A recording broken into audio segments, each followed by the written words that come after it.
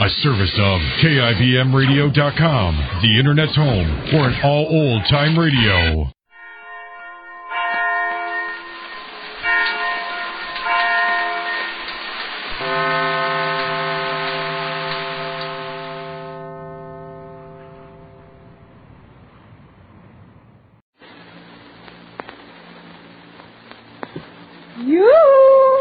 Is anybody?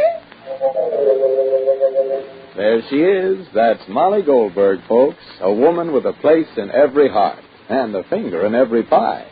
And now the makers of New Does. That new kind of soap for everything right down your wash line. Bring you another visit with those good folks, the Goldbergs.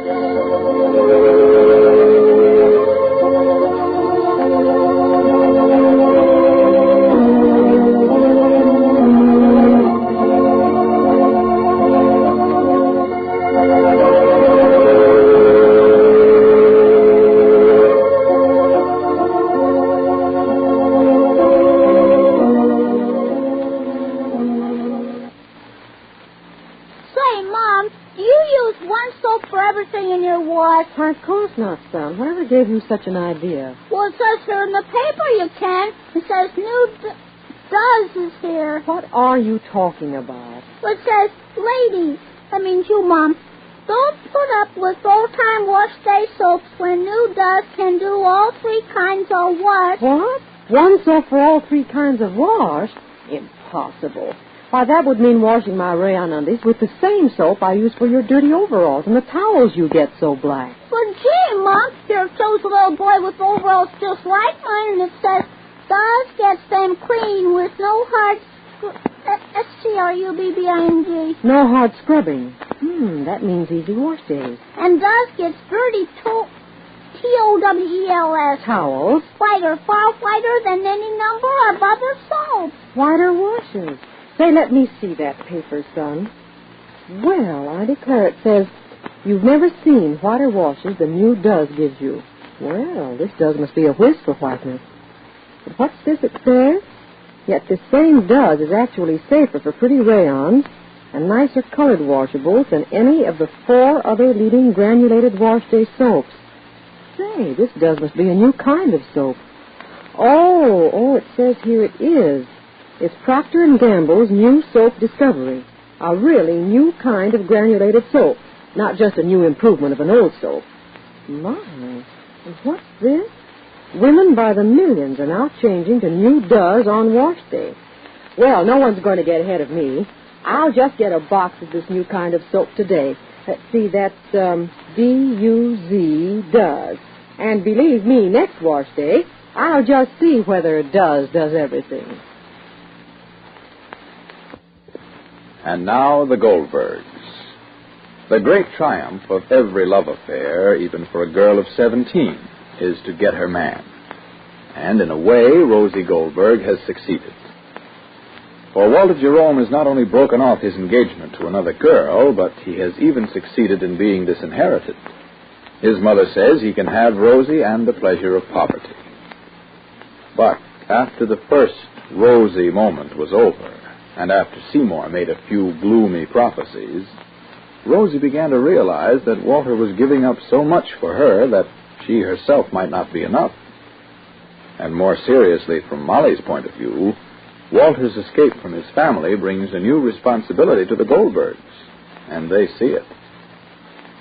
Rosalie asked Papa if he wants some tea. I did ask him, Ma. You did ask him? You don't want any, huh? No. Oh. How's Papa's headache? A little better. Just a little relieved? Uh-huh. Put it next to lie, darling, please. I can't see to thread my needle. Please, dear. Thank you. You want me to thread it, Ma? No, thank you. You want me to help you with the mending? No, thank you, dear. Everything will be all right, won't it, Mama, darling? Do you think everything will be all right? I do, but I don't think you do. No. We can be wrong. My white thread is dear. You mean, do you think, Ma... Well, don't you think Walter would be able to get along without his mother? Don't you think he can stand on his own feet? That's what he's been fighting for all his life. That's what everybody wants, especially a man, Ma. Walter isn't a weakling. He was strong enough to tell his mother what he thought. He had the courage to break off with Norma. Mama, darling, look at me when I talk to you. Why don't you like him? Tell me, Ma, why don't you think he's good enough for me? Did I say it? You don't have to say it. I can see it, Ma. I can see it on your face, Mama, darling. What's the audible conversation, what? Nothing, Jake, dear. Nothing. We're talking. You must sew at night? I'm finished nearly with the mending. Probably get the Papa cards. Maybe Papa wanna play cards. Where are they, Ma? The cards. Inside, maybe, perhaps. I think so. What's the matter, Molly? Nothing, Jake. What was Rosie saying? Nothing. Why nothing when I heard every syllable? No. So if you heard, Jake, then you know. You're not feeling so well, huh, Molly? Are you sure the spider is here? I'm sure someplace, dear. Yes, I'm sure. Maybe the cards are standing in the fruit bowl. Maybe someplace there another. If Walter stays here in Lestonborough, Molly, will he be our responsibility? Yes, Papa. Thank you. Is my blue thread in the basket, darling? Please, I had it there. Just look. Oh, I got it. Thank you. Put away the sewing, Molly. Rosalie, play with Papa. Yes, dear, please. Play solitaire, Pa. You're not in the mood for cards neither, Rosie. No. Very well. Where is Sammy? Yeah, went to the village. He's bowling, I think so. I didn't expect Walter over tonight if you're wondering why he isn't here. Did you hear me mention Walter? No, but... All right, please. Please, you're playing cards, Jake. Here, lay yourself out. I haven't heard you once say how wonderful it was of Walter to give up everything for me. I knew a king who gave up a throne also, and there was mixed opinions on it. Some said it was wonderful, and some said it was vice versa. The 6 on the 5. Molly, if you are sewing, sew. I'm sewing. Emily? Yes, Mom. Well, Jerome's leaving, all right. Better news I haven't heard in a long time. Did you see Walter? He's not going. Don't worry. I think you all would like to see him go. Rosalie. What's the matter with you? Maybe it's possible to get a glass of tea before I lose myself. Oh, Jake, please, don't lose yourself, please. Where is Walter going to stay? Not here. I put my foot on that. What'd you say, Pa?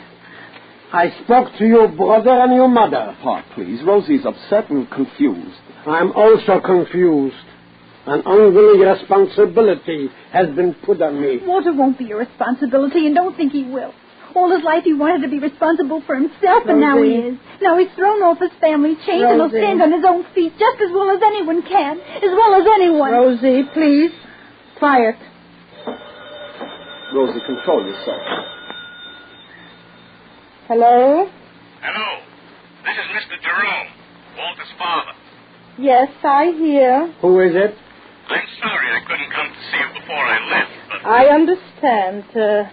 Your wife evidently wouldn't let you. I said, who is it? May I speak to Mr. Goldberg? Yes, just a minute, surely. Just a minute. Hold the wire. For you, Drake. Who? Walter's father, Mr. Jerome. Mama, do Rosalie, please. Jimmy. Here. Hello? Hello, Mr. Goldberg.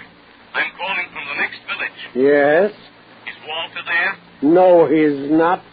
I just want to say that I disagree almost completely with everything my wife has done and said.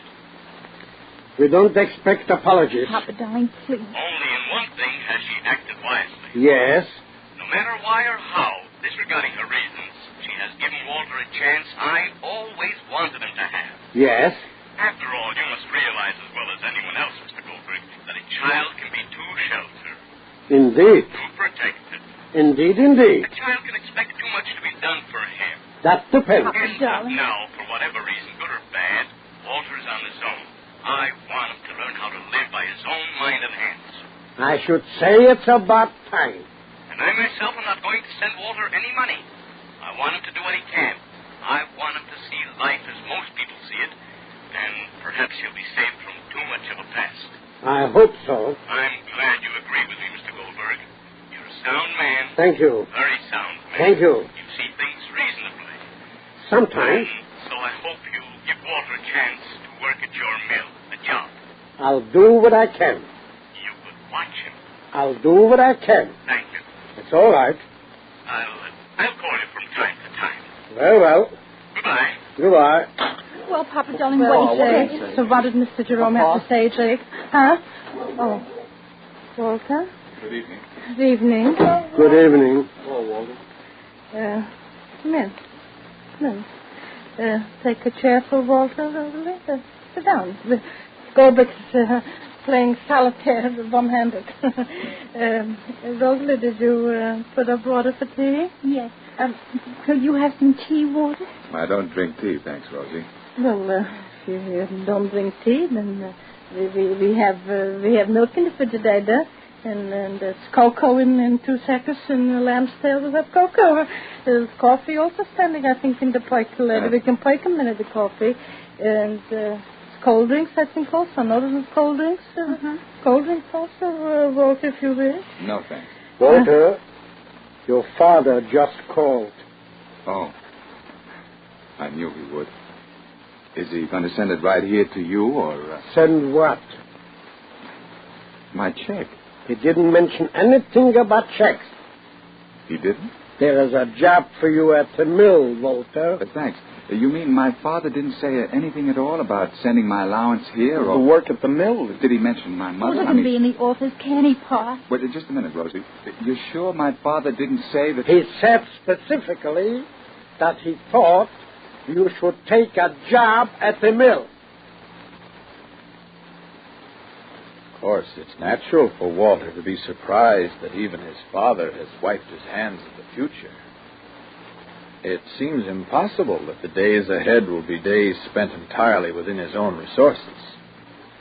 And the look on his face seems to contradict a little the speech Rosie made about how joyfully Walter would welcome the chance to be on his own. However, it may only be the shock. Well, here's a lady who writes that she's tired of washing dishes with halfway soaps. Yes, she's tired of bar soaps because they don't have real speed, and those tough granulated soaps because they're short on gentleness for her hands. Well, now, if you're tired of halfway soaps, too, then here's good news. Yes, new Duz is here, that brand new kind of granulated soap. You know, Duz does everything in your wash, and it has everything for dishes, too, from whirlwind speed to greater kindness to your hands. Just notice how wonderfully soft and smooth your hands feel after doing dishes with Duz. Actually, not one of the 4 other leading granulated wash day soaps can give your hands this extra gentle care. Yet Duz can't be beat by any soap for speedy dishwashing. It cuts even tough grease without hard scouring. Why, you can tell by the suds how really different Duz is. Just try Duz today. It has everything for dishes. Be sure to listen to the next episode of The Goldbergs. Tomorrow, Rosie tries to get Walter a dignified job, and her old beau Seymour makes a dramatic plea. This is Clayton Collier wishing you good day for Procter & Gamble, makers of Duz, the new kind of granulated soap for all 3 kinds of wash.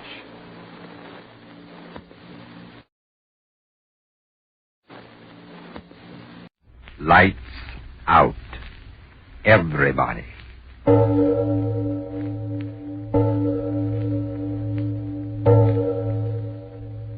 It is later than you think.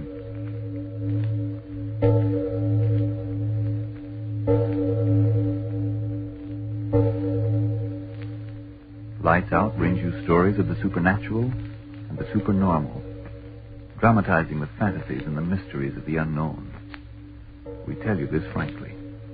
So if you wish to avoid the excitement and tension of these imaginative plays, we urge you calmly, but sincerely, to turn off your radio now.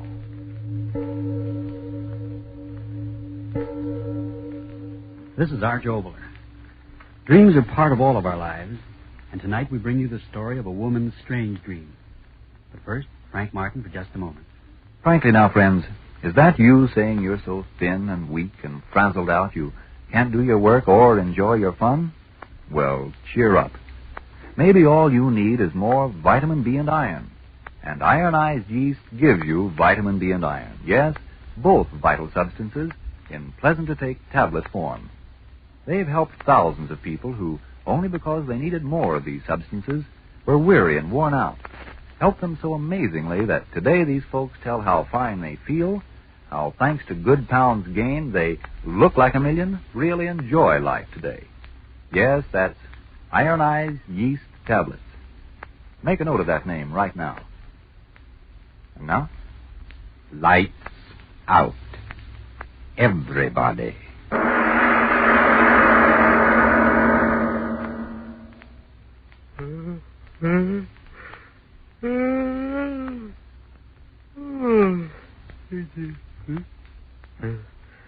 Claire? Claire. Yes, Charles? Time is it? 8. Well, you haven't been asleep. No. Not at all? No. Oh, that's terrible. Claire, we've got to do something about it. What? Why don't you take some pills or something? No. But you've got to sleep. Claire, look here. Tell the truth. How long is it since you slept? Really slept? What's the difference? Tell me. 3 nights. No. You asked me. I had no idea. I thought you slept but didn't sleep soundly, but 3 nights. You'd better get up. It's late. Oh, never mind me. We've got to do something about this. Claire, what's wrong? Wrong? The reason you can't sleep there. Must be some sort of a reason. I just don't sleep. All right. That settles it. What? You're going to a doctor today. Yes, this morning. No. What do you mean, no? No wonder you've been looking so ill. Charles, I don't want to. It's settled. You're going to a doctor right away. Wait a minute. Look at me. You're not hiding anything from me. What is there to hide? I just can't sleep.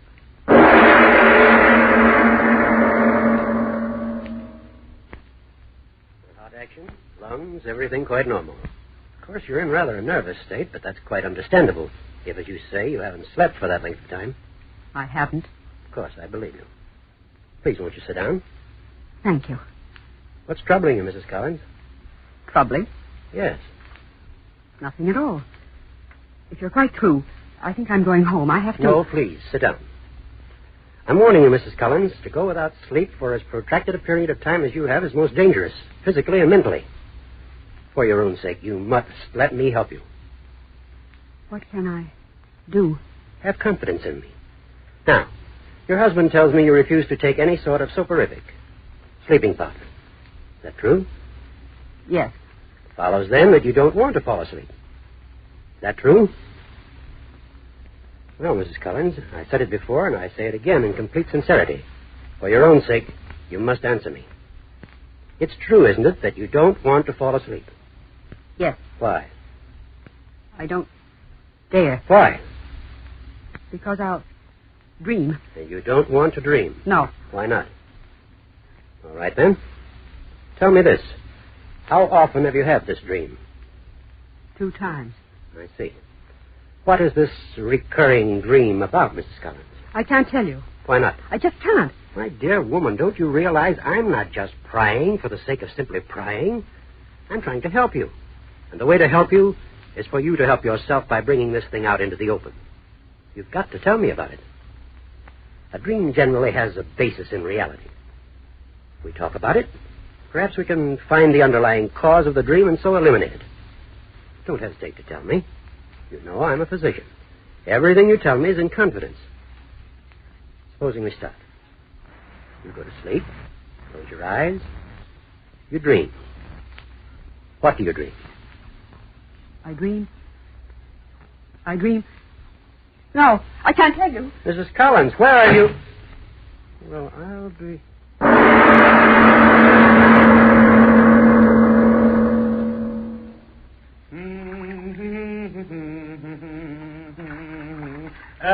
Claire?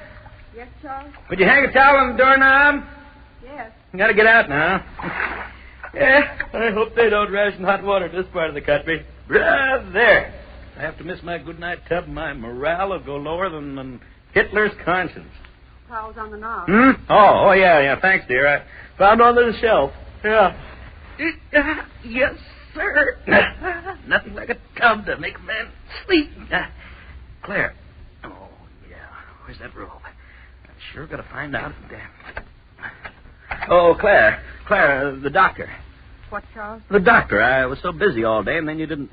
Well, what happened? What did he say? He said I was all right. But, well, was that all? Didn't he say what was the cause? No. Well, what in the... He didn't seem to know. It's crazy. I mean, when I got to the office, your sleeplessness was all I could think of. And then CL started to have one of his desk-banging fits, and then New York started in on the teletype, and I just forgot all about it. The doctor, he did prescribe something for you, didn't he? Yes. Oh, of course. Pills are what you need. You just got yourself into an insomnia state of mind, but once sleeping pills breaks you of it, why, you'll be all right. Yeah. Oh. Pardon me. I guess I'm tired. Yeah. What do you say we turn out the light and both of us go to sleep, huh? All right. Wait a minute. You taken whatever the doctor gave you? Yes. Fine. Well, off with the light, huh? You will be all right, isn't you? I'll be all right. Yeah. Sure you will. Pills will start to work in a few minutes. You'll be all right. Sleep. Wonderful thing, Steve. Wonderful thing. Sleep. Wonderful sleep. He's right. Wonderful. No, mustn't think about that. Mustn't think about anything but staying awake. Wonderful. No, isn't wonderful. Horrible, horrible sleep. I won't sleep. I'm so tired. If I could close my eyes. Just a minute. Just a second. I wouldn't sleep. Rest.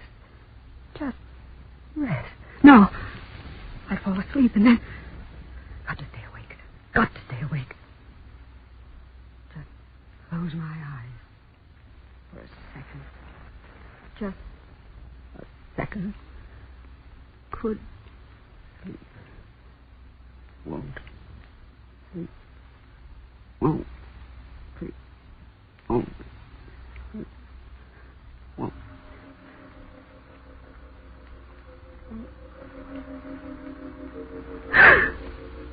Dream. I am asleep. Dreaming.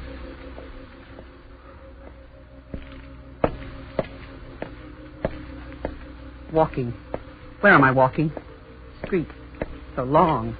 Empty. Where am I walking?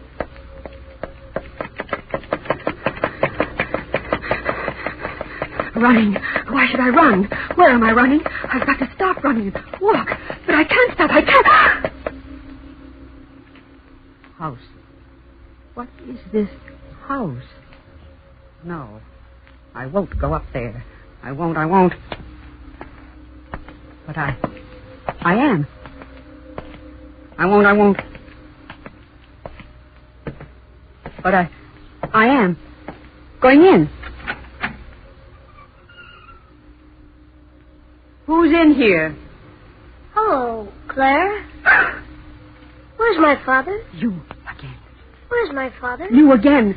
Where's my father? The same dream. Where's my father? Don't say that. Where's my father? Stop saying that. Where's my father? No. Where's Stop my father? saying that. Where's Close my your father? mouth. Where's Stop my saying father? that. Where's Stop. my All right, I'll Where's make my you father? stop. Where's my Drink father?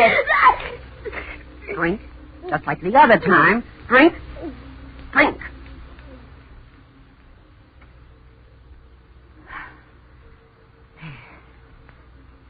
That stopped you. Jimmy. Jim. Oh.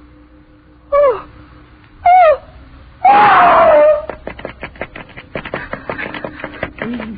Just a dream. Running in my dream. Just a dream. Wait!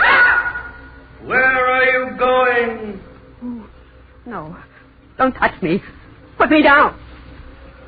Don't swing me around. I can't stand it. I'm getting dizzy. Round and round and round. Faster, faster, faster. Don't let me go. Don't let me go. Don't let me go. Why am I screaming? Just a dream. I'll stop screaming. Dark. Where am I? Where am I? Where am I? Where am I? Tunnel. Someone following me. Something. No! I know what it is. I know. It won't get me. Never get me. Run, run, run. Never catch me. Never, never. Oh, can't go any farther. End of tunnel. River. Can't go. It's so dark. And it's still coming for me. No, you won't get me.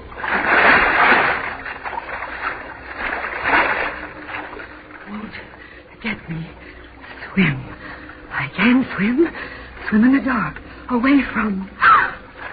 What am I swimming in? Can't see what... Oh. Swimming in... Oh. No. I remember now. It's a dream. Oh, this is just a dream. Just a dream. Just a dream. You can wake up out of a dream. I will wake up. I've got to wake up. Wake up. Wake up. There, stop screaming. There, wake up. Wake up. You're having a nightmare. There, you're having a nightmare. Wake up.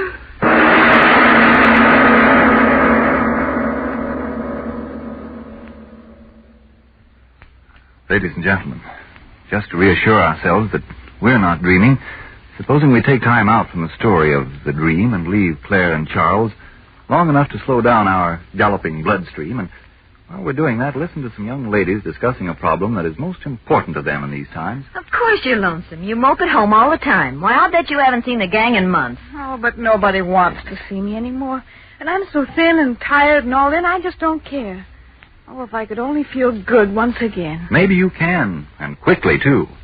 Maybe you're one of the thousands today who suffer simply from vitamin B and iron shortage. If you are, why don't you try ironized yeast tablets? They give you both these vital substances, and believe you me, they are vital. You see, when you don't get enough vitamin B from your food, you may lose your appetite, not eat all you need. Why, even what you do eat may not do you the good it should. So, naturally, you lose weight, lose your pep, feel frazzled out. And when you don't get enough iron from your food, you may be weak and pale. You may feel only half alive. And you say ionized yeast tablets supply both vitamin B and iron? Yes, and they're a cinch to take. Just pleasant little tablets.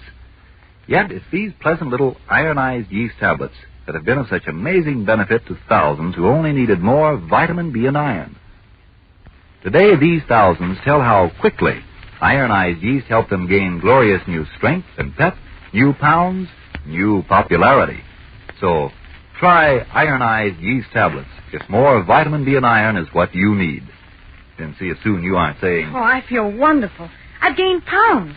That weary, washed-out feeling is gone, and now I'm really enjoying life.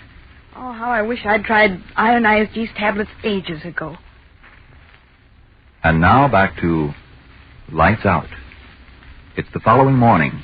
The husband and the doctor stand outside the bedroom door discussing the dream.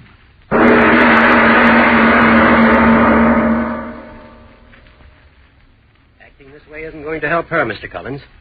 I'll grant you that it's serious not sleeping for 6 days, but I'm positive she'll be sensible now and tell me what it's all about. But the way she lies there, Doctor, her eyes... I told you, stop thinking about it. You ask me to help her, and I'll help her. Now go make yourself some coffee while I go in and talk to her. But I... All right. And stop worrying. Morning, Mrs. Collins. Mind if I talk to you? I understand you had a bad time of it. Well, I can understand you don't feel much like talking. Suppose I pull up a chair, sit down, do the talking myself. What do you want? Something very simple. The truth. Truth? Yes, if not for your sake, for your husband's. What do you mean? I want to find out the source of your dreams. If you don't tell me, the consequences may be disastrous. The human organism simply can't endure without the proper rest. Mrs. Collins, I beg of you, tell me. You must. Yes? I must sleep. Of course. If I tell you, you swear you won't tell him? You have my word as a physician.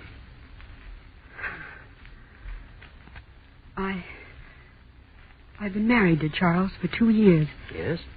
I was never married before, but I'm his second wife. I know. He had a child by that first wife. I didn't like that child.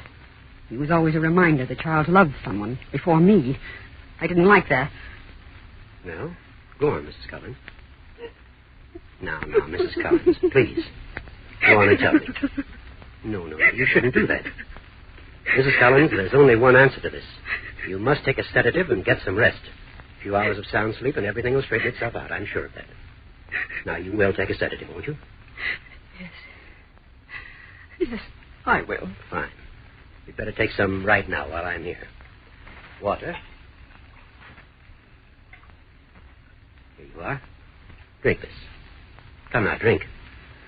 Leave it. I will. Promise? Yes. Here's the sedative. Take 2 now, and if that doesn't do it, take 2 more in, say, half an hour. I'll leave you more than enough. All right. Now, you will take it. Yes. It's the only sensible thing to do. I'll drop in and see you this afternoon. I know that after you've slept, you'll feel more like talking. Yes. Now, sleep well. Goodbye. Goodbye. Sleep well. Sleep well. Sedative. Yes. Sleep well. Must sleep, must. But if I sleep... I've got to sleep. Got to. Don't care what happens. Got to sleep. Water. Where? He left the glass. Yes. Pills. How many? I don't know. I don't know. Put them in.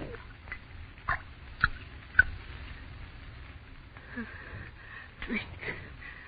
Drink it all. We'll sleep. We'll sleep.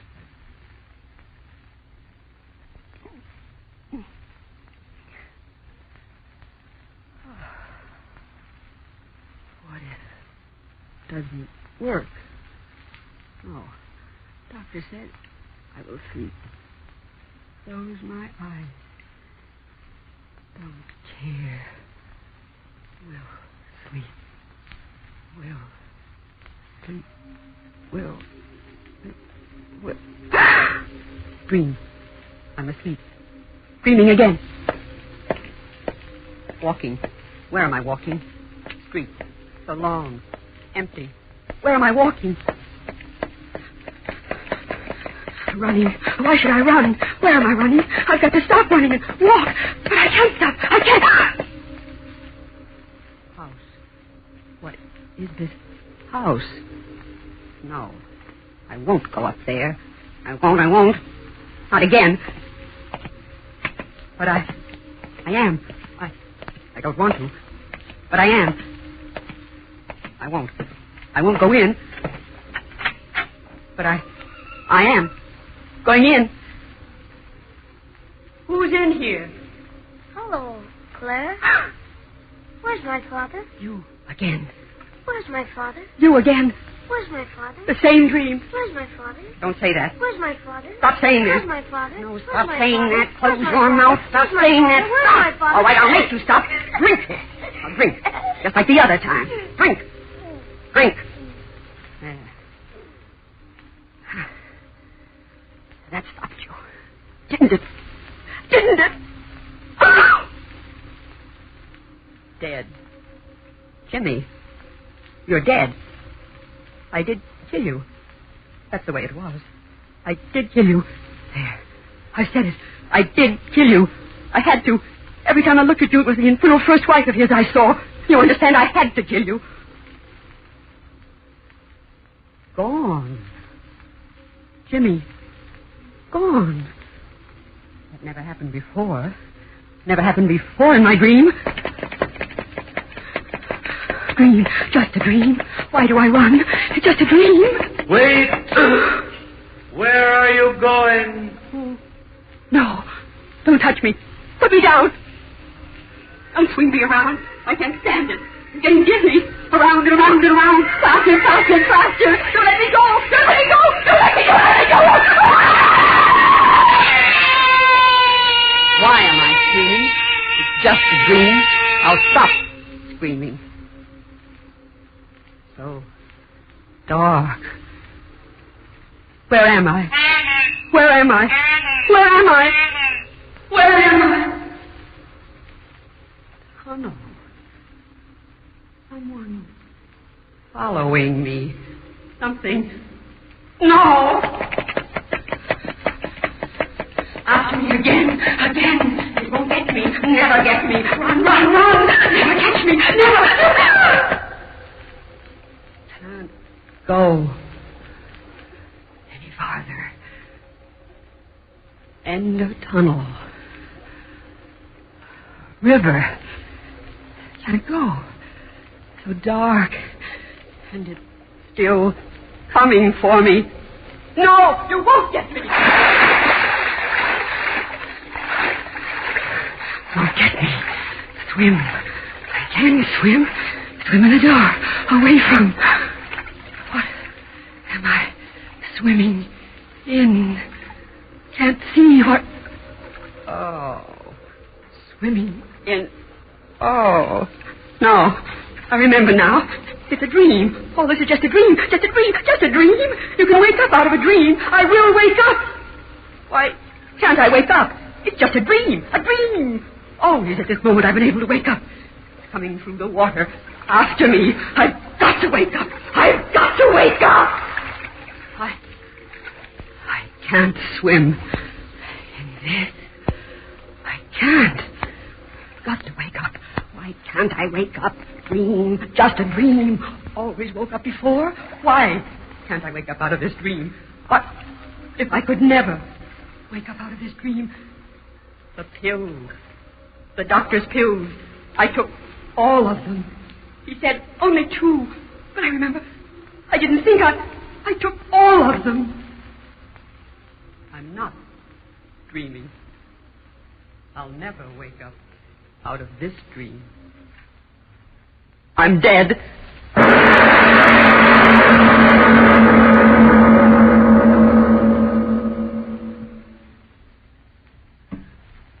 Mr. Oboler, trapped in a dream, huh? Why not? You know, Frank, there are some people that say that for all we know, all of us are in a dream. Did you ever see a dream walking? Well, I did. Oh, seriously. Doesn't everything exist only through your senses? What you see exists, what you hear exists, what you smell exists. But the existence of things in a dream is just as real. Is it possible that right at this moment you're dreaming? Well, time out till I pinch myself. Out? No. I'm awake enough to want to know what's happening next week. Well, next week. It's a really exciting story.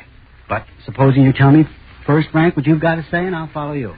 Well, I'll just take a moment for another very important point about ironized yeast. Folks, if vitamin B and iron shortage is what's keeping you miserably thin and weak and jittery, for your own sake, get ironized yeast tablets right away. They cost but a few pennies a day, and you don't risk even those few pennies. For ironized yeast is sold on a money-back basis. That's right. If you don't quickly begin to eat and sleep better, to gain new pounds, to feel much stronger and peppier, the cost of the first bottle will be refunded to you in full by ironized yeast, Box IY, Rahway, New Jersey. But remember, there's only one ironized yeast. You'll know it by the big letters IY on the package and on each tablet. Now, what were you saying about next week's story, Mr. Oboler? Well, before I tell you that, there's something of vital importance to you and me I'd like to talk about. I mean, to all of you out there. It's inflation. Yes, that's a terror as much as a nightmare. The fight against inflation involves every man, woman, and child. This is a front on which, in the words of President Roosevelt, everyone in the United States will be privileged to remain in action throughout the war. Now, what causes the present danger of inflation? Our factories are working at top speed, but they're turning out equipment needed to win the war. Not goods for you. More to spend, less to buy. This is the danger point. This can be the beginning of disastrous inflation if we start bidding against each other for the limited amount of goods on hand. If each of us tries to get hold of everything he can, we force prices up. Savings, insurance policies are wiped out. Now, our government has taken steps to control the rising cost of living, and you ought to know about those details. These include provisions for keeping prices stable and for distributing goods fairly through rationing. As part of the same anti-inflation program, wages and farm prices have been stabilized, and excess profits are being taxed. We can beat inflation if all of us understand these measures are a protection to ourselves and work to make them effective.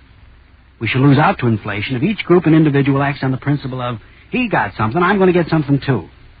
Now, beating inflation means buying only what we need, putting aside for the future every other extra dollar.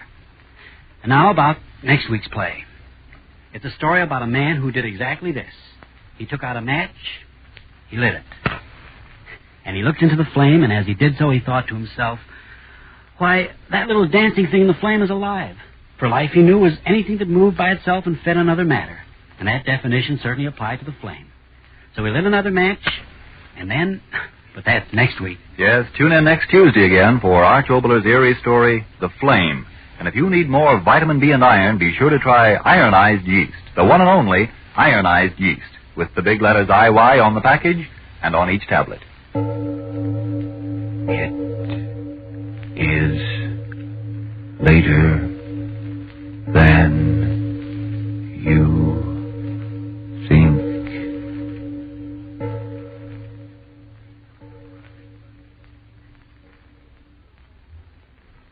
Be foresighted about caring for your shoes. Make a note now to use Energine Shoe White on your white summer shoes and get more satisfactory wear from them. Energine Shoe White is made with the whitest pigment obtainable. It spreads over your shoes quickly, is easy to use, dries in a neat white uniform coating over the entire shoe. Use it regularly to keep your white shoes looking their best all the time. Remember, for the best of care for the white shoes you wear, Energine Shoe White. This is the Columbia Broadcasting System.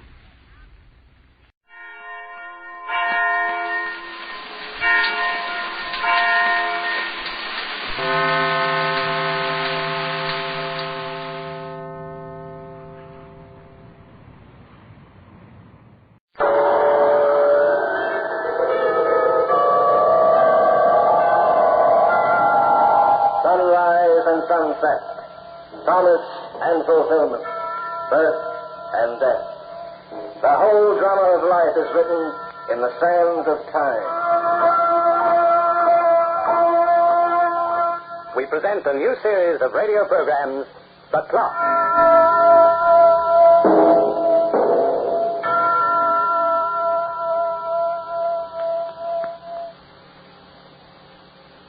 Nobody, but nobody, will sell you a car for less than Don Richards Lincoln Mercury, and especially during grand opening sale time. We've done it again just in time for our grand opening, purchasing another 10 1969 Mercury's Coupe four-door hardtops, loaded with power steering, power brakes, automatic transmissions.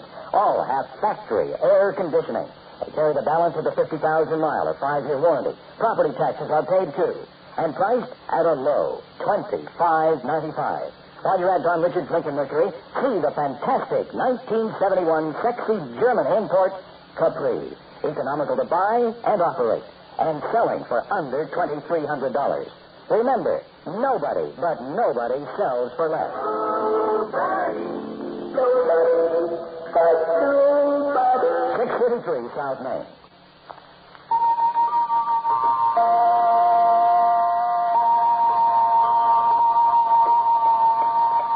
According to some, there are two worlds of existence. One we call the earthbound, the other the spirit world. For those who are here on earth, time is limited. For those who inhabit the spirit realm, time is limitless. And there is a definite link between the upper strata and the lower, a link that can be bridged in the space of a few moments by those who have the power to do so.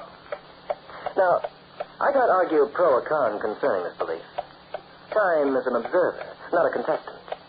But whether you are skeptical or not, you might lend an ear to the saga of a man named Marty Kane, and then form your own conclusions. Thanks a lot for picking me up, mister. It's getting dark out there. People ain't so cordial when the sun goes down. I wasn't afraid of you, young man. Not after I felt your vibration. My what? Your vibrations, your cosmic emanation. Oh. Yeah? Do you know what I mean? Well, they do. Don't make no difference. I ain't touchy. Every one of us gives off vibrations. That's how we're able to make contact with the spirit world. Are you kidding? You must be skeptical. Most uninformed people are. What is your name, young man? Marty Kane. And mine is Leon. Leon what? Two names are unimportant. It is enough that the spirit of my fathers will recognize one. Tell me, young man, are you employed? I'm on my own. What sort of work do you do? Anything that pays. Right now, I'm just a tramp. I admire your frankness. I also feel you might be helpful in my work. What kind of work? I'm a medium. I provide a link between those who are earthbound and those who occupy the spirit world. You don't say. I communicate with what you skeptics call the dead. Although, of course, there are no dead. Well, Louis would be tickled to hear that. Who is Louis? A pal of mine. He fell into a cement mixer and they had to pour him through a net to find him. If Louis wasn't dead, then I'll eat this jalopy and I'll start right now with the mud guard. It is odd how a man with your vibrations can lack such understanding. If my vibrations don't like it, they can hang on to someone else. But I feel I can change you. After a while. At any rate, I'm in need of an assistant. Would you like the job? What do I do? Oh, see that my guests are properly seated during themselves. Take care of my car. Run errands occasionally. It isn't an executive position, so to speak, but you will find it interesting. Oh, that don't sound bad. There is only one thing I must insist on, however. What's that? Sooner or later you'll be converted. However, until that time, you are to keep your opinions concerning my work to yourself. I cannot afford any ridicule from an employee. Oh, don't worry about it, Leon. I'll keep my shirt on. And, whenever you want me to, to rattle a couple of chains, just say the word. We drove right to his home. It was a big wooden building that was falling apart at the seams, and it reminded me of a 3-story morgue. This is where I hold my seances. Looks cozy. Of course, the word seance is a ridiculous term. But we use it because it seems to be in the fashion. You mind if I ask you a question, Leon? Not at all. You really got ghosts in here that talk to your pals? They talk through me, Marty, using my voice. And the spirit world, young man, is far wiser than our own. Suppose I want to talk to Louis. Could you get him down? Louis? You're the guy who fell into the cement mixer. I might try. Something amuses you? Yes, I was just thinking. Maybe instead of getting Louis down, you'd have to bring him up. You shall see tonight how a seance works. Perhaps tomorrow you'll be less cynical. Oh, Gertrude. I want you to meet my new assistant. Marty, this is my very lovely wife. Lovely was right. Gertrude was slightly terrific. She had long, wavy red hair that fell down to her shoulders, and the skin you loved to touch. When she walked, she swayed a little, and there wasn't a misplaced curve from her black nylon stockings to the velvet choker she wore around her pretty throat. Gertrude was quite a dish. A 7-course dinner with nothing but dessert. And I could see she was looking me over, too. Marty is to be my new assistant. You will please share in his duties, Gertrude? Anything you say, Leon, darling. I have to make my phone calls now. The seance tonight will begin at 9. So before you show him round, you might give him some lunch, my dear. Then you may join me upstairs. Hungry? Not now. Why not now? Not since I met you. You work pretty fast. I ain't got much time. Where do you come from? The spirit world. I'm looking for somebody to haunt. Well, don't try me. I've had enough of that episode already. You mean you ain't a medium, too? I'm just bored. I want to communicate with a man for change. Not with a nut that's halfway between here and who knows where. Strong talk to a guy you only met 2 minutes ago. You won't repeat it. No? No. How long you been married to this girl? 6 months. You're tired of him already? It makes me sick. And why do you hang around? I like to eat. Dame with your looks can eat whenever she wants. Not the way I like to eat. You got cash? There's no millionaire, but he does pretty well. The racket pays off. $100 a week. Hey, that's nice lettuce. Why did you live in this drafty dump? It gives him background. Besides, you like it. You don't believe in this malarkey about the spirits, huh? To me, it's just nonsense. But he believes it. Nah. I tell you he does. There's something peculiar about him when he goes in one of his trances. He thinks he's someone else. He swallows his own crazy line. I'm looking forward to seeing it. You will, tonight. You'll be seeing so much of it after a while it'll make you sick in the stomach. Huh. But that's something I wouldn't say, baby, about you. At 9 bells, the suckers trailed in. There were half a dozen dames, rest were gents. They sat around in a circle with Leon at one end, and they watched him like a bunch of hungry cats would watch a bowl of cream. But it was Gertie who surprised me. She played it straight. So straight that I had to think back to remember what she was really like. I believe we're ready. Are you prepared, Leon? Yes. I'll do my best to establish communication tonight. Although one never knows, of course, when one is able to contact the spirit world at any given moment. Mr. Kane? Huh? Will you put out the light? Oh, sure. I just leave the little one burning over the door. There's no need to be in total darkness. Are you ready, Leon? Yes, my dear. I'm ready. The room was almost dark because the light we left on was covered with colored paper. I could see him anyway, rubbing his hands over his fat little face. Then suddenly he straightened out and started to sway back and forth. And the jerk was in his trance. We of the spirit world are continually by your side. We watch your every move, and we in our infinite wisdom know everything and see all. We will talk with you now, and we will try to identify ourselves. Who wishes to converse with us? Speak now, please. Speak up. Is my brother among you? Your brother? Ah, my friend, there are so many here tonight. We shall see if we can find your brother. I lost him years ago in an accident. Harry, talk to me if you hear me. Tell me you're well and happy. Harry is well. Yes, he is very well. And he is happier than you are, my friend. He conveys this message to you. He tells you to work hard and be patient until the time when you shall meet again. Oh, if I could just be sure. Of what, my friend? Of whether it's really Harry I'm talking to. You do not believe. Well, it isn't that. It's just that it may be someone else in the spirit world who's speaking for Harry. Harry, do you hear your brother speaking? Assure him of your presence. Assure him that we are all here. There's a glow. Near the window. It's my brother. It's Harry! Up to this point, I was watching the old faker shimmy from foot to foot, but when one of the customers pointed to the window, I saw it. A soft glow near the ceiling that passed across the window and disappeared.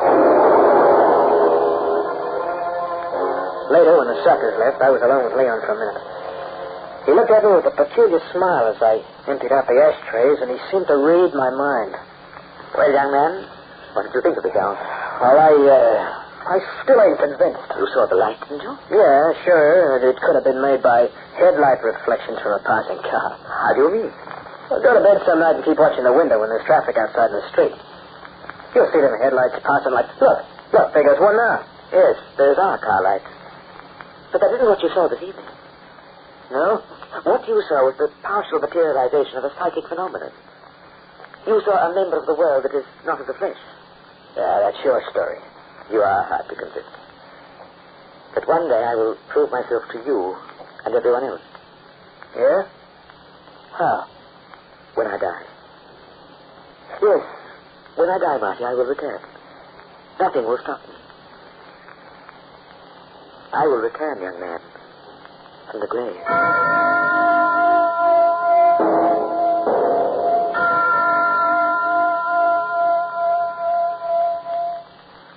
It resists 47 of the worst kinds of stains, like ink, paint, even grape grade. It's quality carpet, the kind usually sold to hotels, motels, theaters, restaurants exclusively because of its durability and quality. It comes with heavy-duty commercial padding, and it's laid by factory-trained carpet layers to custom-fit your rooms. I'm talking about our now-famous carpet offer at Brentwood Fine Furnishings, where we will completely install in your own home 3 rooms of carpet, all for not $300, but a low $149. The reason for the outstanding carpet offer is because of a special purchase from our factory of over $50,000 worth of this carpet, and it comes in popular modern colors as well. Not seconds, but quality quality carpet all the way. Yes, carpet your living room, dining room, hallway, or kitchen. All for $149. Or even a bedroom or two. Your combination of any 3 rooms, a big 250 square foot area for a low $149. To the first 10 buyers, a bonus. Your bathroom will be carpeted free or a handsome Eureka vacuum.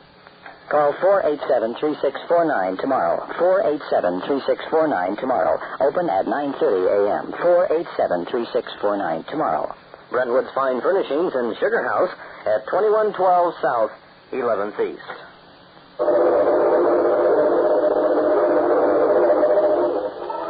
One's time on Earth may be spent according to one's beliefs and inclinations. And the length of this time is a matter beyond our control. But how we use this time is something else again. For sooner or later we must pay the piper for the dance. I'm tired of it. That's it. Sick and tired of it. Now, take it easy, baby. You don't know what it's like living with that third. Look, I'll take as much as I can stand, Marty. If I have to go through this any longer, I'll go crazy. Then why don't you divorce him? And starve to death? Well, you got me, sugar. Sure. And what have you got? Nothing but the suit of clothes on your back and a few measly banknotes on your mattress. Well, if you don't want to leave him, then stop complaining. Nobody's forcing you to stay. And you said you loved me. What's one thing got to do with another? What kind of a man are you, anyway? Do you want to go on for the rest of your life seeing me behind his back? Crawl like a cockroach every time he orders you around? Who's crawling? Nobody ever saw me crawl, and nobody will. Oh, Marty. Marty, darling, do something to make me free. What can I do? There are ways that a man can think of. What are you getting at? But if Leon were to die, we'd have the business. I know that by heart. And I know how to pick up the customers.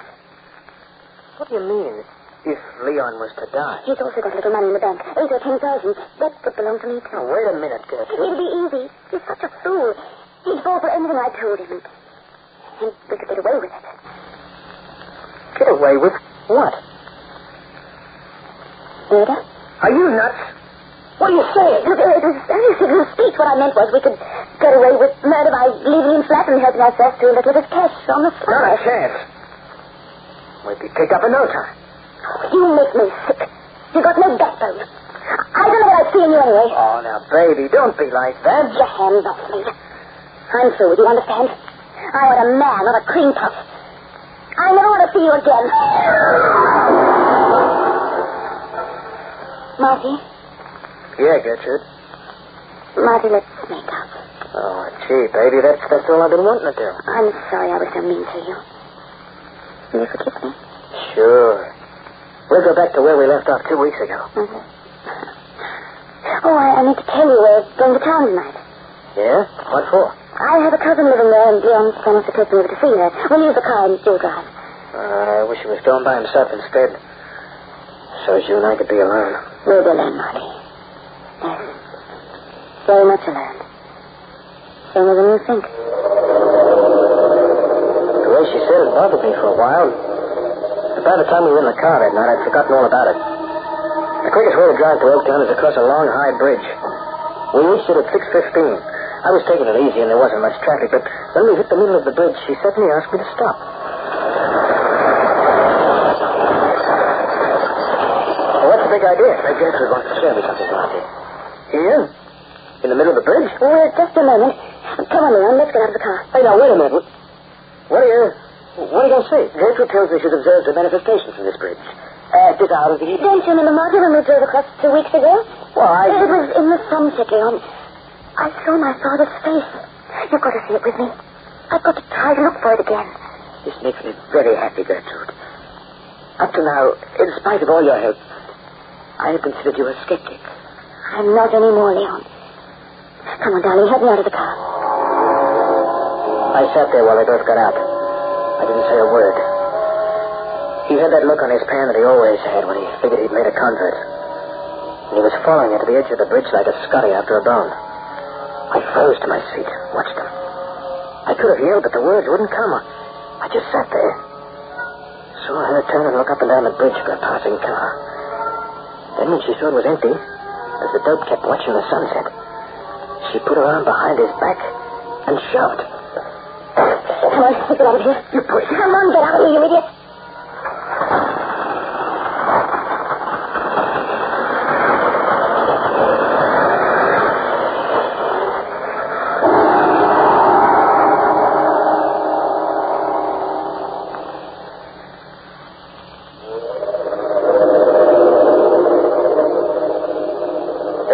party 2 days later. And Gertie put on an act. It was something to see. She said he used to walk on the bridge by himself in the moonlight, communing with his great-grandfather, and he must have fallen off. There was nothing to prove that it was murder, so they called it accidental death. And Gertie and I took over the racket and started to make it really pay. Are you ready, Gertrude? I'm ready, Martin. We of the spirit world are continually by your side. We watch your every move, and we, in our infinite wisdom, know everything and see all. We will talk with you now, and we will try to identify ourselves. Who wishes to converse with us? Speak now, please. Speak. I'd like to hear from my brother again.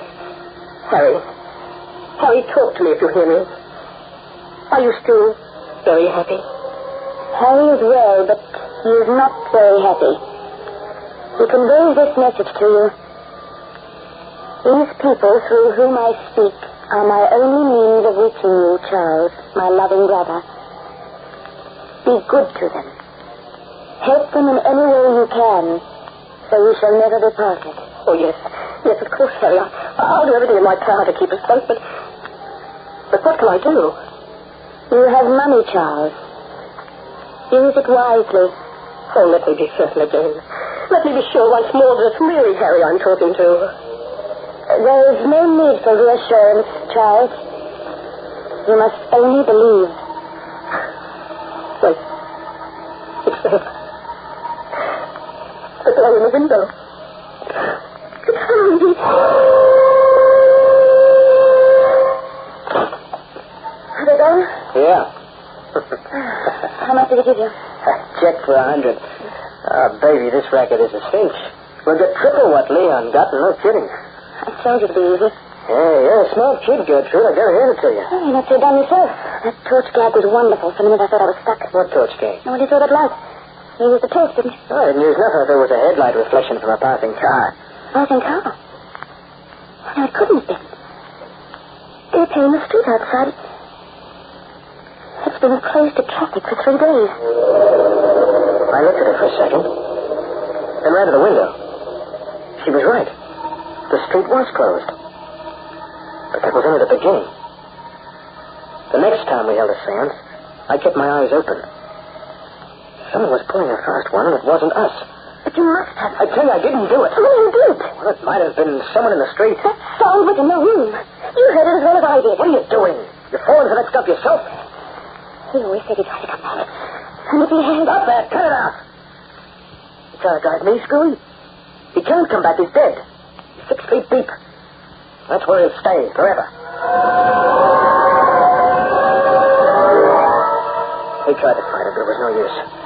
Gertie was rattled, and I was taking it pretty hard myself. But we stuck to the racket. There was too much dough in it to give in so quick. Besides, I didn't believe it. I didn't care what kind of noises they made. They made plenty, I'm telling you now. I'm through. Pull yourself together, Gertrude. Look, I'm through. I tell you, I can't stand any longer. I'm finished, Marty. Stop talking like a fool. I saw your face when we heard that laugh. You turned as white as a sheet. Well, I knew better, though, when I thought it over. It was one of the customs. It must have been. That's all it was, Gertie. Oh, I wish I could believe it. Then who do you think it was, for the love of my... What's going on in your mind? That laugh, Marty. I've heard that laugh before. It belonged to Leon. I guess we should never have held that last seance. We should have left well enough alone. But I got a tip that a plainclothes copper was coming down to make another investigation. We had to go through with it then and put on an act.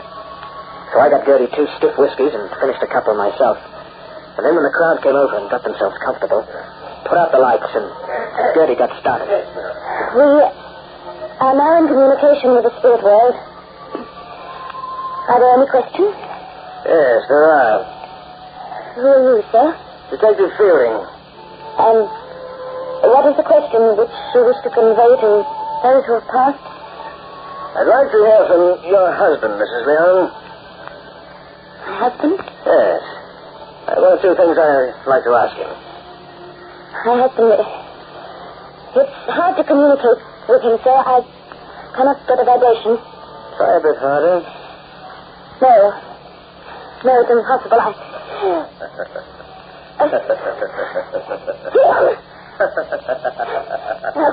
Take him away, Connie. Take him away. I killed him. I killed him.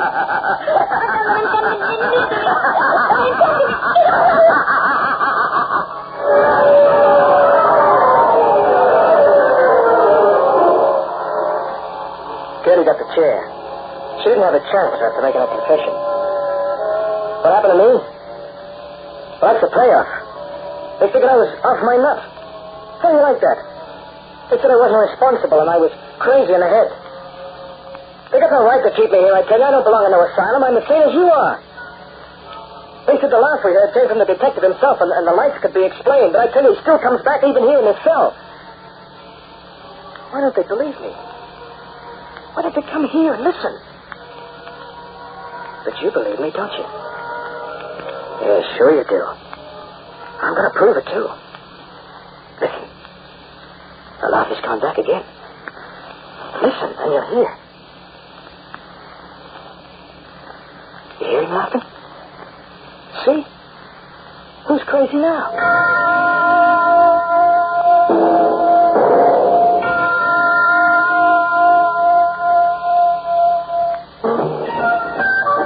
Everything in stereo. Yes, definitely. Everything in stereo. Always. At Stereorama, 1425 South, 7th East. Come in and ask about the unusual advantages of the special tape club, available only to Stereorama customers. And here's great news for tape buyers. All tapes are guaranteed. At Stereorama, you'll find 4 and 8-track tapes and players. And at Stereorama, there's no charge on parts, labor, and service for 1 full year on units that they sell. For sales, service, and installation, it's Stereorama, 1425 South, 7th East, where you select from thousands of current and choice tape selections. They open from 8 a.m. to 10 p.m. Stop in soon. And remember, tapes may be played before purchase. And if not completely satisfied within 24 hours, tapes may be exchanged at no charge. That's Stereorama. For everything in stereo, for car, truck, boat, or home, it's Stereorama, 1425 South, 7th East. Again, I repeat, I take no sides in this particular matter. It may be fact or fiction, true or false. But there is a certain graveyard in the country that lies beyond the church. And high up in its tower, you'll find a clock. Below, there's a stone marked Leon. And that is where your research should begin. The clock will be heard again next week. This program was written by Lawrence Klee with Hart McGuire as the clock. June Salter was Gertrude. Ken Wayne was Marty with Kevin Brennan and Rodney Jacob. The clock, directed by John Saul, is a Grace Gibson radio production.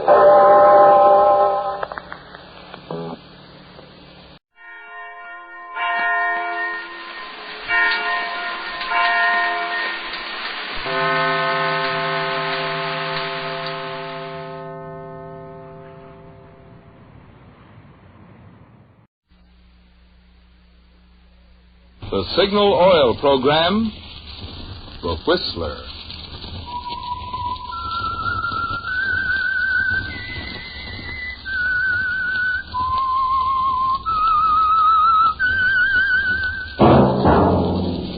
That whistle is your signal for the Signal Oil Program, The Whistler.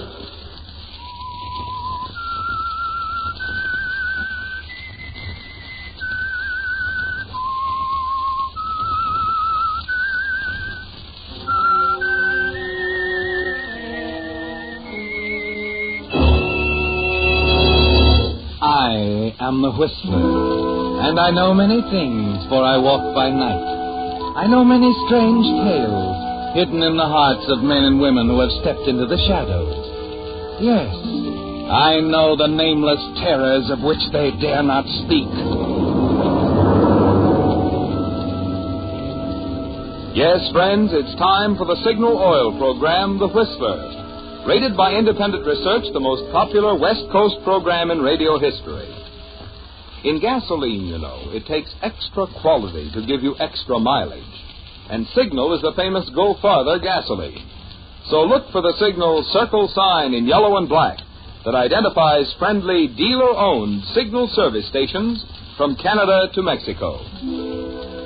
And now the Whistler's strange story. 18 Bowden Lane.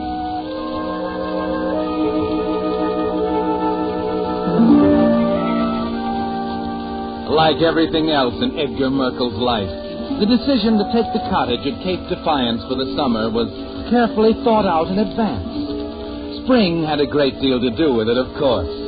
It seemed that each of the 14 springs he'd spent teaching penmanship at Grosvenor Academy had been a little harder to bear than the one before it. The warmth and greenness and beauty outside pointing up the drabness around him. His helpless, hopeless longing for excitement and adventure and escape. For in spite of the shabby tweed suit, the weak chin, the squinting nearsighted eyes, Edgar Merkel was a romanticist, an imaginer of great and wondrous things, a knight of the Round Table wrapped up in a weazened little body and delivered 12 centuries too late. But he decided now it was going to be different this spring.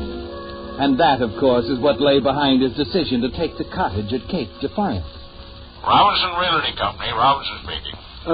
This is Mr. Merkel. Merkle.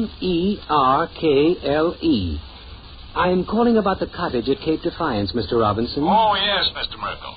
I spoke to the owner this morning. You can have it on the 15th. I see. I told him it might be a little early for you, that your school semester wasn't over until the end of the month. Oh, that'll be quite all right, Mr. Robinson. I plan to send my wife down for a while beforehand. Oh, good. The rent will be $80 a month. That includes something for the caretaker, of course. Caretaker? Well, there's an old fellow who keeps an eye on things around there. His name's Hiram something or other. Oh, of course. Now, let me make sure of that address. 18 Bowden Lane. 18 Bowden Lane. Thank you. I've got it down.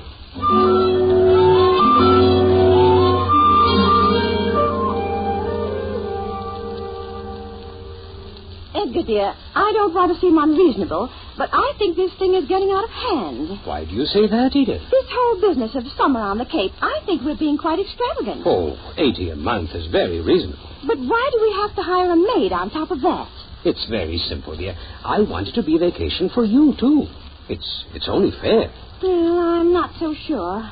I talked to Freddie this afternoon. Edith, why must you always discuss these things with your brother? When it involves my money, Edgar, I have a right to talk to anyone I choose. Freddie can't understand it at all. He says it doesn't make sense. Now, why, after spending 14 summer vacations at home, do you suddenly decide on a seashore cottage with a maid? Edith, if I told you your money isn't involved at all... What? I wouldn't believe it. It's true. I've been very careful this past year, setting aside a little each month out of my salary. Edgar, you mean you're paying for it? Why not? I owe it to you, my dear. With that heart of yours, I think you need a rest more than I do. Why, Edgar, I don't know what to say. Then don't say it. Now, I think you better start getting your things together. We're due down there day after tomorrow. And what about this maid? Well, I interviewed several. Decided on a young girl named Flora. She'll be here tomorrow evening and drive down to the Cape with us. All right? I suppose, but I still think it's terribly extravagant.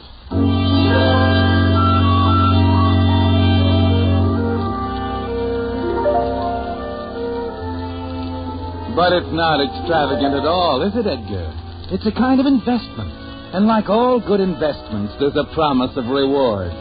Part of the investment is Flora, of course. Edith doesn't know it, but the decision to take the cottage on the Cape was made 6 months ago, when you first met Flora and decided after careful investigation that she was ideal. A mousy, unattractive little being who came to idolize you in her own peculiar way. You're busy at your desk when Flora arrives the next evening. You listen to Edith quizzing her in the hallway, and then sit up expectantly as Edith finally comes in. Flora's a nice girl, Edgar. I'll admit I'm glad you engaged her. I'm afraid I'm in for one of my spells. My heart's beating fit to burst. Oh, sit down by the desk, dear. Yes. Why, your hand is wet with perspiration. Of course it is. I do hope there's a good heart specialist on the Cape. I've already checked it. There's an excellent one, a Dr. Gordon. He'll be spending his vacation nearby. Edgar, what in the world are you doing with this map? Oh, it's not really a map, my dear. It's a chart of the waters around the Cape, put out by the Coast and Geodetic Survey. Shows the direction and velocity of the tides and currents. Since when have you been interested in ocean currents? Oh, it's a fascinating subject, Edith. I've calculated that anyone unfortunate enough to be swept out of the cove there wouldn't turn up for, 10 days, or maybe 2 weeks.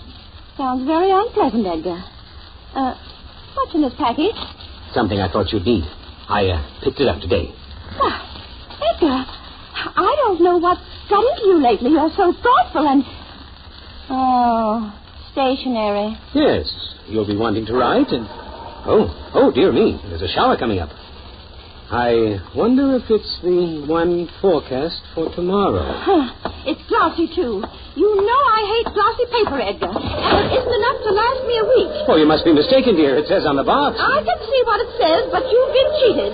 Now close that window. The stationery's blowing all over the floor. Oh, I'm sorry, dear. Help me pick it up. No, you'd better do it while I run upstairs and close the other windows before it rains. How could you be so clumsy? Stupid, nagging millstone.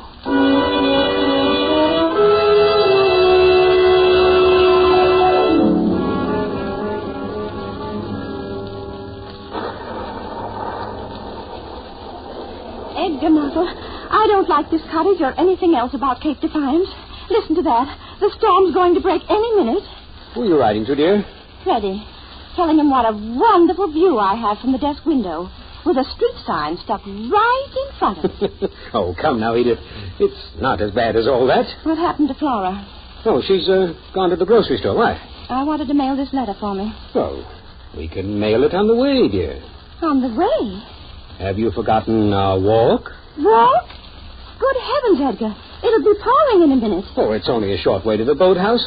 I have something down there you'll want to see. Oh, can't it wait until tomorrow? No, we better leave right away, dear. Come now. It'll only take us a few minutes.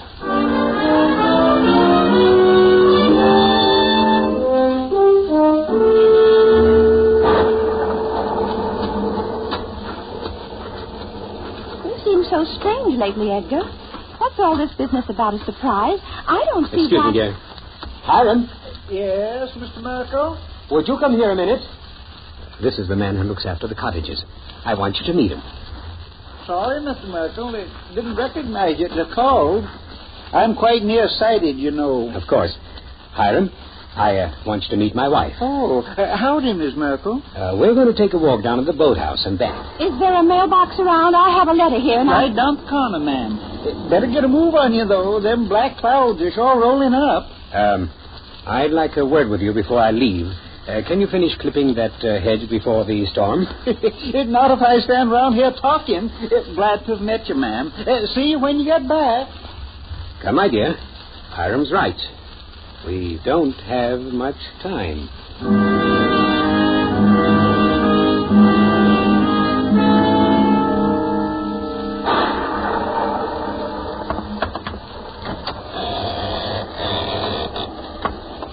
Here we are.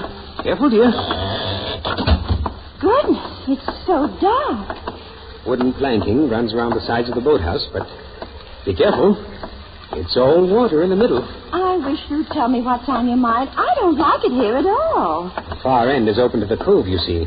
They used to run the launch right in here. Is the water that deep? Oh, my goodness, yes. With a very treacherous undertow. See? At this very moment, the ebb tide is sweeping out to the cove. 8 miles an hour, to be exact. I can hardly see a thing, Edgar. Let's go back. But what about my surprise, Edith? I don't care about it now. What is it, Edgar? A boat or something? The most interesting surprises in life are intangible, Edith. Edgar Merkel, if I didn't know you Oh, better... you're shivering, my dear. Here, let's put that coat on, shall we? Thrown around your shoulders that way. Oh, thank you, Edgar.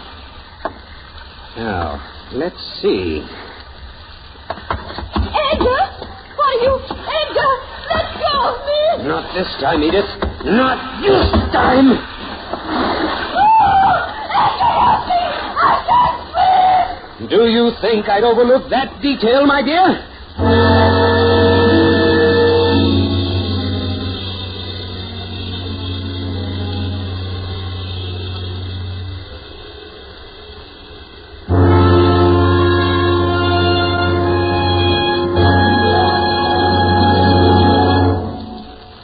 with the prologue of 18 Bowden Lane, the Signal Oil Company brings you another strange story by The Whistler.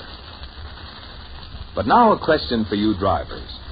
In gasoline, which do you consider more important, mileage or performance? Well, don't bother to answer that question, because mileage is the result of the same features a gasoline must have to give you superior performance. You see, to put that thrilling knock-free power back of your accelerator, Signal gasoline must help your motor run more efficiently. And when your motor runs more efficiently, naturally you get better mileage. That's why Signal says, in gasoline, it takes extra quality to go farther. And that's why we're so proud of the fact that Signal is the famous Go Farther gasoline. Now, back to the Whistler.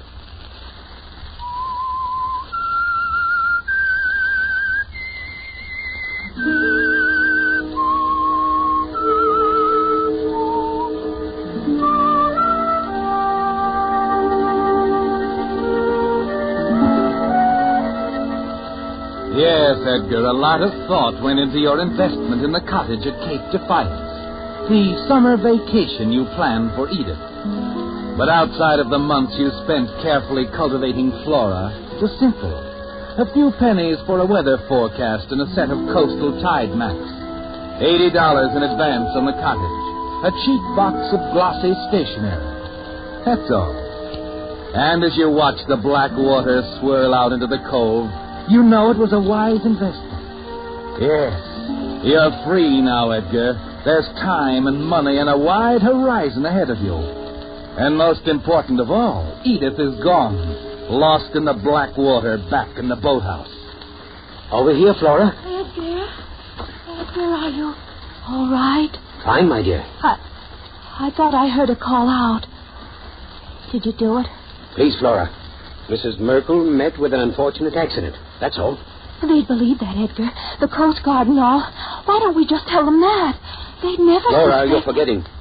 There's her brother, Freddie. Oh, but Edgar... If Freddie thought it happened while I was here, well, we simply couldn't get away with it. You know best, Edgar. I think so, my dear. It has to be the way we planned. Edgar, when this is all over, we'll get married, won't we, and travel around the world like you said? You're the only person who ever treated me like a human being, Edgar. I'll do anything you want me to. Poor little Florrie. Now, put Mrs. Merkel's coat over your shoulders. We've got to walk back to the house. But Hiram... Hiram's more nearsighted than I am. He saw my wife's coat come down. I want him to see her coat go back with me. All right. You needn't worry. He's working on the other side of the house. He couldn't have seen you come down, my dear. Oh, no. It's just... Don't be afraid, Florrie. Come along now. You understand about this week? Oh, yes, Edgar. I've gone over and over it in my mind. See that the letters are mailed to me in proper order. Uh-huh. And be friendly with Hiram. You know, talk about Mrs. Merkel with him. And once in a while, let him see her moving about the house. Oh, I understand, Edgar. I'll wear a coat and stand with my back to the window. Fine. We'll pass Hiram soon now. Oh, keep the coat pushed out from you a bit, Florrie. With your arms. Mrs. Merkel was somewhat stouter than you, my dear.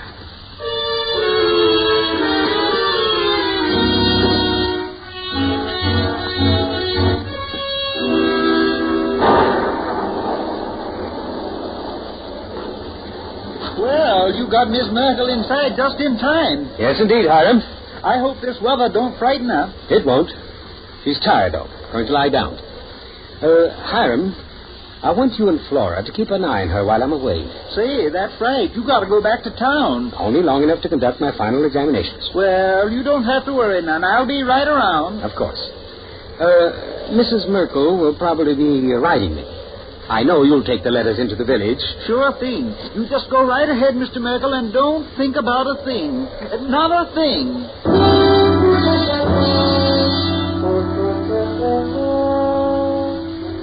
But there are things to think about, aren't there, Edgar? Yes. The house back in the city is all yours now. But you can't relax in it, not yet. Not until these extra days of light you've created for Edith are over. The forged letters from the Cape arrive on schedule. Flora is doing very well. Almost as well as you did in writing them. Almost, but not quite, Edgar. Your 14 years teaching penmanship, added to your years with Edith, make the letters little masterpieces of accuracy. The style is there to perfection, and every line is what she herself would have written. All the complaining, the fears about her health, everything. You pen your reply to each in turn, consoling and beautiful. It's working smoothly until the 6th day, Edgar. The day before the final letter is due. That evening brings a surprise to your door.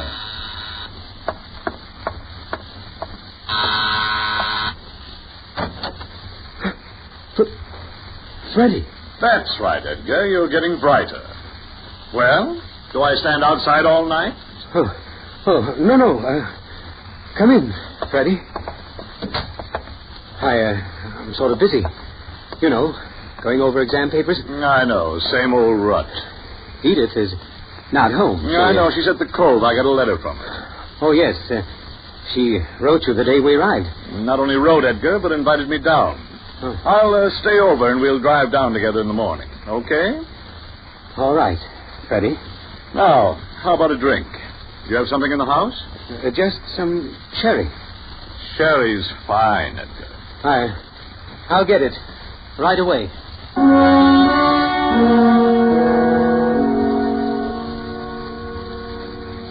Yes, Edgar, you get the sherry right away.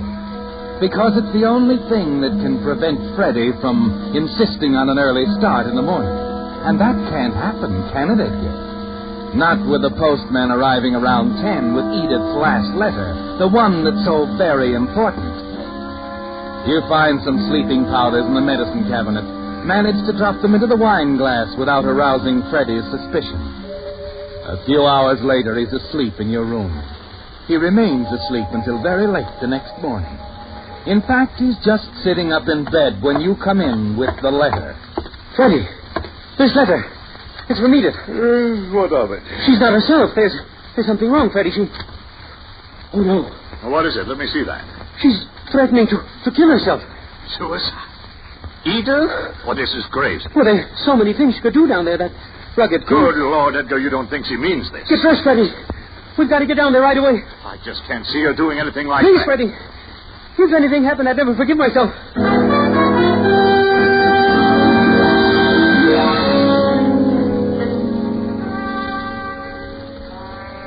That's right, Sheriff. Flora and I seen her just before breakfast. All right, Hiram. Is that right, Flora? Oh, yes. She went for a walk. Poor Edith. What about your men, Sheriff? Any luck? They're dragging the Cove. But the undertow down there at ebb tide's mighty strong. Peculiar currents along this coast, you know. Bodies swept out wouldn't be washed ashore for at least 10, maybe 14 days. You all agree she was mighty low in spirits, eh? Well, she sent me several other letters besides the suicide note. I'll show them to you. Good. I want to see them. So will I. Oh, not that I mistrust you, Edgar. It's just that there are some things I don't understand.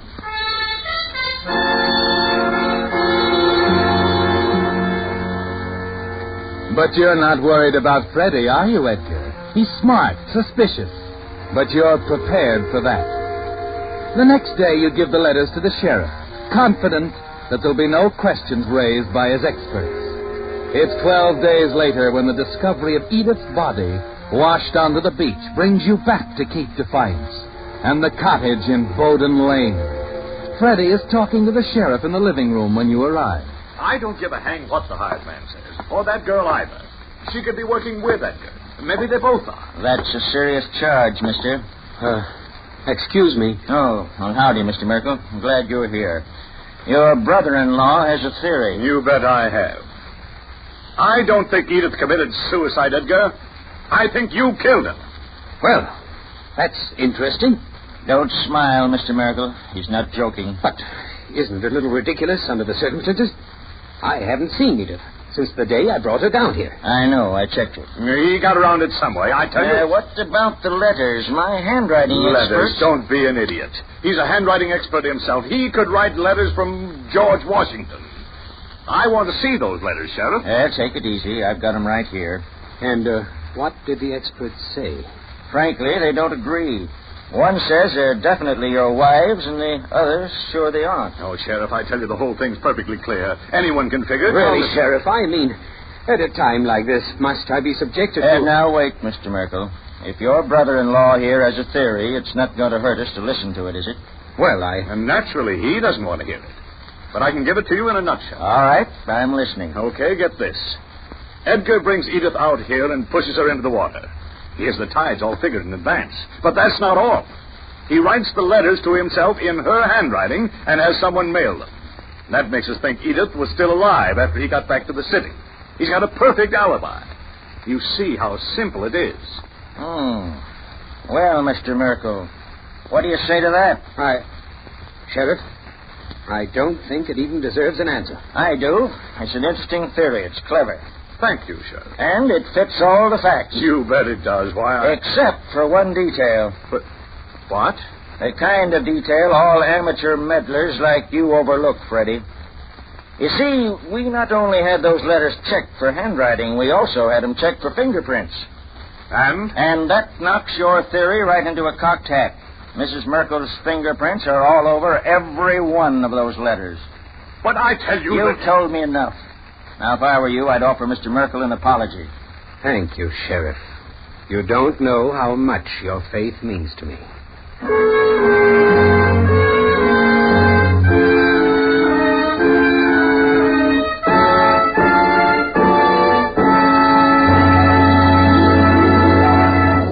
The Whistler will return in just a moment with the strange ending to tonight's story. Meantime, I have some surprising facts for you drivers who wonder whether the kind of oil you choose for your motor really makes any difference in the way your car runs. In an actual road test, two identical cars were run over 70,000 miles. One using today's finest straight motor oil, the other using Signal Premium Motor Oil, the new type lubricant that combines 100% pure paraffin base with 5 scientific compounds. When these motors were torn down for inspection, the one using Signal Premium Oil had only 1/6 as much carbon deposit and 1/3 less cylinder wear. And what does this mean to you? Well, less carbon means that your motor runs quieter, smoother, and less cylinder wear means more power. Good reason, I'd say, for making your next oil change a change to Signal Premium Motor Oil. It's your guarantee of a sweeter running motor. And now back to the Whistler.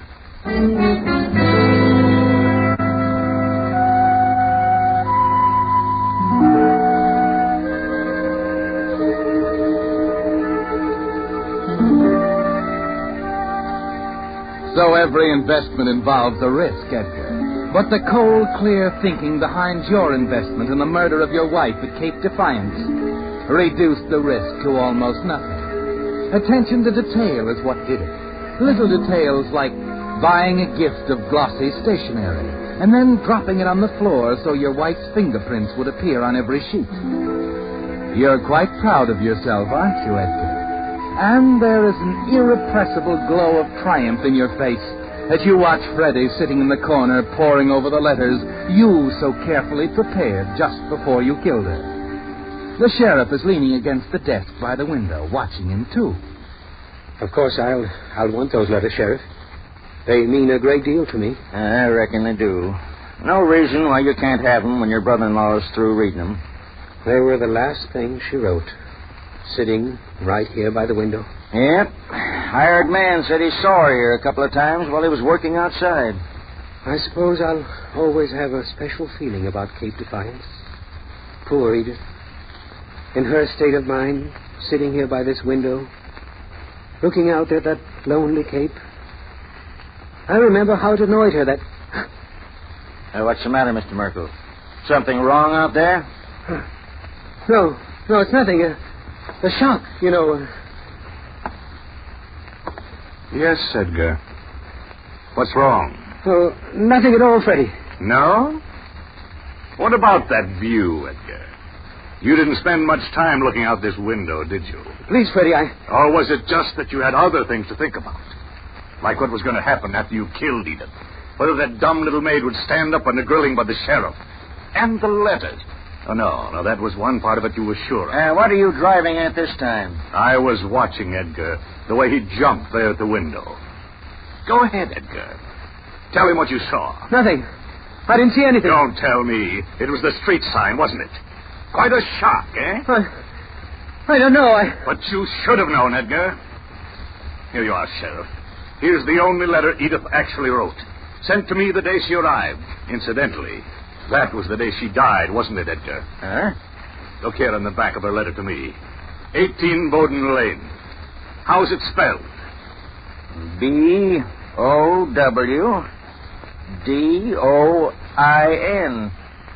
Yes, the correct spelling. The way it is on that sign out there. Now, Edgar, maybe you can tell us why it is you spelled Bowden on every one of the letters Edith is supposed to have written to you.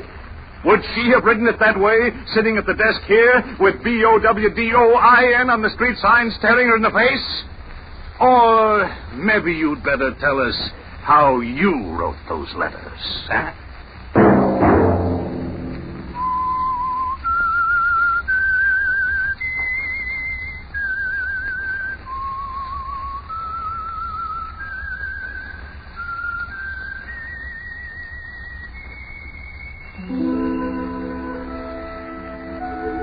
Let that whistle be your signal for the Signal Oil program, The Whistler, each Monday at 8. Brought to you by the Signal Oil Company, marketers of Signal gasoline and motor oil and fine quality automotive accessories. Signal has asked me to remind you, to get the most driving pleasure, drive at sensible speeds, be courteous, and obey traffic regulations. It may save a life, possibly your own.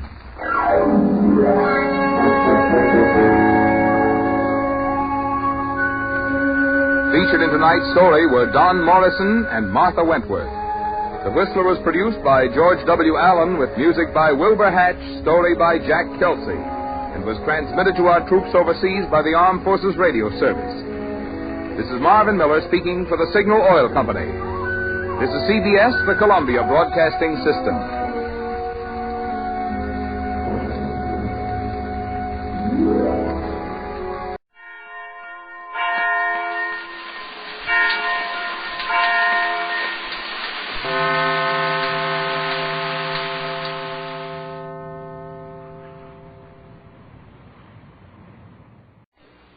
The Signal Oil program, The Whistler.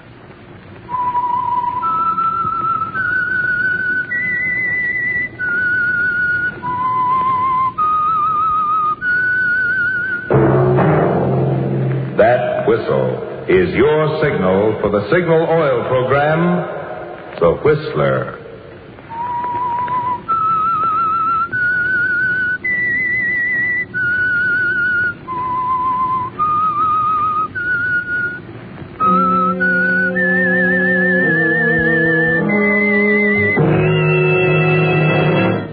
I am the Whistler, and I know many things, for I walk by night. I know many strange tales hidden in the hearts of men and women who have stepped into the shadows. Yes, I know the nameless terrors of which they dare not speak. Yes, friends, it's time for the Signal Oil program, The Whistler. Rated by independent research, the most popular West Coast program in radio history. And Signal gasoline is tops, too. Tops in quality. It takes extra quality, you know, to give you extra mileage. And Signal is the famous Go Farther gasoline. So look for the Signal circle sign in yellow and black that identifies friendly dealer-owned Signal service stations from Canada to Mexico. And now the Whistler's strange story. Hasty Conclusion.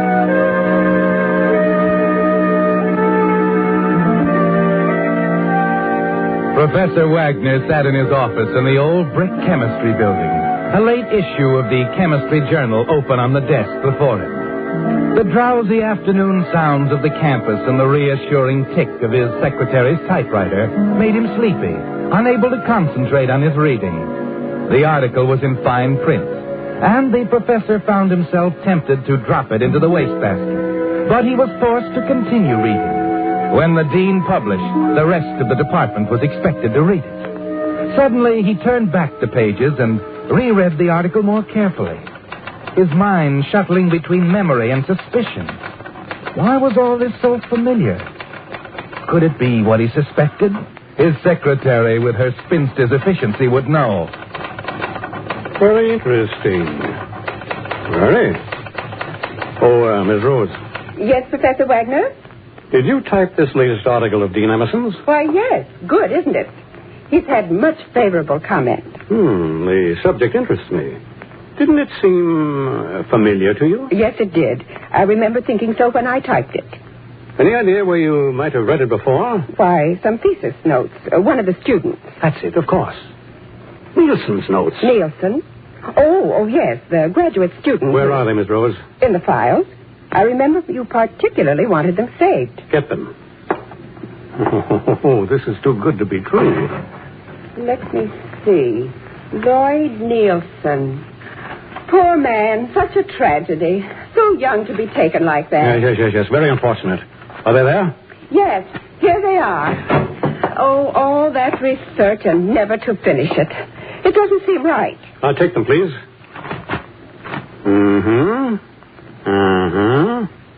Now let's see the dean's article. Here. Yes, identical. I thought this was better than his usual dribble.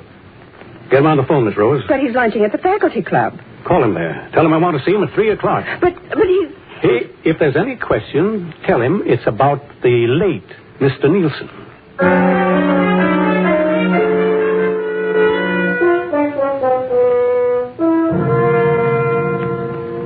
I'm pleased that you like my paper, Wagner. An important contribution, Dean Emerson. You have every reason to be proud. I'm glad of any prestige I may bring to the college. And rightly so.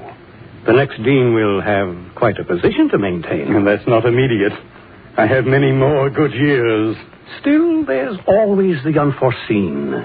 The little mistakes that can end a career so untimely. Wagner, what's on your mind? A student named Nielsen. Lloyd Nielsen.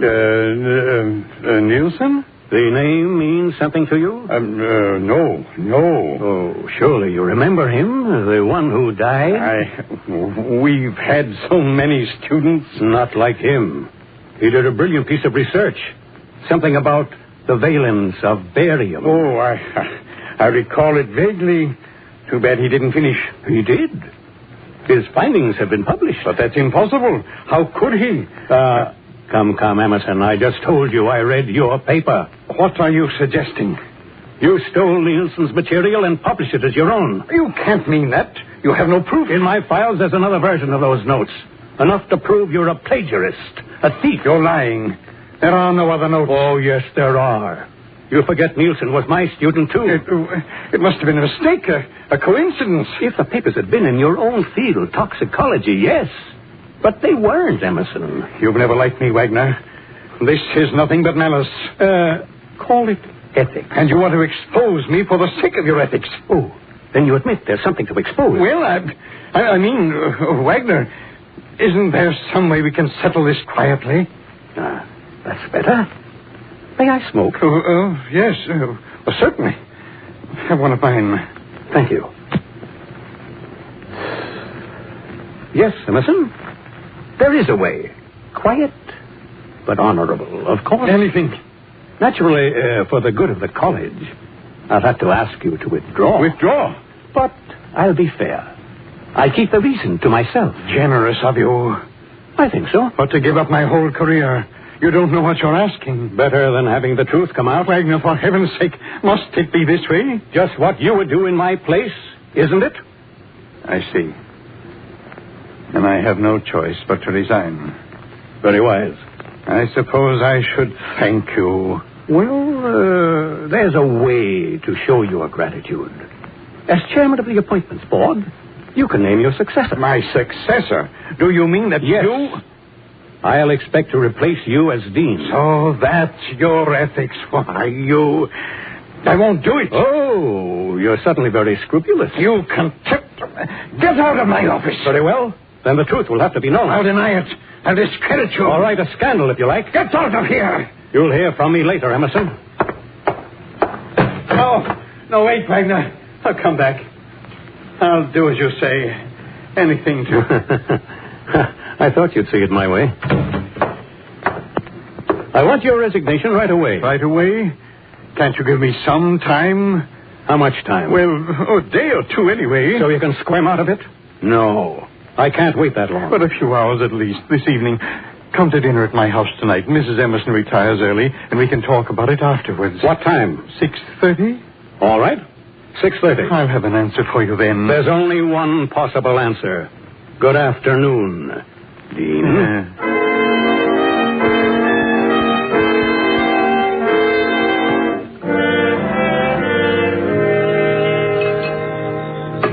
You're sure you won't have some coffee, Professor? Thank you, Mrs. Emerson. Nothing more. Marion, don't insist on coffee when I've told you I'm serving port. But everyone doesn't like port, Charles. You mean you don't? Well, that isn't what I meant at all. You're so irritable this evening, dear. Nothing of the sort. Well, it's always a sign when you're worried. Is something wrong? I've told you nothing's wrong, Marion. Drop it. Here you are, Professor. Rather good color, don't you think? Thank you. You're not having any? Oh, not supposed to. Trouble with my eyes. Go ahead. Very good. Very good indeed.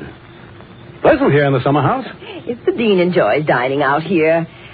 Although I feel it's still early in the season. There's a chill in the air. If you're cold, Marion, perhaps you wouldn't mind... Oh, of course. You two have business to talk over. If you're asleep when I leave, I'll see you Monday. Leave? Oh, yes, the ski club. I'd forgotten. I'll be going as soon as the professor and I finish. Well, I hope the snow is still good, Charles. Well, and good night, Professor. Sorry to hurry you off, Mrs. Emerson. Oh, you're not. I want to get back to my detective story. So interesting. Now, I tell the dean he ought to write one.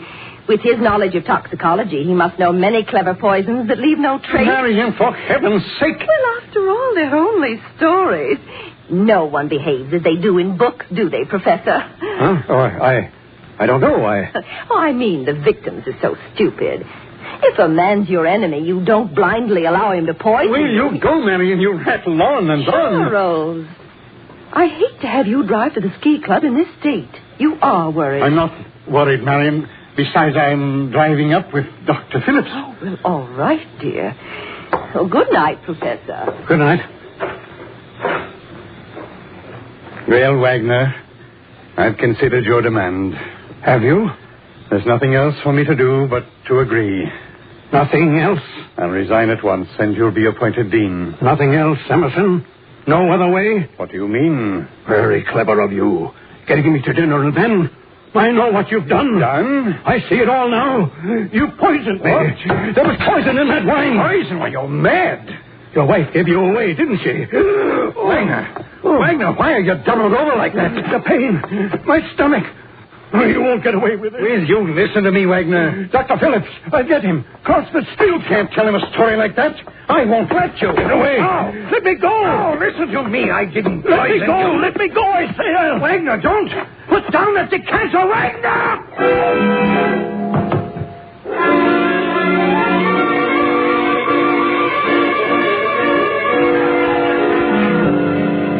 For a stunned moment, you stand there, and then suddenly find yourself running pell-mell down the gravel path toward the garden gate, doubled over, clutching at the burning pain in your stomach, knowing it's your life now, unless you can get across the street to the doctor's office before the poison strikes you down. A minute later, you stumble up the steps and burst into the doctor's office. Phillips acts quickly, officially.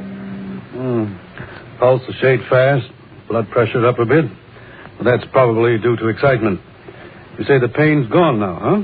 Yes. Seemed to have vanished the minute I got here. You've been nervous lately? Working hard? Why, yes. Putting in a lot of nights at the Lamb? Well, there's the usual rush around exam time. Tell me, what did you have for dinner over at Emerson's? Let's see. Shrimp Creole, avocado salad. That's enough for me. Wagner, old boy, you can forget about poisoning. You've got yourself a case of gastritis, that's all. Oh, I see. Well, I've got to get back to Emerson. Emerson will wonder what will happen to me. He doesn't know? No, I didn't want to worry him. Said I was going into the house to phone. Well, I'll say goodnight, Doctor. Thank you. Oh, I'm going to walk over with you. To Emerson's? Yes. Do you mind? No. I was just on my way over when you came. Come on. Well, the dean's rather busy. That's all right.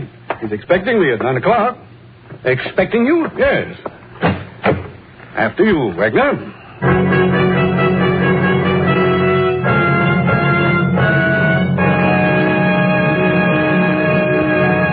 With the prologue of Hasty Conclusion, the Signal Oil Company presents another strange story by The Whistler. But now, 2 points that'll pay every driver to remember if you want to be sure you're getting the tops in quality when you buy gasoline. 1, in gasoline, it takes extra quality to give you extra mileage, to go farther. And 2, Signal is the famous Go Farther gasoline. After all, the only way any gasoline can put more thrilling performance into your car is by helping your motor run more efficiently. And when your motor runs more efficiently, naturally you get better mileage. So mileage is really the best yardstick of gasoline quality. That's why we're so proud of Signal's good mileage. And it's why Signal says, when you buy gasoline for your car, to be sure you're getting the tops in quality, there are just 2 things to remember. 1, in gasoline, it takes extra quality to go farther. And 2, throughout the West, from Canada to Mexico, Signal is the famous Go Farther gasoline.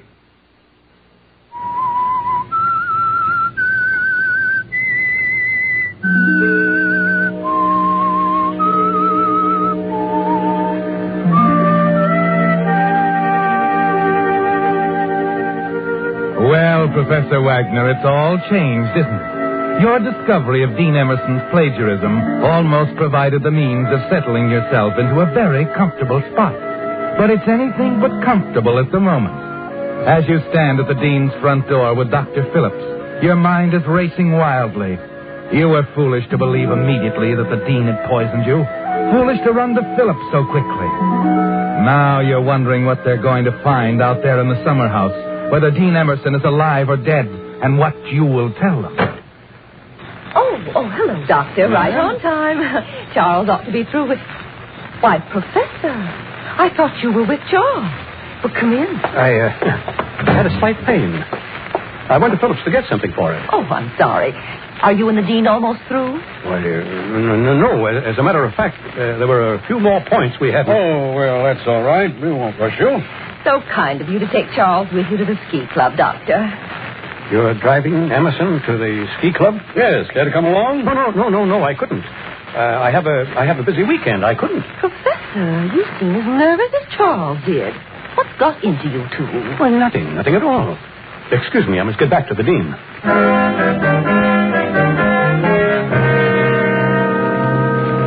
You go out the rear door, Wagner, into the quiet night. Your heart pounds, choking you in a surge of anxiety as you reach the green lattice building at the far edge of the lawn. At first, you see nothing in the dim lights of the summer house, and you're almost convinced that Emerson has recovered and walked away. Then your eyes focus on the sprawling shape at your feet, right where you left him. Emerson, for heaven's sake! Emerson, please! Dead.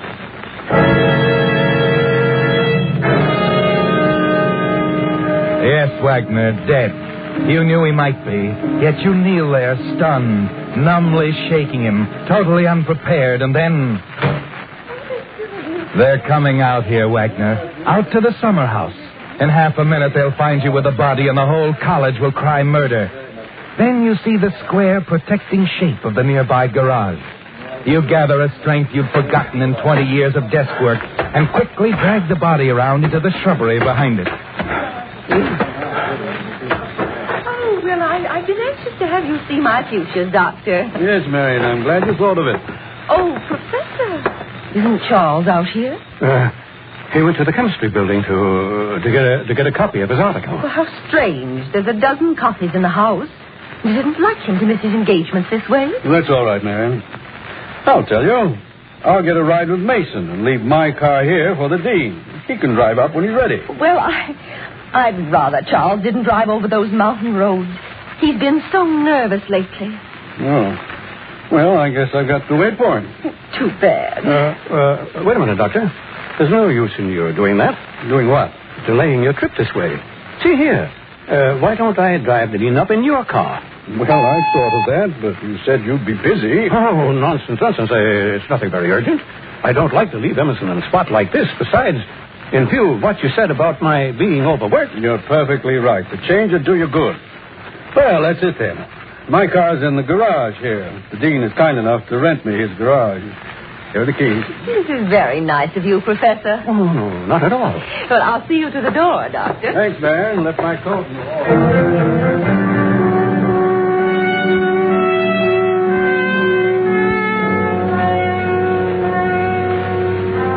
It's a wild chance, Wagner, but you've got to take it. A possible way to dispose of that burden in the shrubbery behind the garage. There have been accidents before on that steep, snow-covered road that winds up to the ski lodge. Quickly, you drag the body around into the garage and force the awkward shape into the turtle back of the doctor's car. Then you hastily get behind the wheel and step on the starter. Professor, wait. Oh, did Charles come back? No, I thought I'd pick him up at his office. Oh, well, here, I brought this bag. Oh, yes, thank you. I forgot that. Oh, and his glasses, too. He left them on the dining table. I'll take them to him. Well, I don't understand his forgetting them. Well, he can't read without them, and perhaps I'd better drive over with you. Oh, there's no need for that. I'll take care of everything. You don't object to driving me to the office, Professor? Oh, I'm sorry. No, of course not. Well, thank you.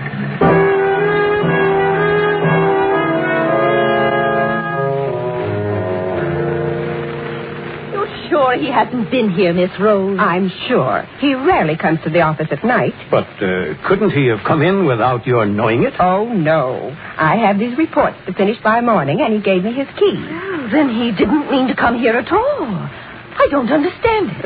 Why don't you let me take you home, Mrs. Emerson? He's probably there by now. Well, I suppose there's nothing else to do, but I'll wait up for him. I want to be sure he's all right.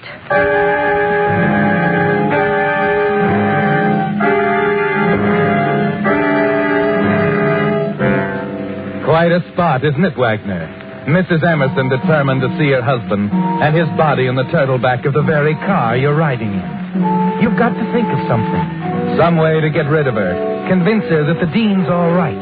Then, as you pull up to a stop sign, you notice the lights of a drugstore at the corner, and you begin to see a way out. You pull over to the curb. Why are you stopping here, Professor? Just had a thought. He may be at the faculty club. I'll go into this drugstore and phone. Oh, I'll go. No trouble. I'll only be a minute.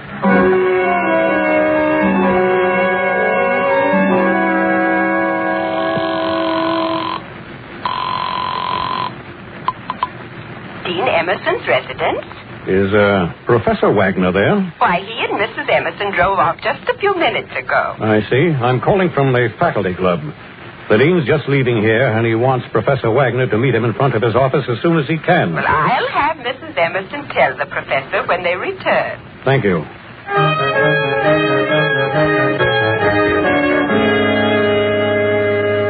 You drive Mrs. Emerson home, Wagner, and there the maid delivers the message you so cleverly planted over the phone.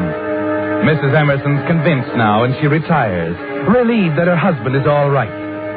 10 minutes after you leave her, you're on the highway heading the doctor's car toward the mountains.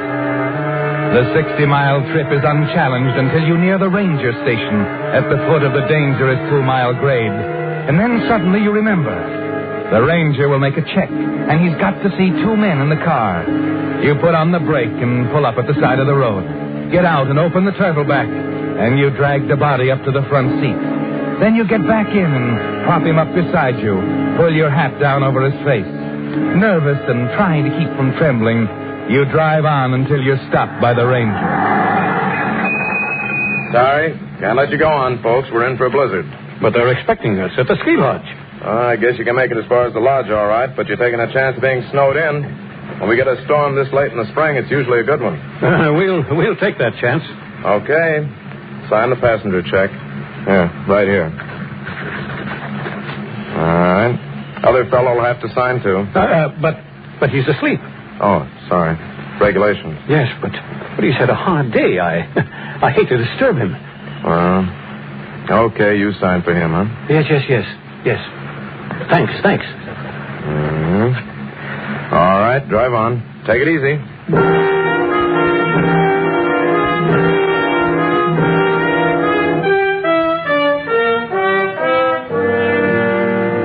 You drive another mile and a half through a trough of snow, looking for a break in the high white walls, some place where you can send the car over the edge. And then, as you reach the narrowest part of the road, you see it. No barrier on the outside, and a sheer drop to the bottom of the ravine far below. You maneuver the car close to the edge, and then open the door on your side and jump clear as the car with its grisly load plunges over the side.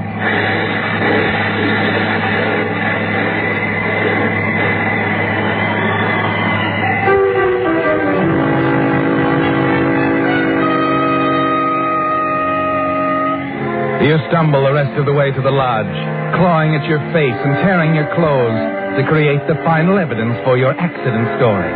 The distance is farther than you remembered, and you drop with exhaustion as you reach the door and Phillips and Mason hear your faint knock and drag you into the lodge. And as they chafe your hands trying to thaw you out, you gasp your accident story. You watch their faces for a sign of suspicion, but there's nothing but sympathy. You're getting it across, Wagner. They're believing you. Couldn't see through the windshield. Then suddenly I knew we were going over. I called to Emerson to jump. Steady, Wagner. Better lie down. But he didn't jump. He was too late. Come on now. Don't try to talk anymore. I think we better try to get Emerson. From that ravine, we're snowed in already. It'll take days. It was all my fault. I shouldn't. Forget that. Lie back and rest. All right. There you are. Now relax and don't worry. It was an accident. Nobody's going to blame you. Of course not. It was bound to happen on that road. Might have been any of us. You really think so? Of course. Now, for Pete's sake, relax. You need sleep. It's going to be all right, Wagner. You can count on us. Thanks.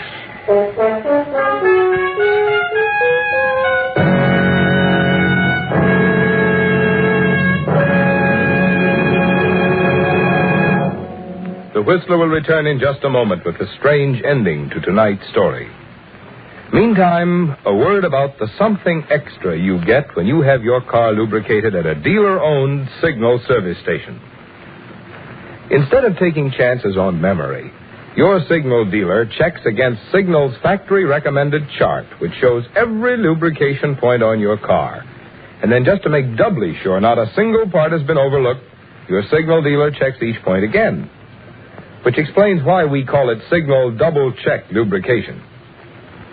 This is typical of the many little differences in signal service that can make such a big difference in the way your car runs. And the reason? Well, being in business for themselves, signal dealers naturally have more incentive to serve you better. And now back to the Whistler.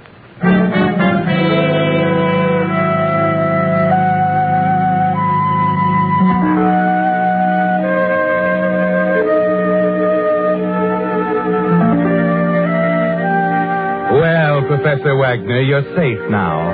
Safe in bed where Mason and the doctor put you after hearing your story. They've assured you that no one will blame you for the accident. It was a dangerous road.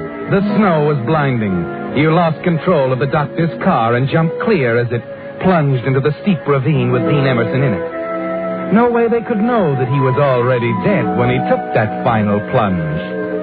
You sink into the warm bed, exhausted from your strenuous night, limp with relief. You drop off immediately and sleep heavily and undisturbed for several hours.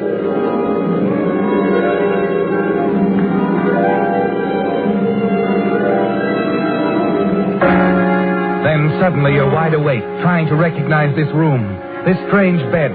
You're fighting to clear your mind when it strikes again, a shattering stab of pain in your stomach.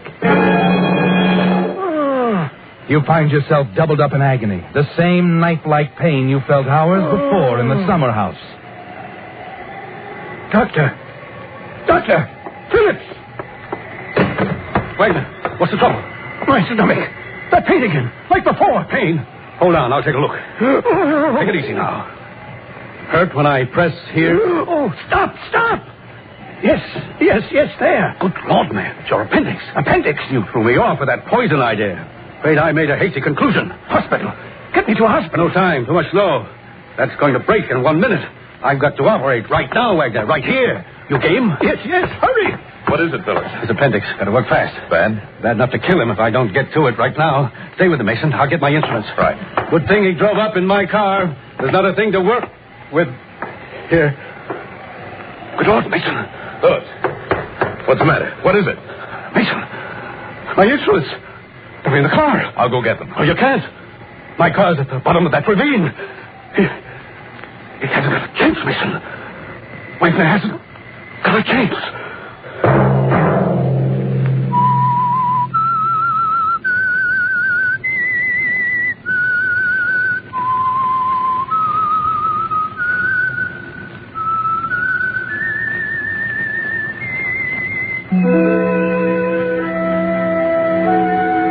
Let that whistle be your signal for the Signal Oil program, The Whistler, each Monday at 8. Brought to you by the Signal Oil Company, marketers of Signal gasoline and motor oil and fine quality automotive accessories.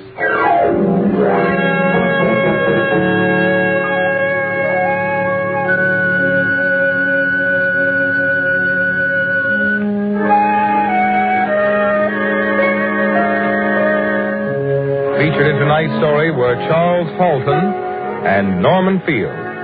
The Whistler was produced by George W. Allen with music by Wilbur Hatch, story by William Engvik, and was transmitted to our troops overseas by the Armed Forces Radio Service. This is Marvin Miller speaking for the Signal Oil Company.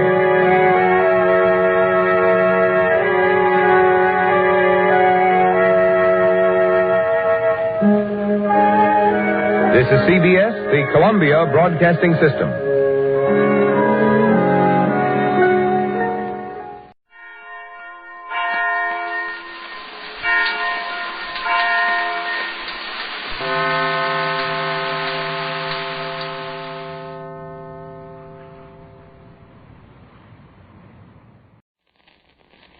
Quiet, please.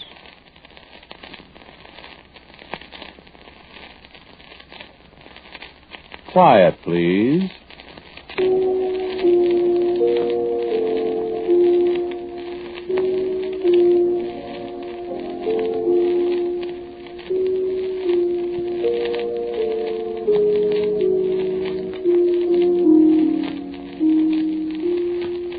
Today's story, written and directed by Willis Cooper and featuring Ernest Chappell, is called Inquest.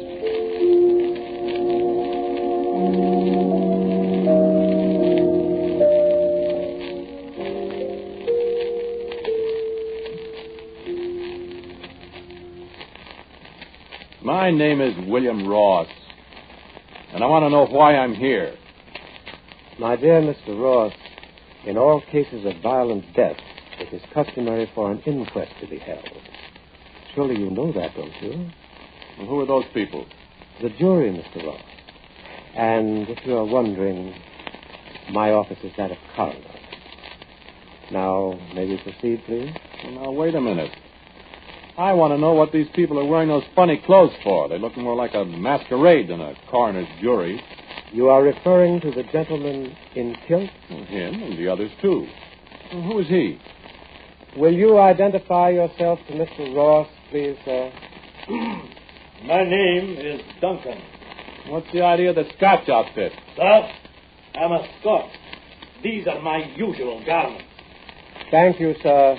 You may be seated again. Mr. Ross? I think it's a funny outfit to wear at a coroner's inquest. Your garments may be quite as unusual to some of the members of the jury as theirs are to you, Mr. Ross. I must look pretty funny, then. That is a matter of opinion, Mr. Ross. Shall we begin? I want counsel. That will not be necessary, sir. This is not a court of law. but an inquiring body whose function it is to determine the causes of death in the case. Yeah, you find it was justifiable homicide, brother. I'm telling you. We shall see. You were on bad terms with your sister and your brother-in-law? They were on bad terms with me. I see. This is a state of affairs that has existed for some time? Long enough. How long? Since before she married him. And they were married? Just a few months. They've been married just a few months when this thing happened. When the murder took place. We call things by their right names here, Mr. Ross. Well, you haven't proved anything yet. We shall. You'll find it was self-defense. All in good time, Mr. Ross. Well, you'll see. Go ahead. Go ahead, ask me questions. Very well. You'll tell the truth, the whole truth. And nothing but the truth. Yeah, I know. Yeah, sure. I regret that it is impossible for us to call your sister and your brother-in-law as witnesses. So we shall have to depend upon your testimony completely. Sure, yeah. I know. But perhaps you can tell the jury something about the causes behind this ill feeling between you and your sister, Mr. Ross. I certainly can. Do so, please. Well, it's pretty simple. Eileen was born in 1908, 2 years before me. There were just the two of us.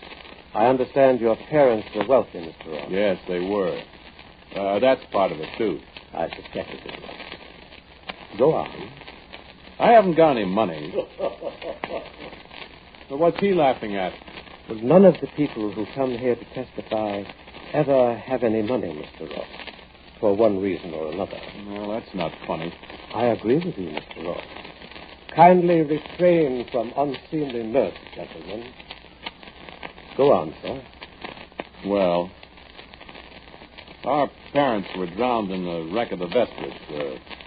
When was that? 1927? 1928. Yeah, that's right. 28. They left everything to us. Quite a lot of money. Yes. But there was a catch to it. Address the jury, Mr. Ross. What? Well, I said there was a catch in it. We weren't to get all the money right away. We were both underage, you see. Eileen was 20 and I was 18. Will you speak up, please? All right. We got $5,000 a year at first, and we were to get the rest of our shares when we came of age. That was a considerable amount, Mr. Ross? It was. So I was supposed to wait 3 years.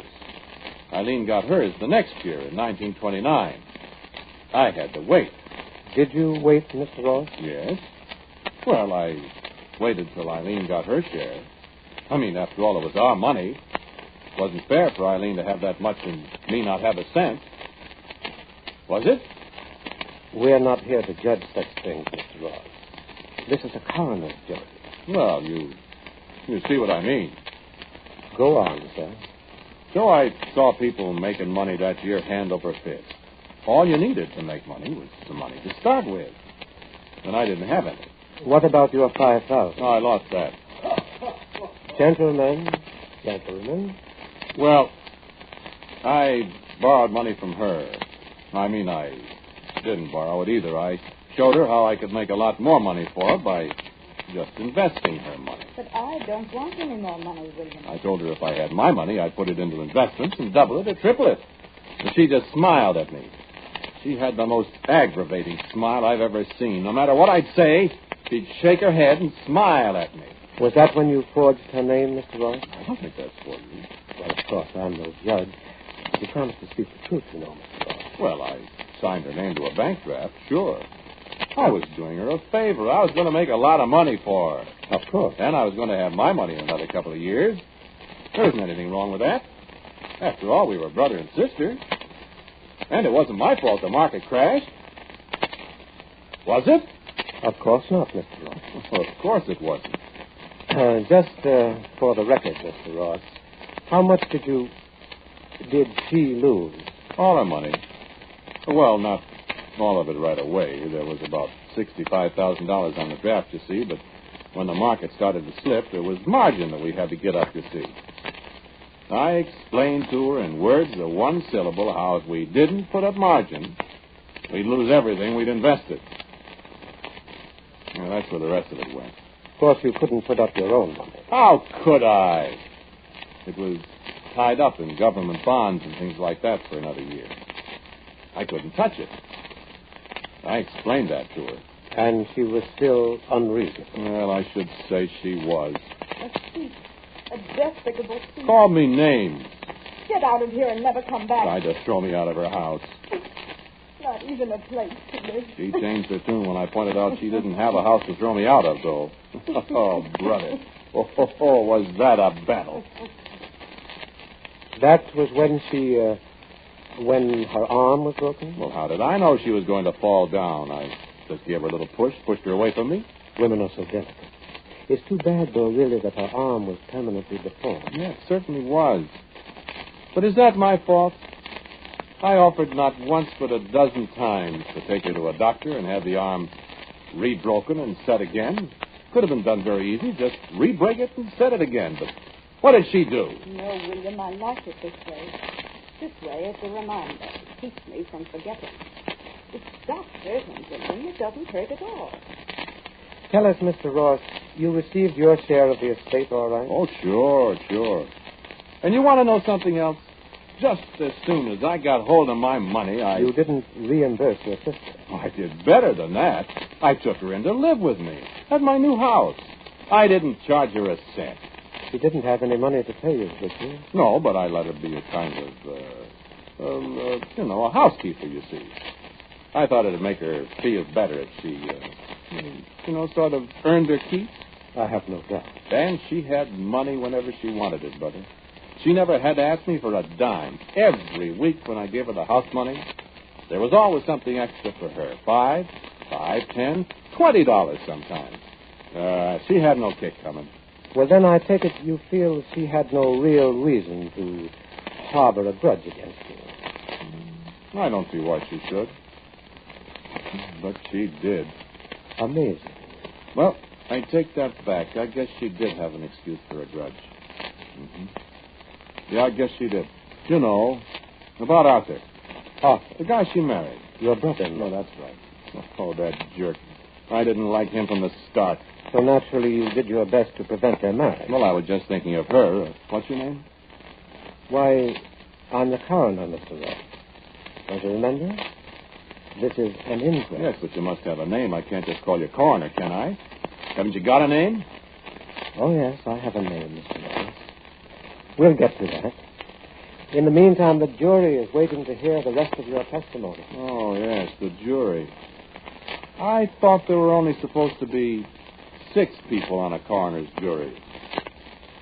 More than 6 people over there. Oh, yes. Well, Those fellas in the masquerade costumes. Listen, coroner, what's the idea of all that? Looks awful phony to me. Well, I assure you it's anything but phony, Mr. Ross. You sure this is a coroner's jury? Not some gag you're rigging up to make me confess? Confess what, Mr. Well, Ross? Make me talk. You are talking, Mr. Ross. It's like a convention at a lunatic asylum.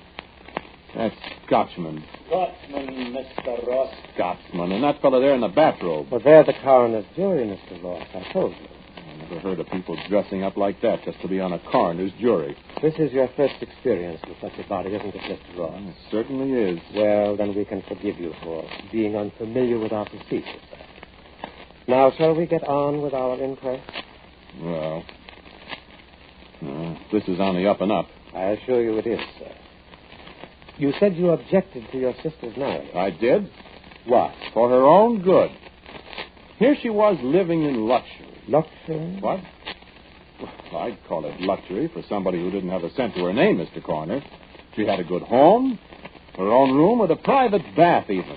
She could use my car practically whenever she wanted to. She had good clothes. Where would she have been without me? I was thinking of that. I'll tell you where she'd have been. She'd have been in some charitable institution. Or she'd have been scrubbing floors or something. Or she might have been... Well, let's not go into that. Yeah, that's right. And so this Arthur came along. And she falls for him. I love him. A guy I detested on sight. I love him. A guy with no more money than she had. I love him. I told her flatly I wouldn't take him into my house. We're not asking that, William. We'll be all right. Said she'd be all right. How could she be all right? What would they live on? You took my money and lost it, William. Wanted me to give her money. You stole my money. Called me a thief. We wouldn't need much. I wouldn't give her a cent. I gave her a home. I took care of her. I'd have got that crooked arm of hers fixed up. Why, with that arm, she couldn't even do the housework decently. And then she has the crust to want me to set her and this Arthur of hers up in their own home. Support them, even. Where did Arthur come from, Mr. Ross? Did you know him before? Yeah, he was in the Army. I didn't know him. You weren't in the Army, Mr. Ross. No, I had a bad heart, you know. Yes, I know. I bought plenty of war bonds, though. Every week, $18.75, regular as clockwork. And this Arthur, he didn't buy war bonds. He was in the Army. Not that the Army wasn't all right, but some of the people they had in it. Isn't there something about taking all kinds of people to make a world, Mr. Ross? I suppose that applies to Army, too. Yeah, I suppose it does. But I don't want any part of that kind. What was your objection to him? Well, to begin with, he wanted to take my sister away from me. That was enough to set me against him. Then he didn't have any job or any prospects. And he didn't like me. I can't understand that. I wasn't going to have him upset my way of living. After all, I'd had Eileen there with me for, well, let's see, it was nearly 15 years. I was used to her. Hadn't you ever had any idea of getting married yourself, Mr. Ross? Me? I should say not. Why should I? Yeah, I suppose you're right. After all, you had a housekeeper, someone you were used to. And I understand you were quite a ladies' man, too. Marriage might upset that, mightn't it? Yeah, it certainly would. Well, now, Mr. Ross, we have the background for this unfortunate occurrence, haven't we? Shall we get down to details now, if you're ready? I'm all ready. Go ahead. Go on, ask me questions. Well, I think we'd all rather have you tell the story in your own words, without prompting. Well, say, listen. Yes, Mr. Ross. I didn't see all those other people before. What other people? I thought an inquest was a private thing. I didn't know you had an audience. Do I have to make a spectacle of myself in front of all those people? Which people, Mr. Ross? Those people back there behind your jury. Yeah, the shadow back there. There's millions of them, far as I can see. Who are they? Oh, those people. Yeah, who are they? The people listening to you on the radio. On the radio? Are we on the radio? Didn't you know, Mr. Ross? Well, I certainly did not. Oh, that's too bad. Well, I never heard of a coroner's inquest like this. You said this is your first experience. Yes. But we're wasting time, Mr. Ross. So what am I supposed to do? We want to hear your story. I've told it to you. Not all of it. Come, Mr. Ross. Listen. Come, Mr. Ross. Come where? Over here to this microphone. I won't do it. Oh, yes, but you will. I'm not going to talk to all those people. Yes, you are. Stand up, Mr. Ross. I've got my rights, you know. We are very considerate of your rights, sir. Just step this way. Now, if you please, Mr. Ross.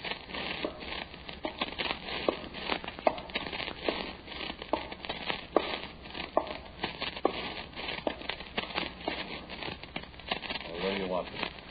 Right here, if you please, Mr. Ross.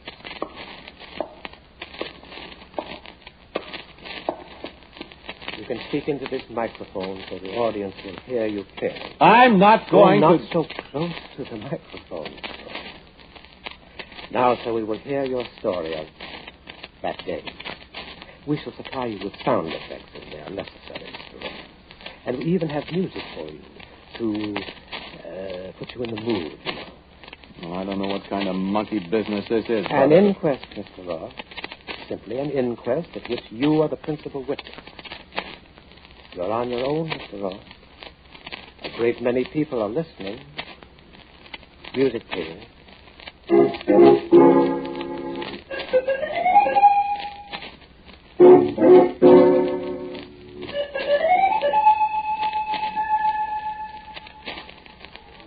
Go ahead, Mr. Ross.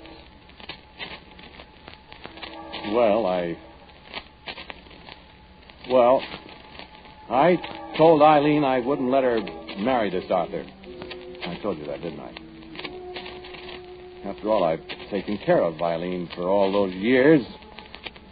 And I think it's Well, I think it's very unfair of her to want to walk out on me after all I've done for her. She's got a good home. And you have to remember that she's a cripple. With that crooked arm of hers, what could she do? What kind of wife would she make? And she's 39 years old now. That's too old to start in married life. And this fellow out there is he's nearly 10 years younger than she is. Not only that, but how is he going to make a living for her? Sure, he was a lieutenant colonel in the Air Force. He got a lot of medals. He was a Japanese prisoner and all that. But lieutenant colonels are a dime a dozen now. And he's got no money, then no prospects. He probably thinks Eileen's got money. He thinks he's going to get some of that. Well, Eileen, you know, hasn't got any money. It's my money. And she isn't going to get a cent of it. Unless I die before she does. And there's small prospects of that. So get out, Arthur, I said. Get out and stay out. And Eileen, you see that he stays out of my house. That's what I said. And I meant it. Well, he went. Eileen cried. Eileen is always crying.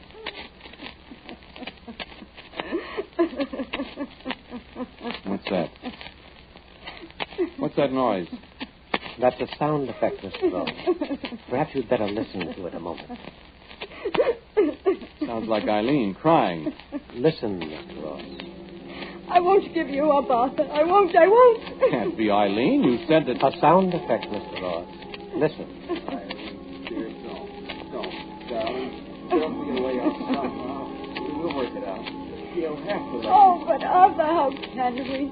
He's got to help us. I know. Isn't there some way we can talk to him into doing something? He can't do this to me. Darling, if he won't let me have some of the money he stole from me, how can we? Oh, I hate him. I hate him.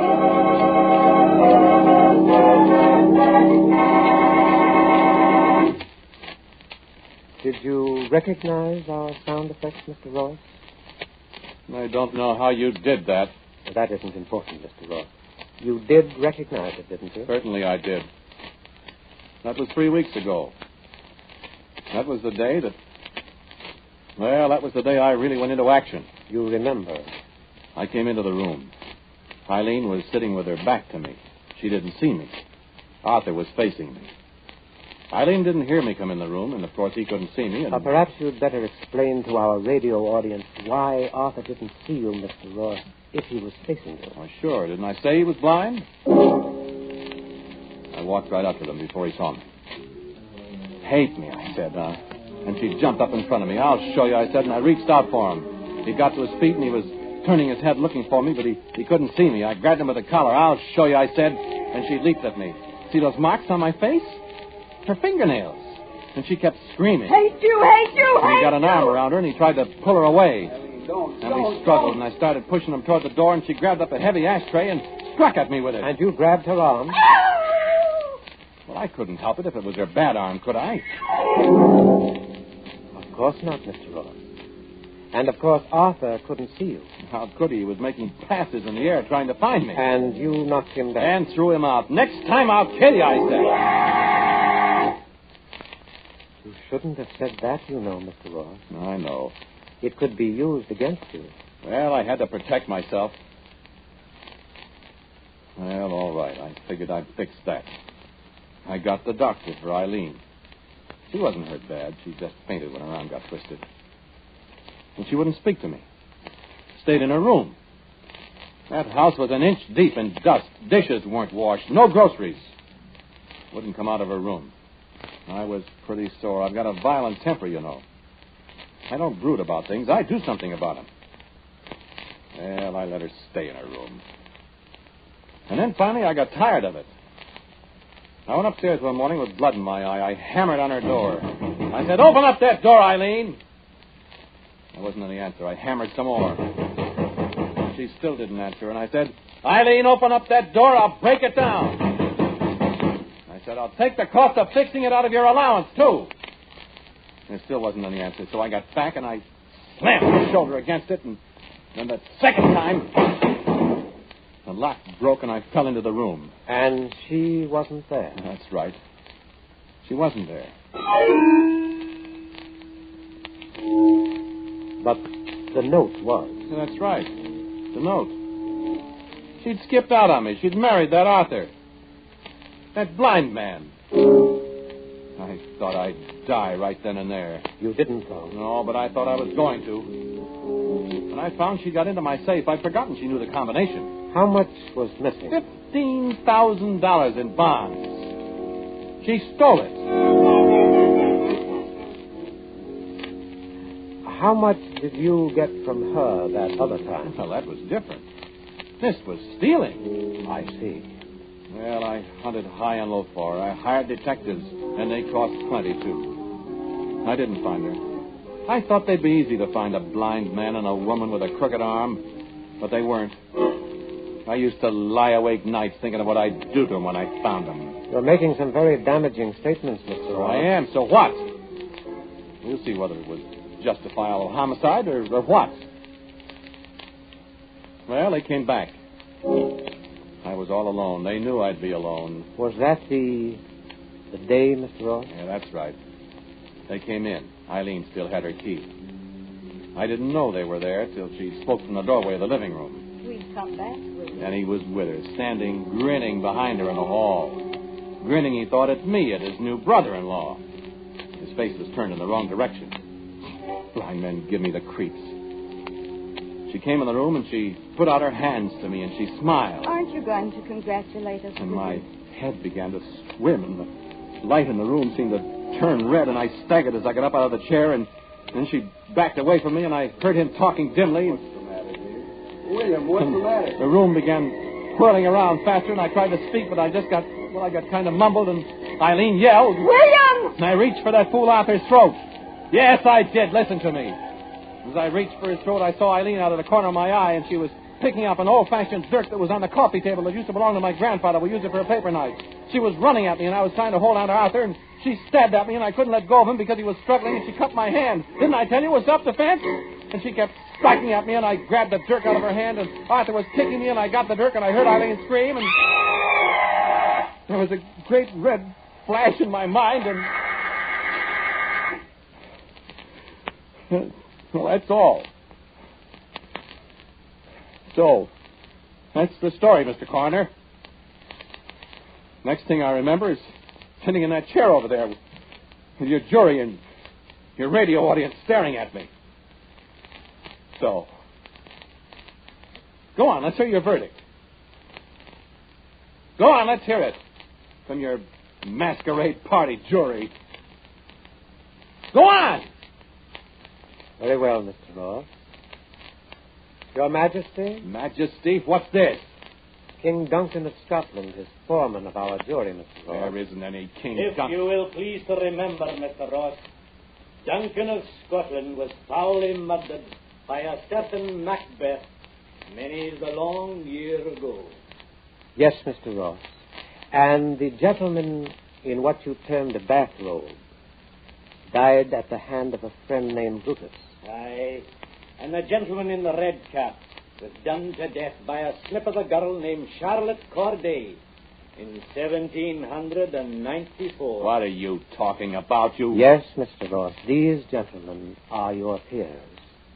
All murder victims at one time or another. What kind of a masquerade? I assure you, this is no masquerade, Mr. Ross. Just one thing. Your sister and your brother-in-law did not die. Well, then, what's all this about? Your Majesty, the verdict, if you please.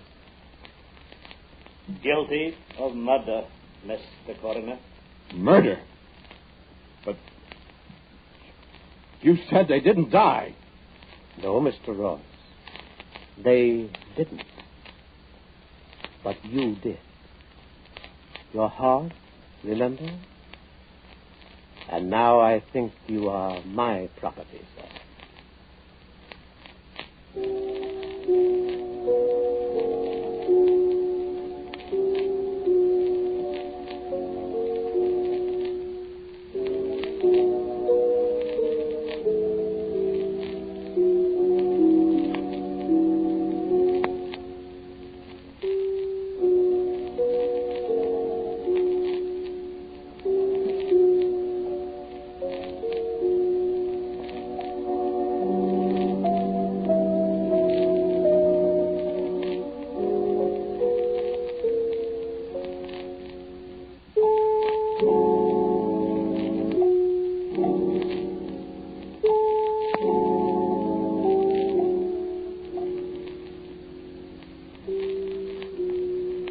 listen to Inquest, a Quiet Please story written and directed by Willis Cooper.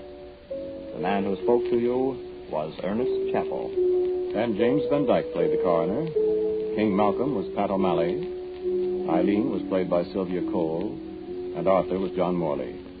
Music was composed and played by Gene Perazzo. Now, for a word about next week's Quiet Please story, here is our writer-director, Willis Cooper. Next week's story is the adventure of a writer and the characters that he creates. It's called Bring Me to Life.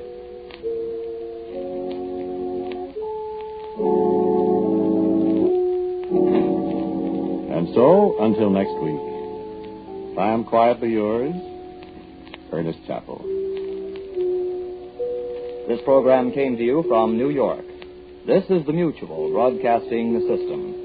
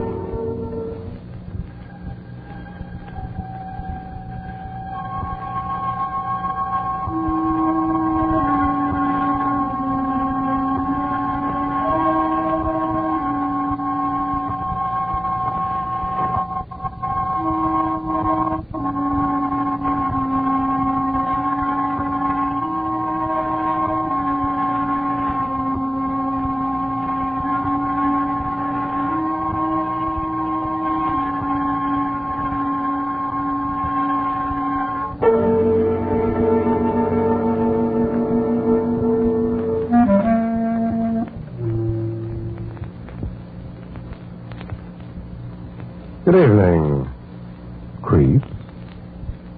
Tonight, your Mystery Playhouse invites you to listen to Inner Sanctum Mysteries. Come on out, Mr. Host.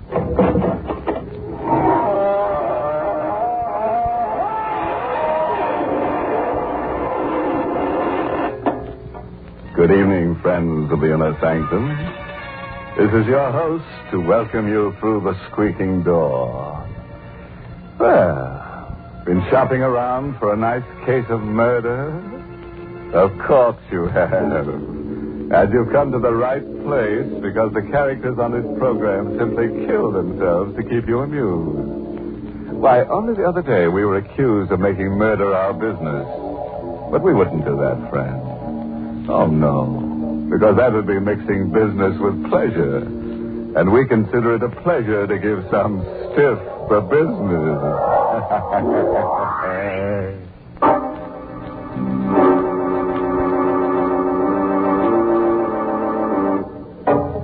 And now, friends, tonight's story is a triangle tale concerning a man, a woman, and a murderer.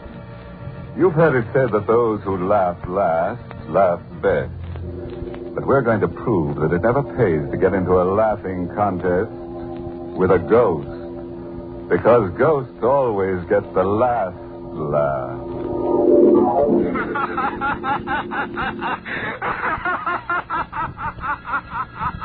I know he's dead. His body's been in the grave for weeks. Yet, although I tell myself it's impossible, I can hear him laugh. That raucous, mocking sound haunts me. The same laughter I heard for the first time in the courtroom.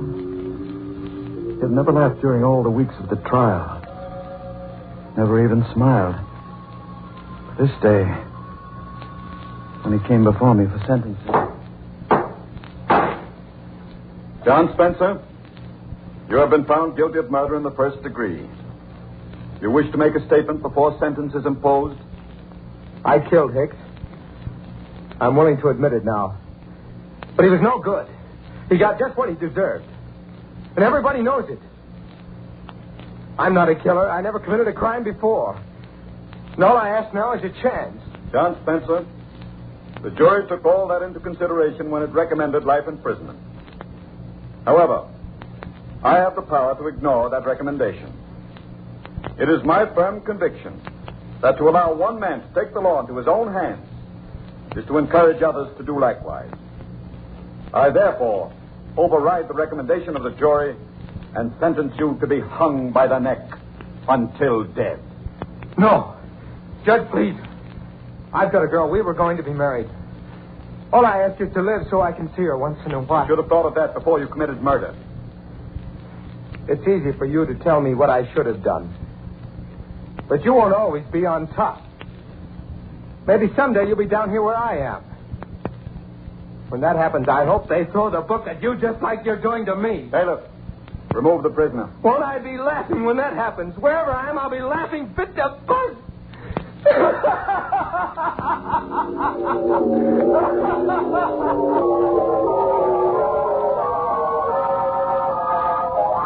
Same old story. Prisoner pleads innocence or guilty with good cause. Asks mercy. When clemency is refused, condemned man curses judge and hopes that judge will someday find himself in a similar plight. Spencer's outburst failed to move me in the slightest. I'd heard it many times before. I went home to forget about the Spencer case.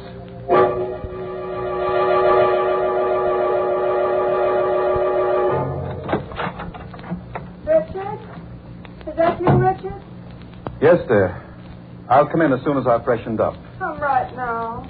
I've been waiting here all day. Surely it's not too much to ask. All right, Laura, I'm coming. Richard, I want you to meet my new nurse, Margaret Cummings. This is Judge Thornton, Miss Cummings. How do you do? Miss Cummings, haven't we met before? That's hardly likely. It's probably my face. It's so ordinary. On the contrary, Miss Cummings. I should say your face is rather unusual. Richard, suppose you stop that silly chatter about faces and talk to Miss Cummings about her duty. Very well. Come into my study, Miss Cummings. We can talk better there.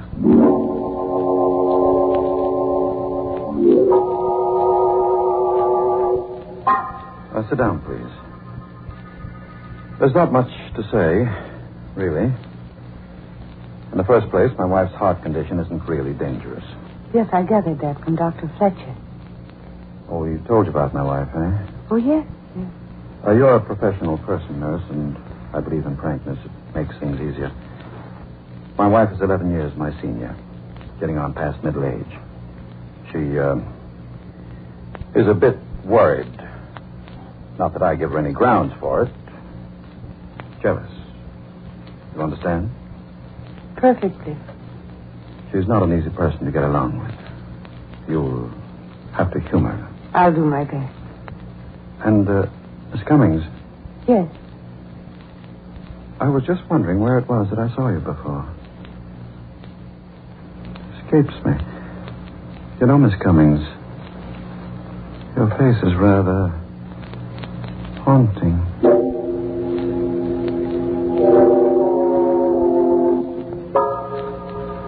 That was how it began. We played a game during those first few weeks. I would ask, Miss Cummings, where was it that I first saw you? Don't you remember yet? No, I don't. Well, I do. And someday, if you're nice, I'll tell you. We would laugh together. Having the girl in the house made me feel young again. But it didn't last. It ended one evening in Laura's room. Richard. Yes, dear. Put down that newspaper. I want to talk to you. I'm listening. Don't you think you're going a bit too far, Richard? Too far? What do you mean? I mean Miss Cummings. Oh. I won't stand for it. I won't allow you to disgrace me in my own home with a woman who's little more than a servant. Oh, Laura, for heaven's sake. I may be a bedridden invalid, but there is a limit. You're jumping to ridiculous conclusions, Laura. Ridiculous, am I? I suppose you'll deny you're in love with Miss Cummings. That you've been carrying on with her right under my nose. Certainly I'll deny it. I've got eyes, Richard. I've seen you two whispering together. I've watched how you look. Oh, you're talking utter nonsense. There's nothing between me and Miss Cummings. Nothing? Nothing. Absolutely nothing. Well, then, I'll give you a chance to prove what you say. I don't want Miss Cummings here. Dismiss her. You want me to dismiss her? Yes, Richard. I do.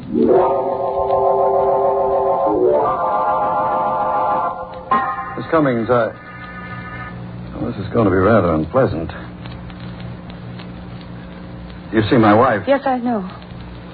She wants me to leave. Yes. How did you know? I couldn't help overhearing the conversation. Well, then you also know why she wants you to leave. Yes. But you warned me when I first came here that she was jealous.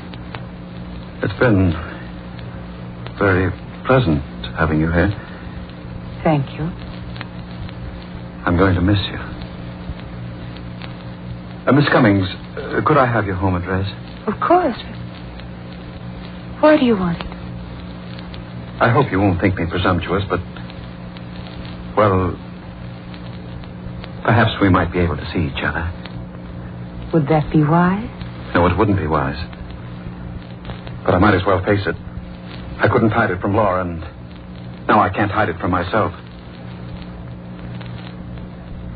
I love you, Miss Cummings.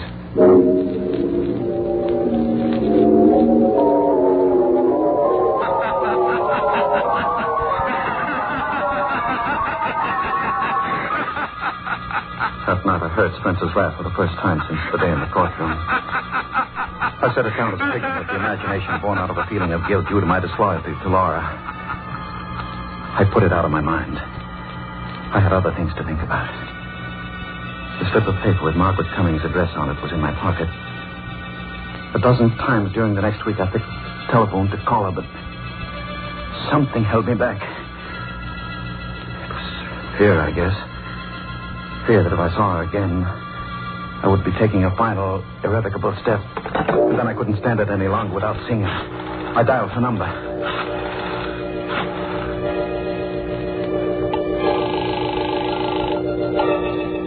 Hello?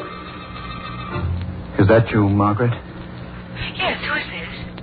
This is Richard. Richard? Judge Thornton. Oh, hello. How are you? It's been so long I thought you'd forgotten me. There's little chance of that. Could I see you tonight, Margaret? Why, yes, of course. Come over as soon as you like.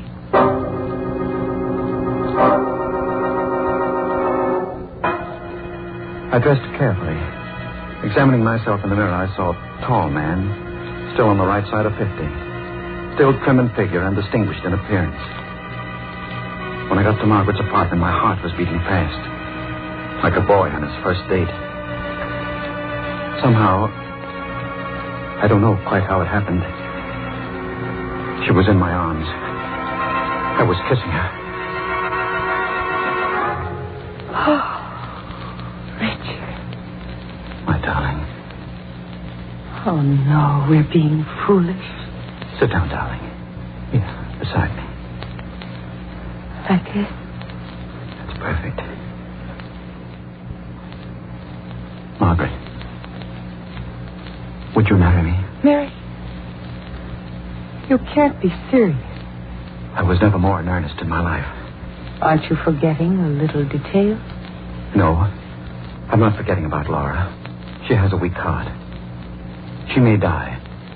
And if she does... I wouldn't count on it. Your wife takes very good care of herself. She may live to be 100. But if she should die, would you marry me? I don't know. It's not fair to ask me now. Not while your wife is still alive. Ask me later.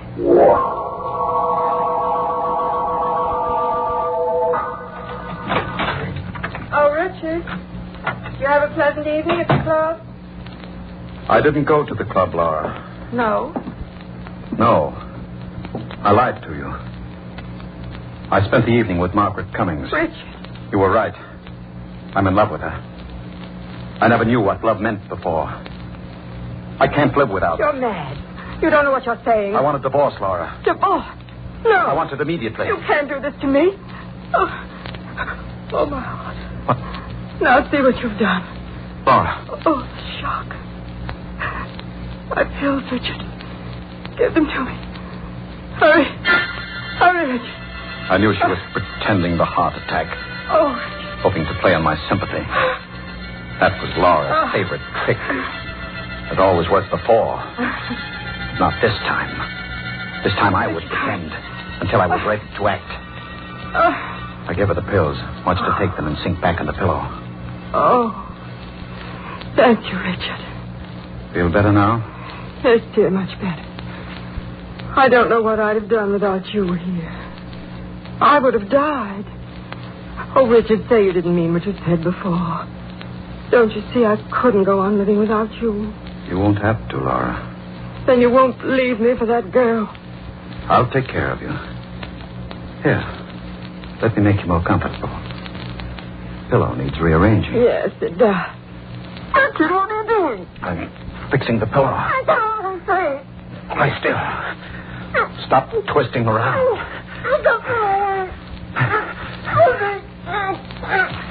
This is much different from a heart attack.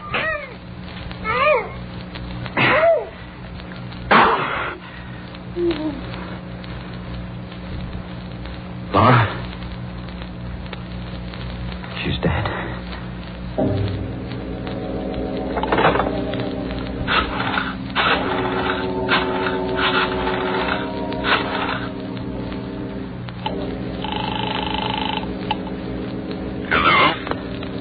Dr. Fletcher? Yes? This is Judge Thornton. Please come quickly, Doctor. My wife has had a heart attack.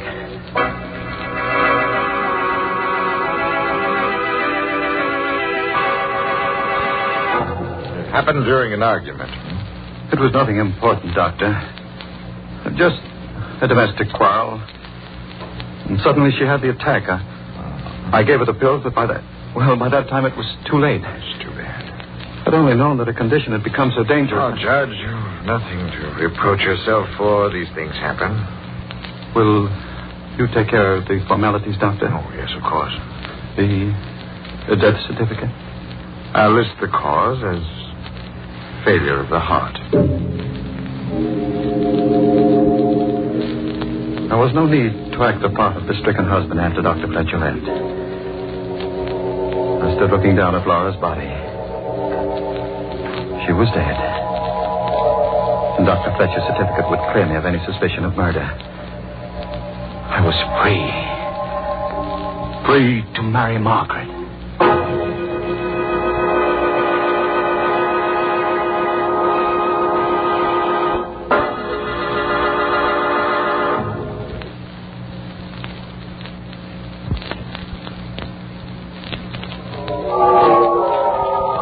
I walked to Margaret's apartment that night.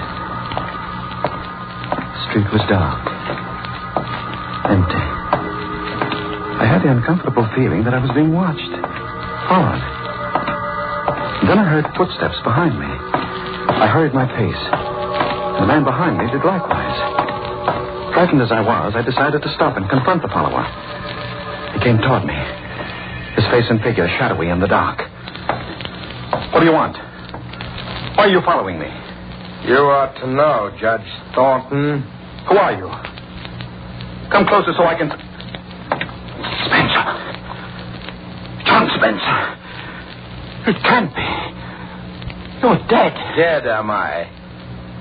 Well, you ought to know, Judge.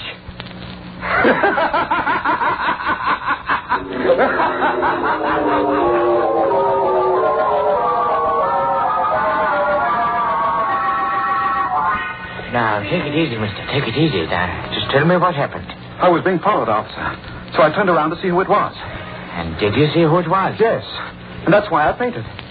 The man following me was a dead man. He was, what's that? The man following me is dead. I know he's dead, officer. I got to run you in. You're crazy.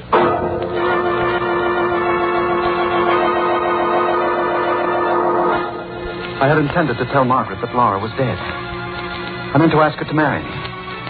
But the encounter on the street drove those thoughts out of my mind. Arriving at her apartment, I went directly to the window and looked out. And there, across the street, leaning against the wall, I saw John Spencer. Richard, I'm insulted. What? You didn't kiss me. You haven't even said hello. Oh, I'm sorry, dear. That man across the street, he can't be real. And yet, If he isn't... What man, Richard? Don't you see him? No, there's no one across the street. He was there a moment ago.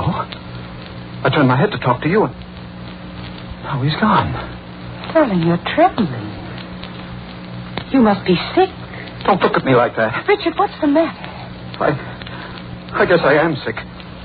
I'd better go and have a talk with Dr. Fletcher.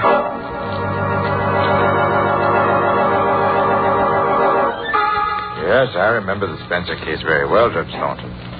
You could have spared Spencer's life, but didn't. And now you imagine that he follows you? Yes. But the man is dead. Then it was his ghost that followed me. His ghost I spoke to. His ghost that laughs. There are no ghosts, Judge Thornton. With one exception. The ghosts we carry about inside us. What do you mean? Well, these things you hear and see, these are hallucinations brought on by feelings of guilt. Spencer's been dead for weeks. So the question is, why should you experience guilt feelings at this late date? I don't know. Well, psychiatry has an explanation. Quite often in such cases, one refuses to face the guilt object and transfers his guilt feelings to some other person. What are you driving at? I'm suggesting that your guilt feelings are not caused by the Spencer incident. And I'm going to ask you a blunt question. Did you murder your wife? Why, of all the idiots... Now, just a moment, Judge. Just a moment. I've been rather uneasy about the circumstances of Mrs. Thornton's death. But you yourself diagnosed it as a heart attack. I accepted what you told me that night. A superficial examination of the body did indicate such a conclusion, yes, but your wife's cardiac condition was mild. Now, your guilt feelings lead me to suspect... This murder talk is ridiculous. Were there any signs of struggle, any marks of violence? Of course not. Mrs. Thornton might have been suffocated. Oh, nonsense. Perhaps. At any rate, I intend to recommend to the coroner that an autopsy be performed. An autopsy? Yes, it would determine whether or not death was due to suffocation. You should have no objection if I am mistaken. You meddling fool. Judge Thornton, put down that paper. You are so clever. Stay away from me. I've gone too far now to stop at another.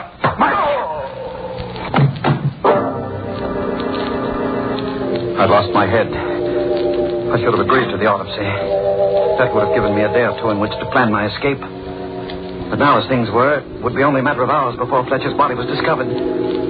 My thoughts twisted and turned in panic. Maybe someday you'll be down here where I am. Won't I be laughing when that happens? Wherever I am, I'll be laughing fit to bust.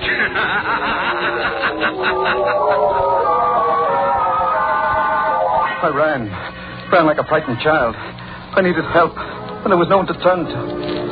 Margaret, she loved me. She'd help me. I went to Margaret and told her what had happened. You killed your wife. For you, so we could be married. And then Dr. Fletcher. I had to kill her, Margaret. He was going to recommend an autopsy. Why did you come here? We've got to run away. We still have an hour or two. If we could charter a plane to Canada or Mexico. What makes you think I'd run away with you?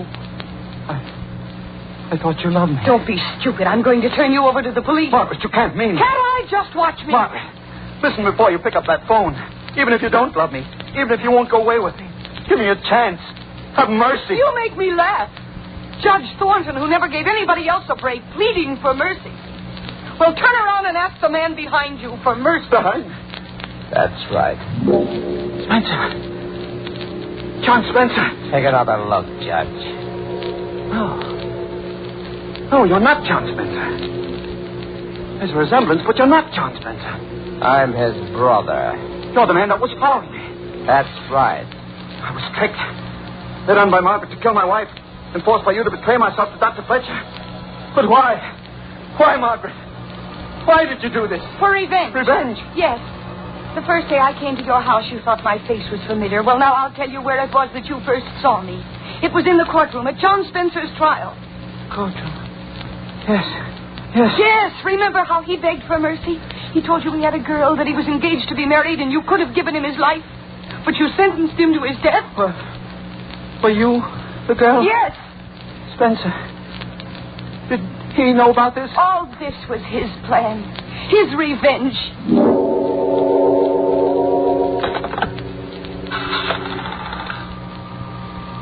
Hello, operator. Give me police headquarters. I want to report a murder. Yes, that's right, a murder. Tell them it's very important to get here as soon as they can. I'm waiting now for the police to come. For the trial. For the sentence, which I know will be death. As I wait, my thoughts go back to the courtroom. You won't always be on top. Maybe someday you'll be down here where I am. And when that happens, I'll be laughing.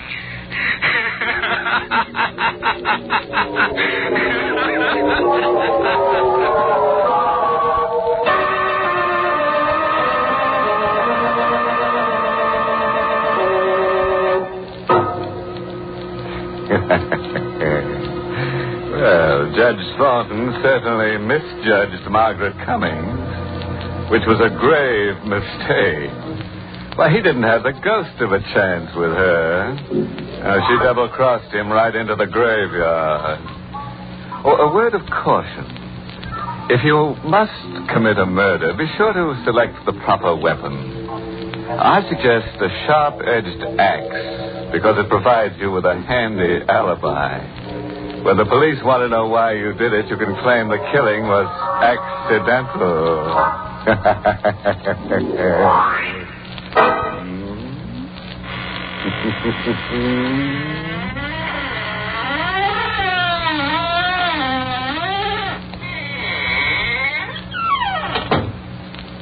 Well, good night, and thank you, Poison Puss, for your Inner Sanctum story, tonight's performance in the Mystery Playhouse.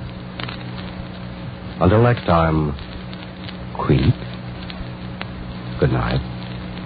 Sleep tight.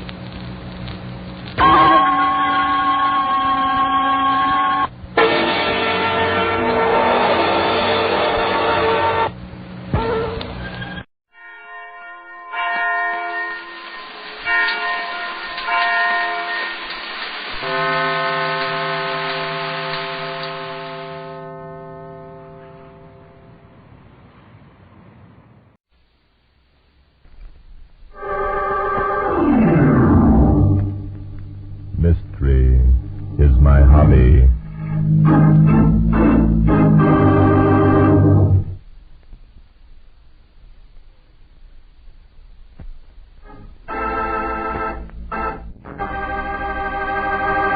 Good evening, ladies and gentlemen. This is Barton Drake speaking. For tonight's drama, I've selected case history number 72 from my book, Mystery is My Hobby. I call it Engaged to Death. Tonight's story took place 3 weeks ago in New York. I'd been invited to attend a party given by Senator Ralph Hobart to announce the engagement of his niece, Diane Hobart, to Mark Russell, youthful millionaire. Oh, there you are, Diane. Mark, darling, where have you been? Wandering around looking for you.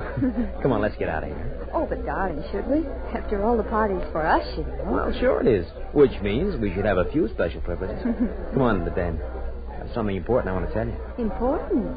I suspect this is a trick, young man. A trick? Me? Woman, how dare you accuse me of trickery? Come on. Oh, here we are. Oh, yikes, it's good to get away from that jabbering mob for a while. Oh, but darling, you shouldn't call our friends a jabbering mob. Now, what is this important thing you have to tell me? Well, there are several. First of all, you're very beautiful. Oh, Mark. Second, I love you very much. Darling. Third, we're going to be very, very happy as Mr. and Mrs. Mark Russell. Mark Russell, did you get me in here just... Oh, hardly. This is the most important reason I wanted you alone. Come here. Oh, Mark. Love me, darling. Oh, more than I ever thought it possible to love anyone. Are you happy? I'm so happy that it hurts. You say those things just the way I like to hear them. That's why I keep asking you. No, I'm glad I do things the way you like, Mark. It's important that a wife should know what her husband likes. Oh, darling, just stay as you are. That's all I ask. And now for the surprise. A surprise? Sure. It's our engagement party, isn't it? Oh. Isn't it customary for the groom-to-be to give the bride-to-be a present? Oh, but Mark, you've given me so much already. already. Let me see. I got... Oh, Oh, good heavens. Oh, what's the matter? I must have left it up in my room. How do you like that? Fine thing. The groom brings a gift to the bride and then forgets he has it. It's probably my other suit. I must have forgotten it when I changed. I'll get it. It'll only take a minute. Better not take more. I'm dying of curiosity. Why don't you go away? Be back in 2 shakes. Oh, the old dear. Oh. Diane? Don't you know me, Diane? Paul. It can't be. It can't be Paul. It is Paul, Di. It's your kid brother, Paul. I hoped you'd be glad to see me. Oh, Paul. Paul, darling. Glad to see. Put your arms around me. Hold me tight.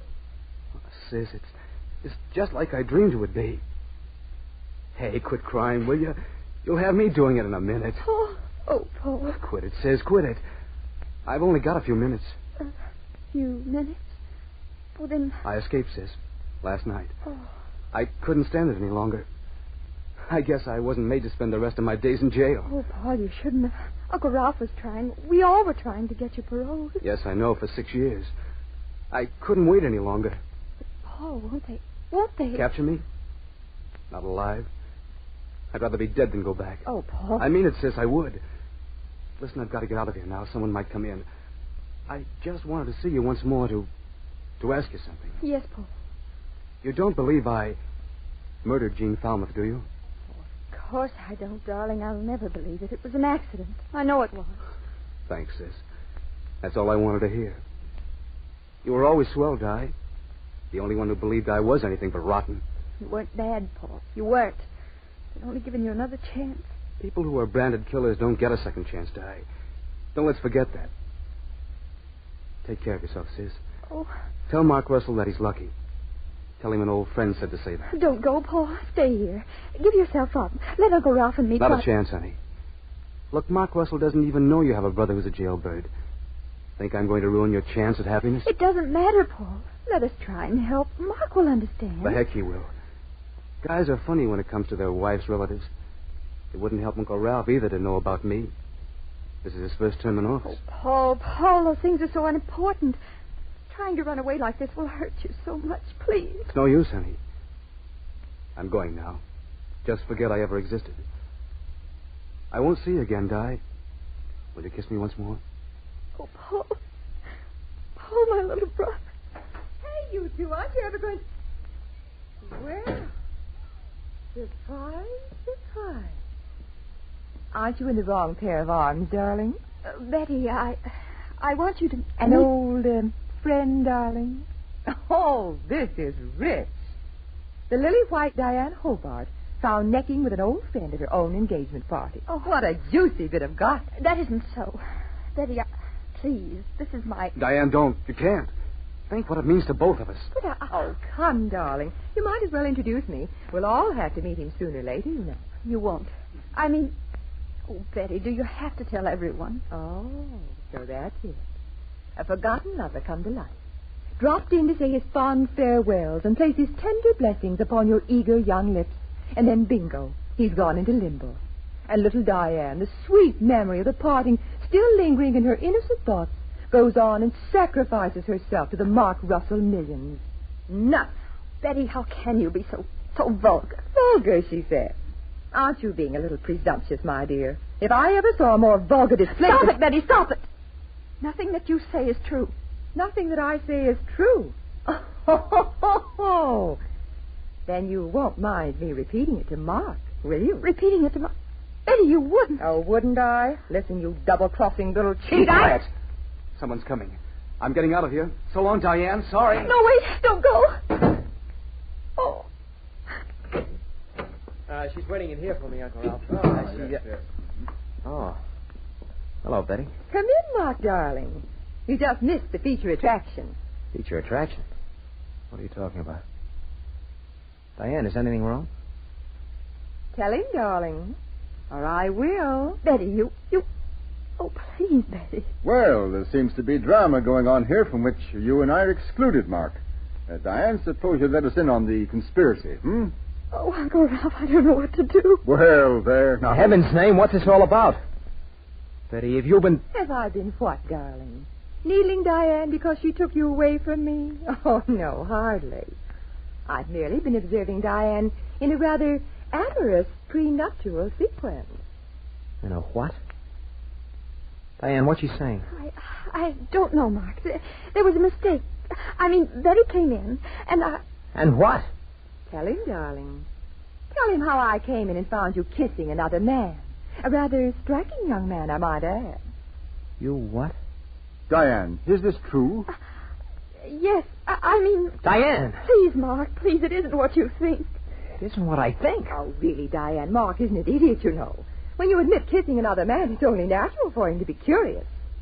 No, I don't believe it. I can't believe it. Diane, tell me it isn't true. It isn't true, Mark. Not the way Betty means it. Oh, I can't explain. Diane, if there was another man here, who was he? Yes, tell us, darling. Where he was doesn't matter. What I want to know is Betty telling the truth?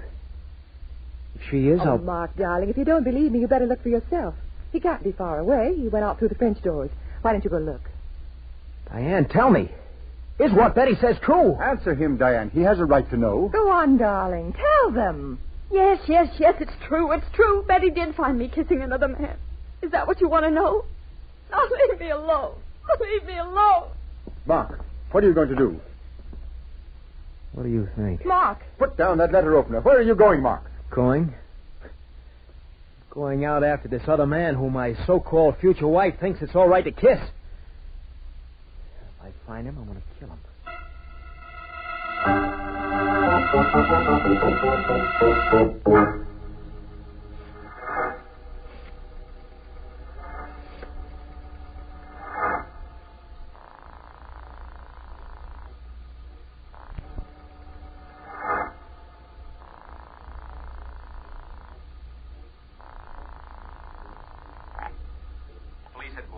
I'd like to speak to Inspector Danton, please. This is Barton Drake calling. Oh, yes, Mr. Drake. Just a minute. Inspector Danton, Barton Drake calling. Okay. Hello, Bart. Thought you went to an engagement party. I did, Inspector. I'm at Senator Hobart's house now. I was wondering if you could come out. Nothing doing. I don't go for second-hand invitations. If they didn't want me in the This first would place... be an official call, Inspector. I have a mystery to solve, and I need your help. A mystery? You would get mixed up in something like that. Okay, who's been knocked off? No one's been able to identify the body yet, Inspector. Apparently, he's a stranger to everyone here. A sneak thief, eh? Somebody tried to snitch the engagement presents and got caught at it. Inspector, if that's all there were to it, I wouldn't be calling you.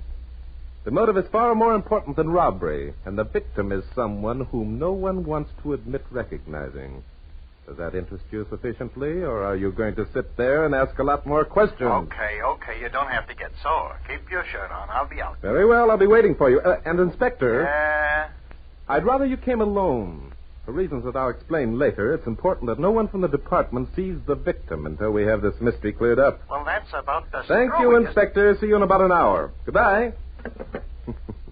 Hello, duffer. Oh, hello, Senator. I've just talked to Inspector Danton. He'll be over here shortly. Oh, fine. I was wondering if it would be possible to have the body removed. I'm sorry, I have no authority to allow the body to be removed. However, there's one thing I can suggest. Yes? You can tell all but two of your guests they can go home. All but two? But who are those two, Mr. Drake? Mark Russell and Betty Berkeley. Mark and Betty? Does that mean that you suspect one of them of committing the crime? I mean that they are two of four people I believe had motives. Motives? Well, how could anyone have a motive for killing a sneak thief? I mean, other than the fact that he was attempting to rob the house. If attempted robbery were the only reason for the murder, an alarm would have been raised immediately, Senator. A person who fights off a thief doesn't keep quiet about it for an hour. Oh, I think you're trying to make a big project out of this, Drake. It's a simple case of attempted robbery with the thief being caught and accidentally killed. Is that why your niece suddenly disappeared from her own engagement party, Senator? Eh? When I found her, she was in tears and refused to give any explanation. Young Mark Russell refused to talk to his bride-to-be. And Betty Berkeley is going about looking like the cat that swallowed the canary. Oh, nonsense. Your imagination is running away with you, Drake. Is it? Tell me, Senator, are you quite sure that you didn't recognize the murder victim? I? Good heavens, no. I've already told you I didn't. Why did you ask? Because I think you're lying. I've reason to suspect that you know him better than anyone here.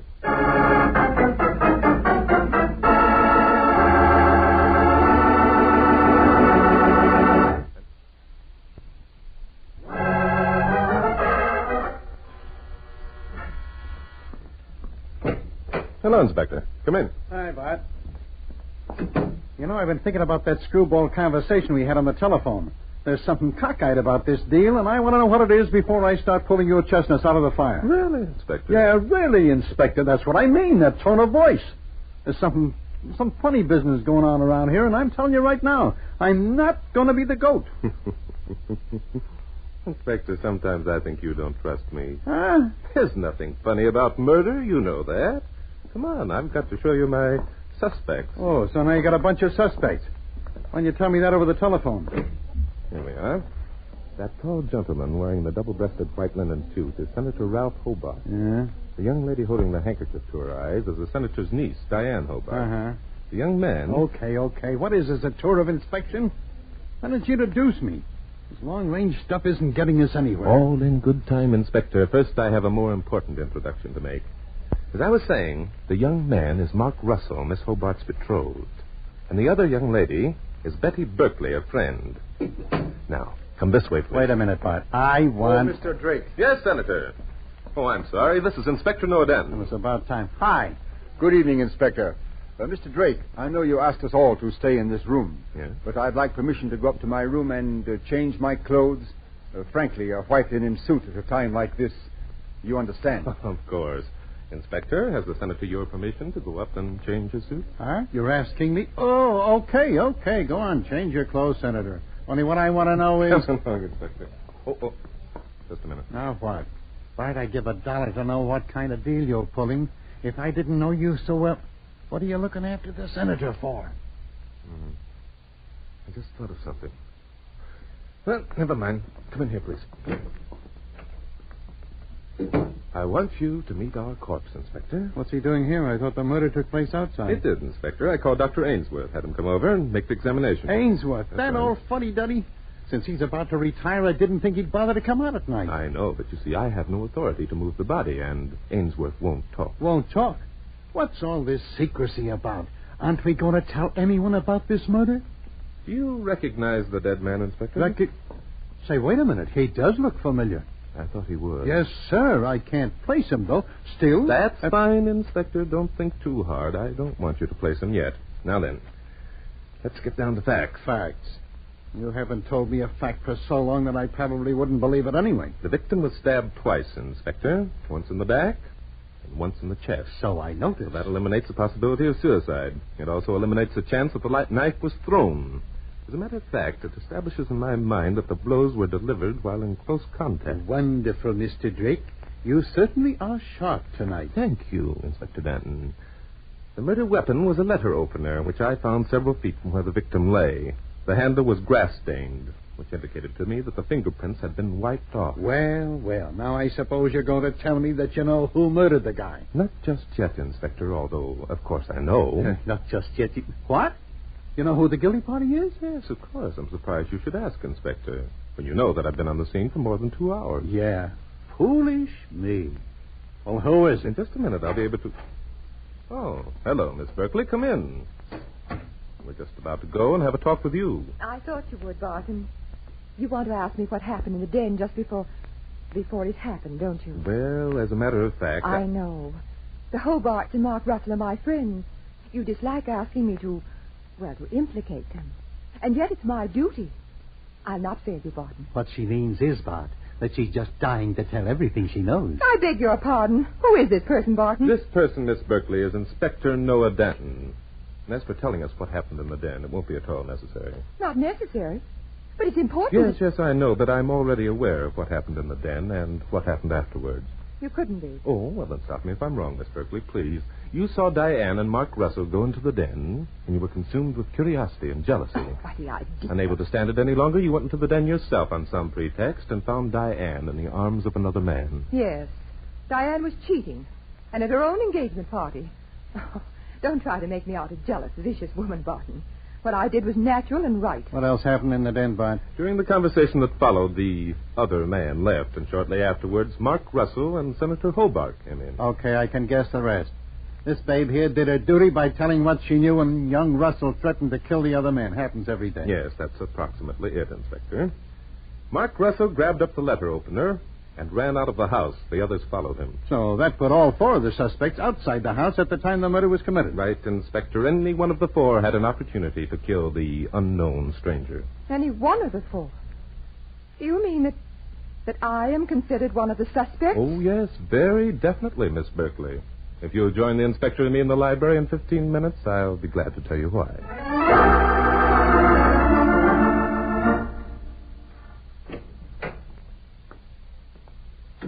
Oh, it's Mr. Drake. I'm sorry. I thought it would be Uncle Ralph. You act profoundly disappointed, Miss Hobart. Is it because you're embarrassed at being left alone here with your fiancée and hoped that your uncle would appear? Drake. Sort of... Going too far. You're sticking your nose into things that don't concern you. Well, I'm going to make them concern me, Russell, whether you like it or not. As a matter of fact, before I get through, you're going to like it. Well, of all the conceited... First of all, Miss Hobart, I want you to know that I'm aware of the identity of the man who was murdered. You can't be. Oh, yes, I can. I was suspicious from the first, but now Inspector Danton has confirmed my suspicions. Oh, no. Mr. Drake, you won't. Tell Mr. Russell who the unknown man was. Why, I'm sorry, Miss Hobart, but that's exactly what I intend doing. No, please. What difference does it make? Who cares who he was? You do, Russell. Or you should. Are you kidding? When I come in and find the girl I love... Do you love her, Russell? Do I? How would you feel, Drake, if you were in my shoes? Oh, frankly, if I really loved the girl, I'd give her a chance to explain. Oh, he did, Mr. Drake.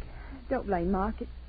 It's just an impossible situation. And I think if you were as deeply in love with Mark as you pretend, you'd have enough faith and trust to tell him your secret. As deeply in love as I pretend. Right. How can you say such a thing? It's you who created this impossible situation you speak of. I think you owe Mark Russell a trust of confidence. Yeah, now what's he talking about? He's telling me that I've been a fool, darling, and I think he's right. I couldn't tell you. Betty was there.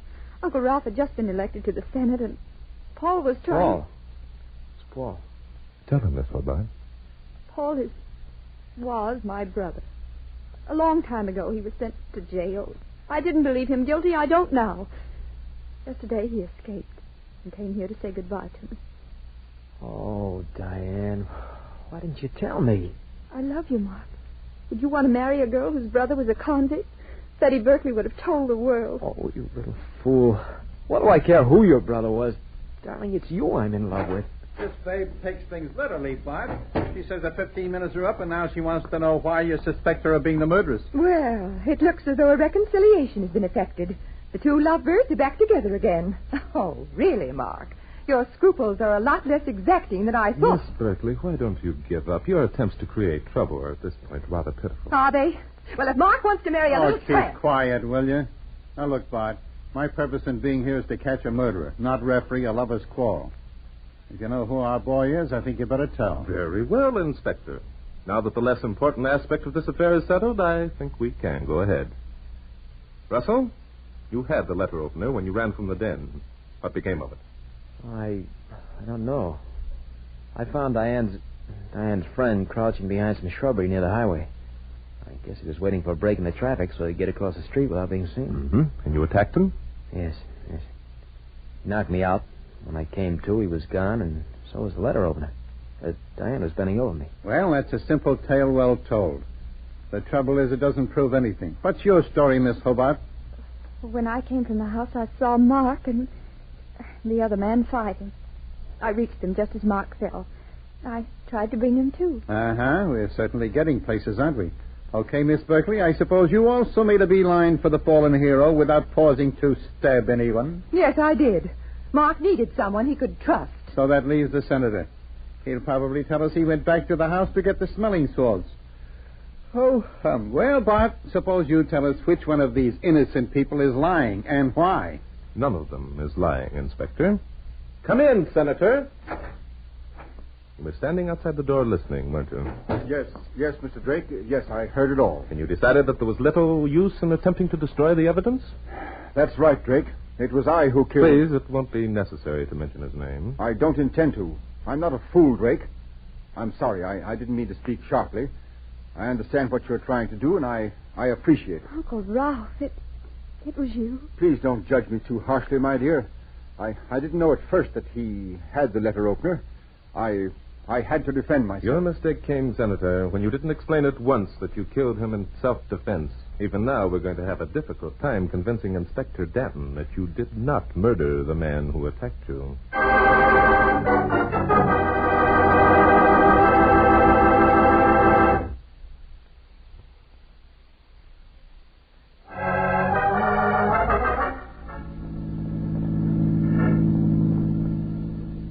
So the guy was Diane Hobart's brother, eh, Bart? Well. That's right, Inspector. It was a long time ago that Paul was sent to jail, and no one ever connected his name with Diane or the Senator. And you figure they won't now, eh? Why should they, Inspector? There are a lot of people named Hobart in the world. Yeah, but... Senator Hobart didn't murder Paul, Inspector. In the first place, I don't think he was the type of man who could murder anyone, especially his own nephew. Yeah, but... In the second place, he didn't have the letter opener. Paul had it. That's right, isn't it? So it must have been Paul who did the attacking. Exactly. A simple case of self-defense. You see, Inspector, it's all up to you. Up to me? Thanks, pal. Well, we'll see what we can do. However, I'm not promising anything. Thank you, Inspector. You're welcome. Now tell me how you knew Hobart was the one. He had a spot of blood on his double-breasted white linen suit, Inspector. He did? I didn't see it. Neither did I, but I knew it was there. How? It was simple, Inspector. A man wearing a double-breasted suit always buttons it from left to right. Hobart had his buttoned from right to left in order to hide the spot. Oh, you're very observing, Mr. Drake. It pays to be, Mr. Danton, when mystery is your hobby.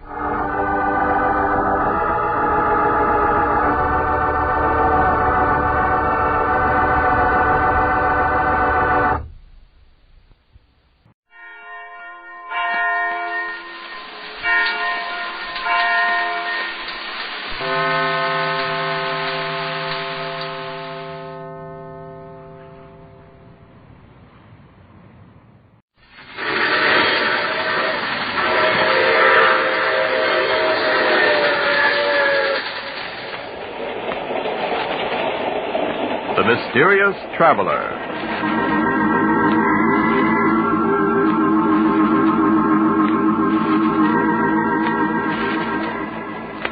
This is the Mysterious Traveler, inviting you to join me on another journey into the realm of the strange and the terrifying. I hope you will enjoy the trip, and it will thrill you a little and chill you a little. So settle back and get a good grip on your nerves. If you can.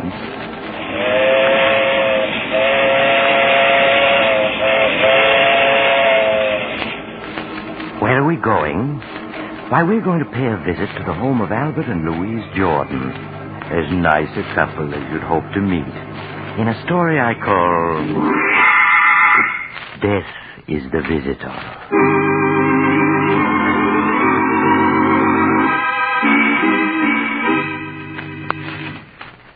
My story begins in the Jordan home late on a hot summer night. Albert Jordan is asleep and is having a nightmare about his mother-in-law. No. You can't pull the wool over my eyes, Albert Jordan. I'm on to your ways. Think that my only child was foolish enough to elope with you. But you made her do it, Albert. You made her. No. She wasn't. As long as I'm alive, she'll be protected from you. Albert, are you listening? Leave me alone. Please. Darling, wake up. What is it? You were having a nightmare, dear. You don't want to wake Mother up. She needs a good night's sleep for a trip tomorrow. Oh, yes, the trip. I wish it was tomorrow already. She was gone.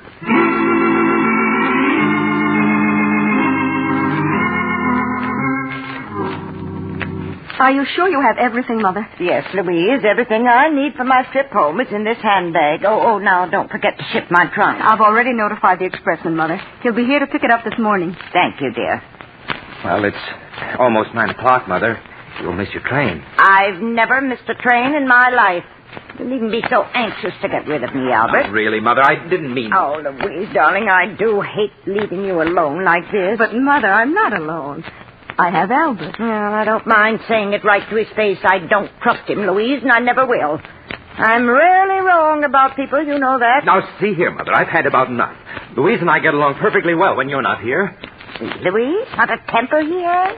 Do you want me to stay, darling? Really, Mother, I'm very happy with Albert. Oh, very well, then I'll go, but you'd better be good to her, Albert. Yes, Mother. I will.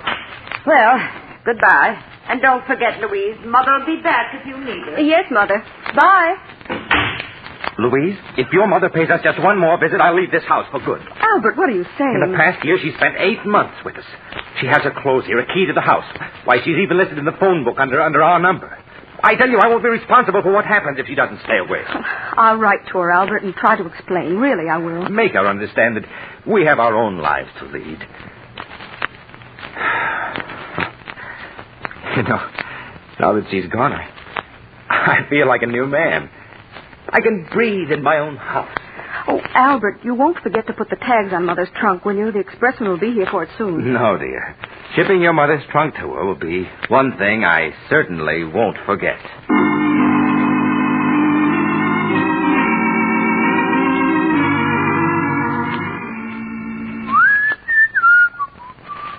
Now, let me see.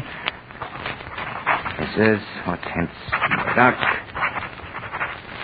125 River Road, Ferndale, Pennsylvania. That won't be necessary, Albert. My trunk can remain here. Mother, but you went to catch your train. I know I did, but I changed my mind about going. I won't leave my little girl alone. Why are you looking so startled, Albert? Are you hiding something from me? No.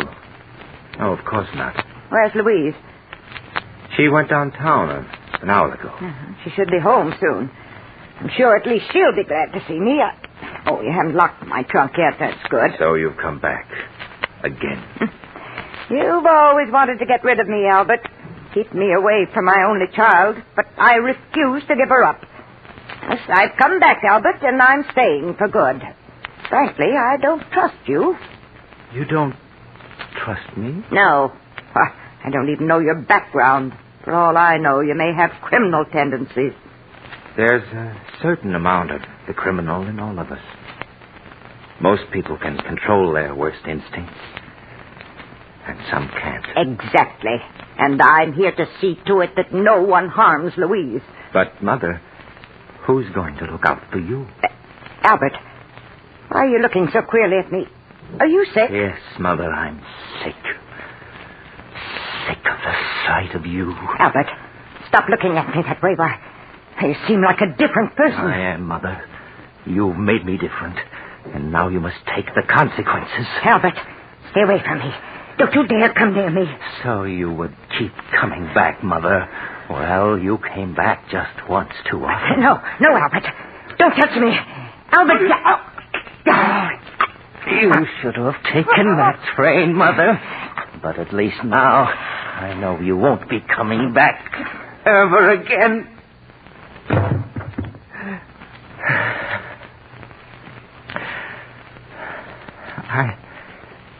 I didn't want to kill you, but you made me.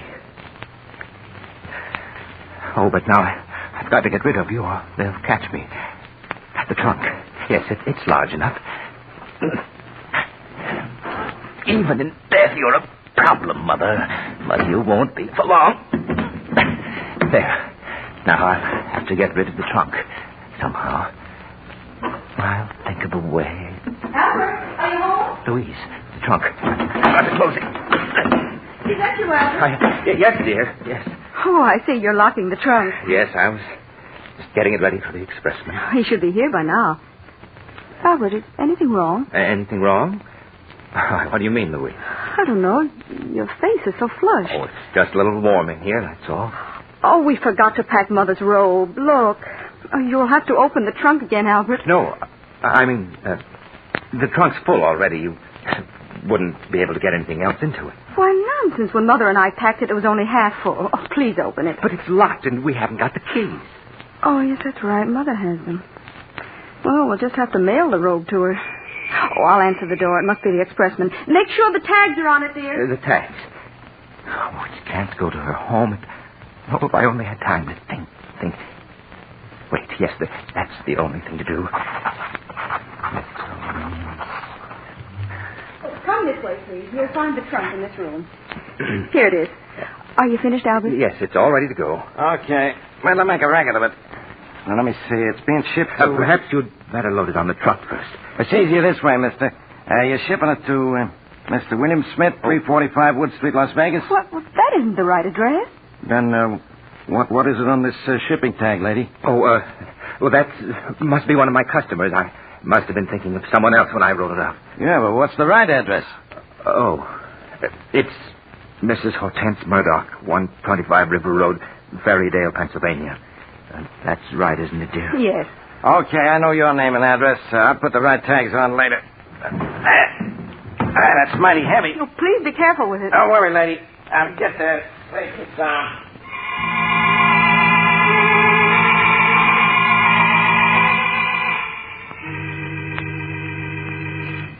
Albert, did you get the mail just now? Yes, dear. Is there a letter from Mother yet? No, just a few bills. I'm really worried. It's a week now and no word from her. But you mustn't worry, Louise. I'm sure she's all right. Why, Albert, you're even worried yourself about her. You look so upset. Oh, I'll answer. I'll come with you. Maybe it's a special delivery from Mother. Yes? Hey, good morning. I got a trunk here for you folks. What? It's Mother's trunk. Yes. You always wanted to get rid of me, Albert. But I've come back, Albert, and I'm staying for good. Bring it in, won't you, please? Okay, baby. There you are. But I don't understand. Why should Mother send her trunk back to us? Would you mind signing for it, Mr. Jordan? What? Oh, yes. Here you are. Thanks. Bye. Albert, I can't understand why Mother shipped her trunk back to us and without even writing a word about it. Can you figure it out? What? Oh, no, I can't. Well, I'm going to put an end to this guessing. Louise, what are you going to do? I'm calling Mother. Hello, operator. I want to put through a call to Ferrydale, Pennsylvania. The number is 223. Why bother, Louise? I'm sure there's a letter on the way. Oh, I've waited long enough for one. I'm sure there's something wrong. Oh, hello? Hello, Sarah. This is Louise calling. Is my mother there? What? Are you sure? Oh, and that's why you shipped the trunk back. No. Thank you, Sarah. Albert, Sarah says that Mother never arrived home. She sent a postcard saying not to expect her just yet. Was Sarah the one who shipped the trunk back? Yes. She thought that Mother had decided to stay with us longer and would need her clothes. What? Albert, where can she be? Oh, now, Louise, I'm sure she's all right. All right, she's been missing a week. How could she be? Well, perhaps she's staying with friends. Oh, you know Mother hasn't any friends. We've got to do something. Albert, I'm going to call the police.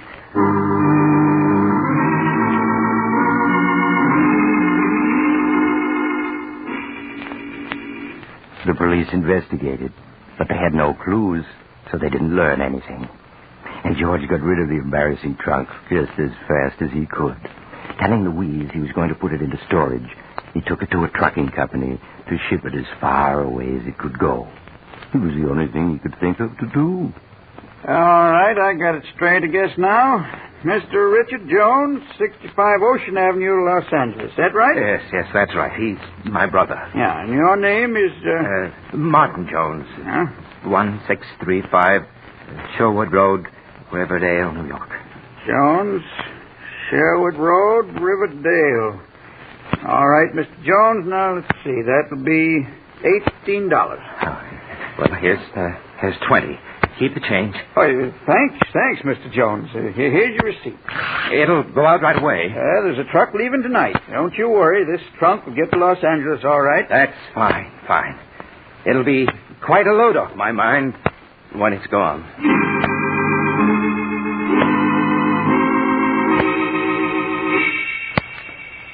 A week passed, 2 weeks, 3, and poor Albert was breathing more easily again. Until one morning when something most unexpected happened. Louise, darling. Yes, Albert. Oh, darling, I have a present for you. Some flowers. Just saw them and thought you'd like them. Thank you, Albert. You're very thoughtful.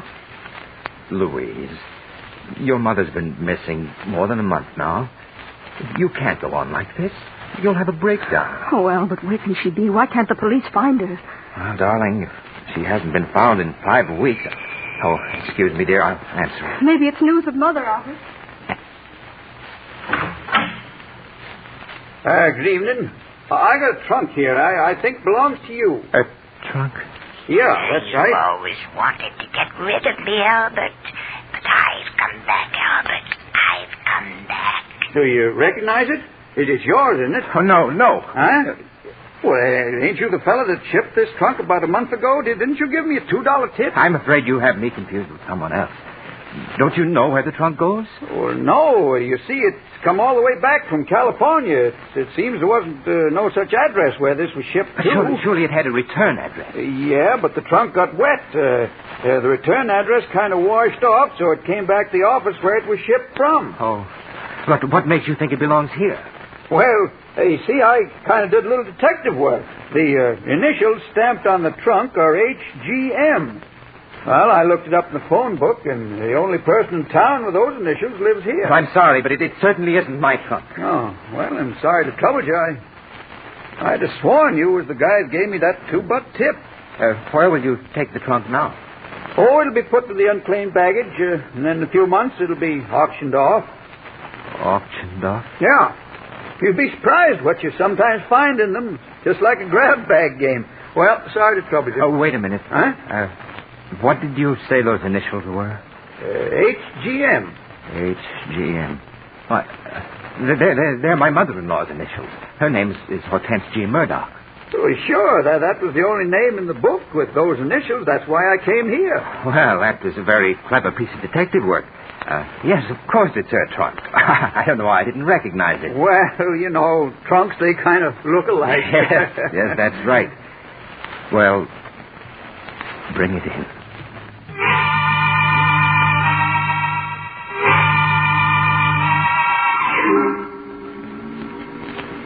Trunks are funny things, aren't they? You have something valuable in one, and just as likely as not it'll get lost. But put something you don't want in it, like a mother-in-law, and it'll come back every time. You can hardly blame Albert for being upset, especially since Louise wanted to open the trunk to look for possible clues. But Albert managed to get Louise out of the house, then put the trunk onto the trunk rack of his car and started out. Several hours later, he was at the receiving platform of an all-night storage warehouse in New York. Yes, mister? Can I help you? Pardon me, but you store trunks here, don't you? Yeah, sure. We store anything in here. You want to store that trunk you got there? Oh, yes, please. Okay, I'll make out a ticket.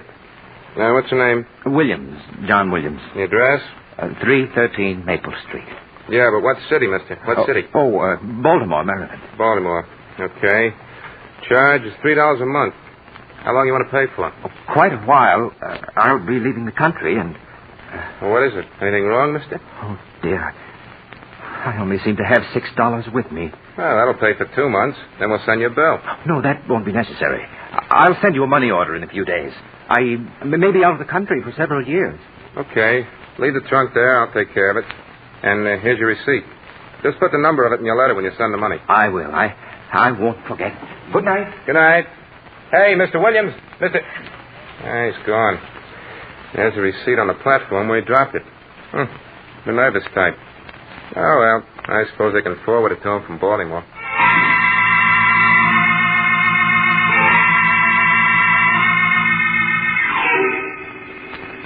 When Albert found he'd lost his receipt for the trunk, he was badly upset at first.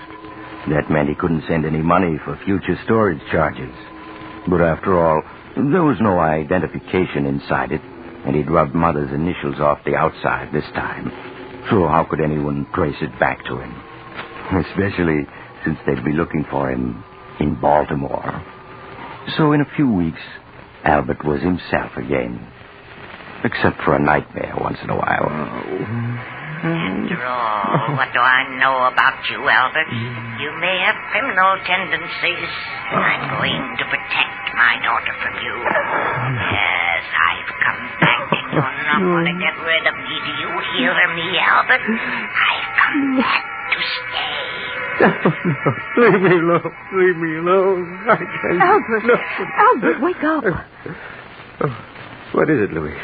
You were moaning in your sleep, dear. You must have been having a nightmare. Oh, yes, I was.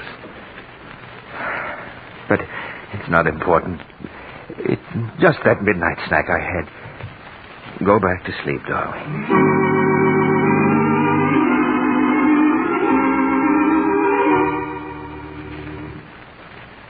But as the months passed, so did the nightmares. And finally Albert was his old cheerful self again.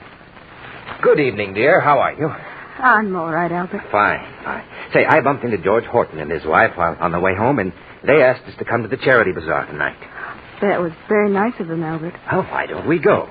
There'll be an auction, a raffle, supper, dancing. It'll do you good. I know, but somehow I don't feel like meeting people.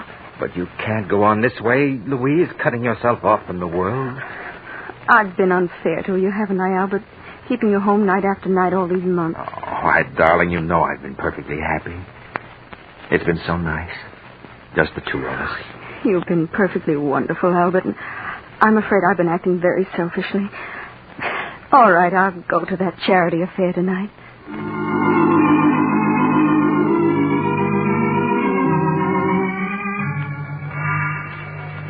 Now, what have I bid for this beautiful antique lamp? Do I hear a dollar? Do I hear a dollar? I'll bid $1. Ah, there we have a lady with a real sense of beauty. Now, do I hear $2? Do I hear $2? Well, good evening, George. Well, hello, Albert. Hello, Louise. Hello, George. Say, I'm sure glad you two came. Missed you both a lot these past months. Well, I hope you'll be seeing more of us. And we've got quite a crowd here tonight. Oh, yeah. We hope to raise quite a bit of money. Say, that auctioneer's a genius. Come on, let's get a little closer. All right. Now, that gentleman over there, the one with the superb eye for beauty, bids $5 for this lamp. Do I hear $5.50? Your last chance, ladies and gentlemen, going at $5 once, going twice, sold to the gentleman in the tweed suit, and very fortunate he is. That lamp couldn't have cost more than $3 when it was new.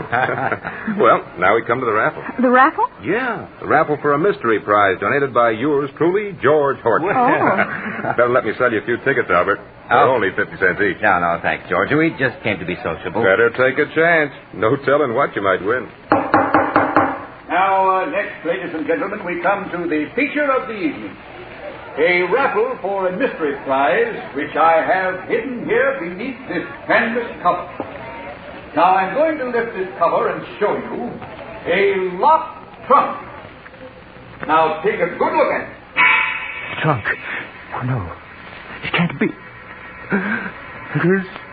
She's come back again. Yes, Albert, I've come back. And I'm going to stay for good this time. Oh, no. Now, this is no ordinary trunk, ladies and gentlemen. It was donated by a gentleman who bought it for storage charges. Now, who knows what it contains? Perhaps the crown jewels of old Russia. Or better still, a case of skunk. Now, take a good look at it and try to guess. Albert, you're so pale. Is there anything wrong? No, of course not. George, where did you get this trunk? Oh, that big storage place in New York. You know, on the east side. Somebody did keep up the storage charges on it, and all the notifications they mailed came back, Yes, I see. Now that you've seen all the prizes, and particularly seen this prize, ladies and gentlemen, I know you're going to want to buy not one, not two, but half a dozen chances each. What can be in it? Guessing is half the fun. Well, now we're all going to adjourn for supper, and immediately after supper, the big drawing will be held. So buy your chances now and win yourself a trunk full of surprise and pleasure. Well, Albert, changed your mind about buying a chance or two? Yes, George. Yes, I have. I'll take all you've got.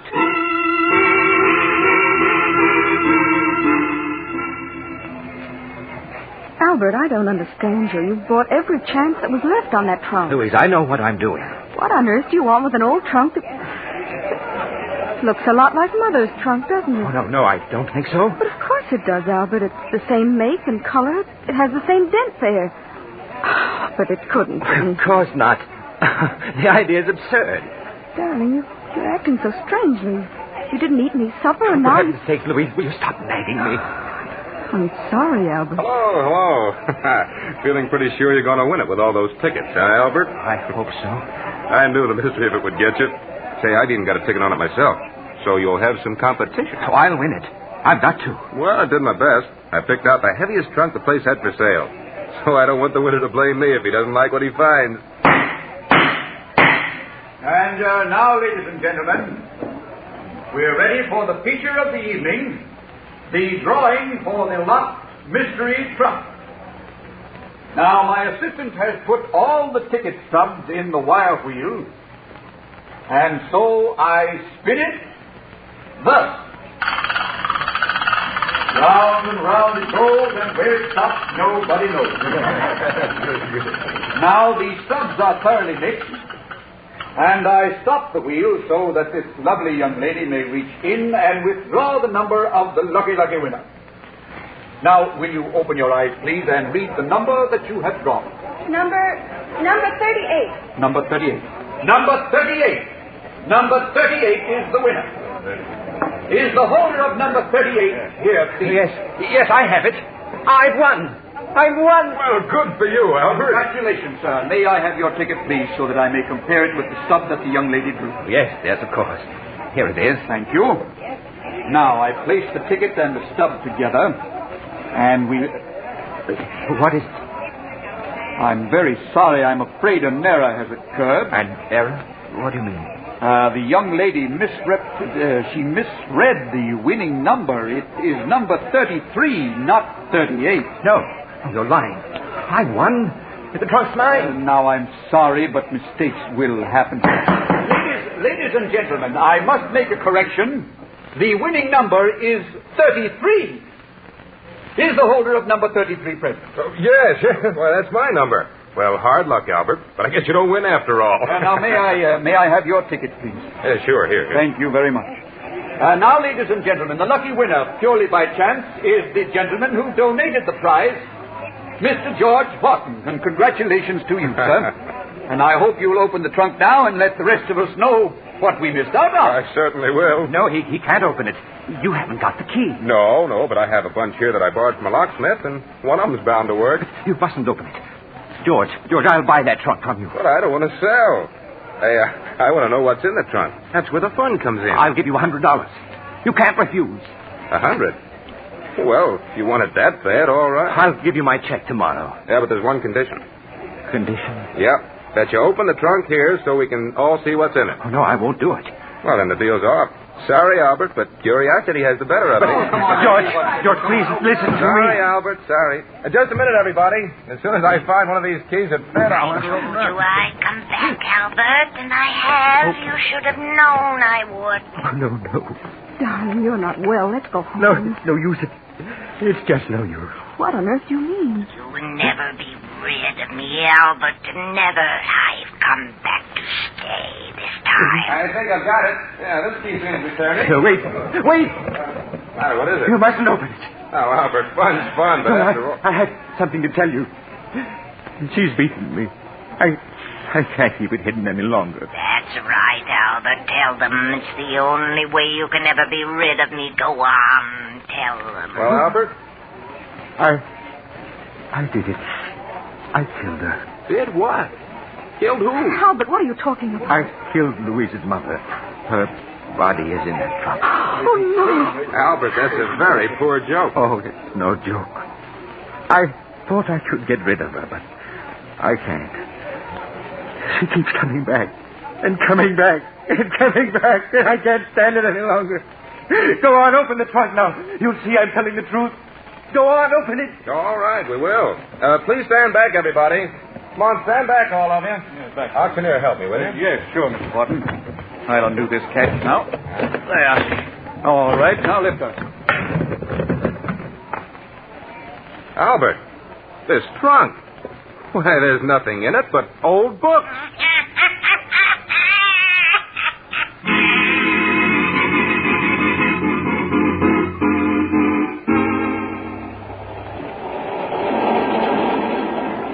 This is the mysterious traveler again. Poor Albert. He let himself be fooled by the wrong trunk. Maybe it was his guilty conscience. What happened to him? Why, he's getting the best of attention these days in a small but comfortable room with bars over the windows. The only trouble is the bars won't keep his mother-in-law out. She comes in every night to talk to him. So if you're ever tempted to... Oh, you're getting off here. I'm sorry. But I'm sure we'll meet again. I take this same train every week at this time.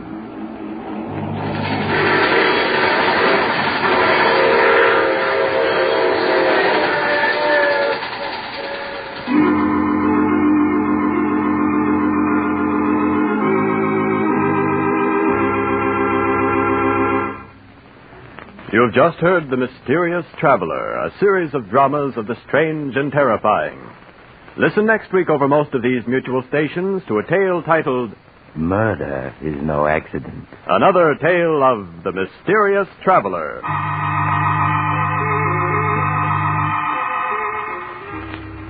The Mysterious Traveler is presented by the Mutual Network from our New York studios.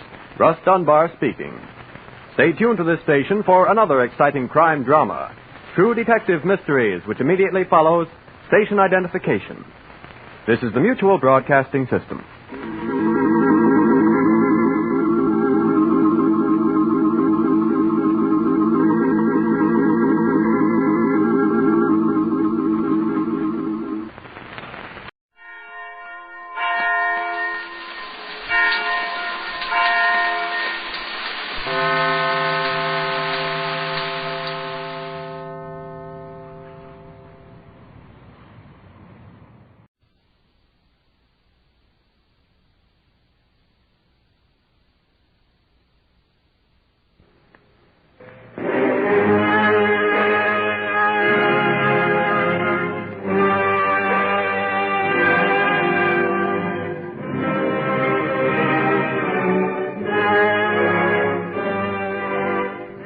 Ladies and gentlemen, we now present George Edwards in Dr. Jekyll and Mr. Hyde.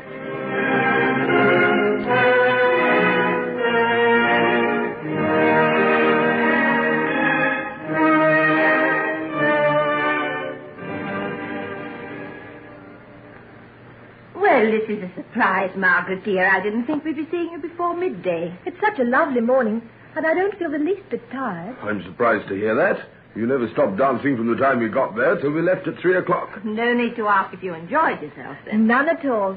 It was marvelous. Just marvelous. Had breakfast, my dear? Yes, thanks. Carrie brought me up some quite a while ago. I think I'll go out and get a little of this morning sunshine, if you don't mind. Yes, do, dear. You may not feel tired, but you could do with a little more colour in your cheeks. Aunt Marion, here are your pearls. Thank you so much for letting me wear them. They look beautiful. But, Margaret, dear, I meant you to keep them. Didn't you understand? You said if you had a daughter, they would have been hers. I'm not your daughter, and I never will be. Never. Well, what does it mean, Edward? Why did she say that? I don't know exactly. Something happened at the ball last night? Oh, nothing in particular. Edward, you're keeping something back from me. I can tell by the way you speak. Now, what is it? Well, it's just that Henry paid rather a lot of attention to a Mrs. Marchbanks last night, and I suppose Margaret's upset by it. Mrs. Marchbanks? Not the Mrs. Marchbanks? I think there is only one. But what was she doing there? How did she come to be at the Hunt Ball? I understand that she moves in the very best society, my dear. She's staying with the Marchioness of Ralph at present. Don't forget that she has met with the approval of a very distinguished personage indeed. Forget it. How could I when it's common gossip in 2 continents? But does that mean that decent people have got to recognize a woman who makes an open fool of... Hush, my dear. These things are far better left unsaid. She only concerns us because she's been the cause of making trouble between Margaret and Henry. Did she take much notice of him? Quite a bit. But why? Henry's only a boy. What can a woman like that see in him? Oh, he's handsome and young. These women like to try their wiles on young men sometimes. I'd like to try my wiles on her. Edward, if anything really comes between Henry and Margaret, it'll break my heart. They're made for each other. Well, we'd best leave these matters to them. Ah, there goes Henry across the terrace now. He's following her along Rose Walk. I think our little Margaret will be wearing those pearls after all, my dear. Come, pour me out another cup of coffee, and we'll go into the morning room. It's beautifully sunny there.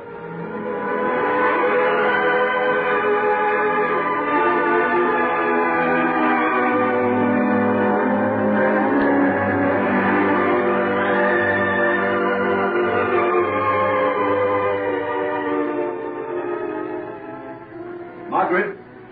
Margaret, wait for me. Why, where are you going in such a hurry? For a walk?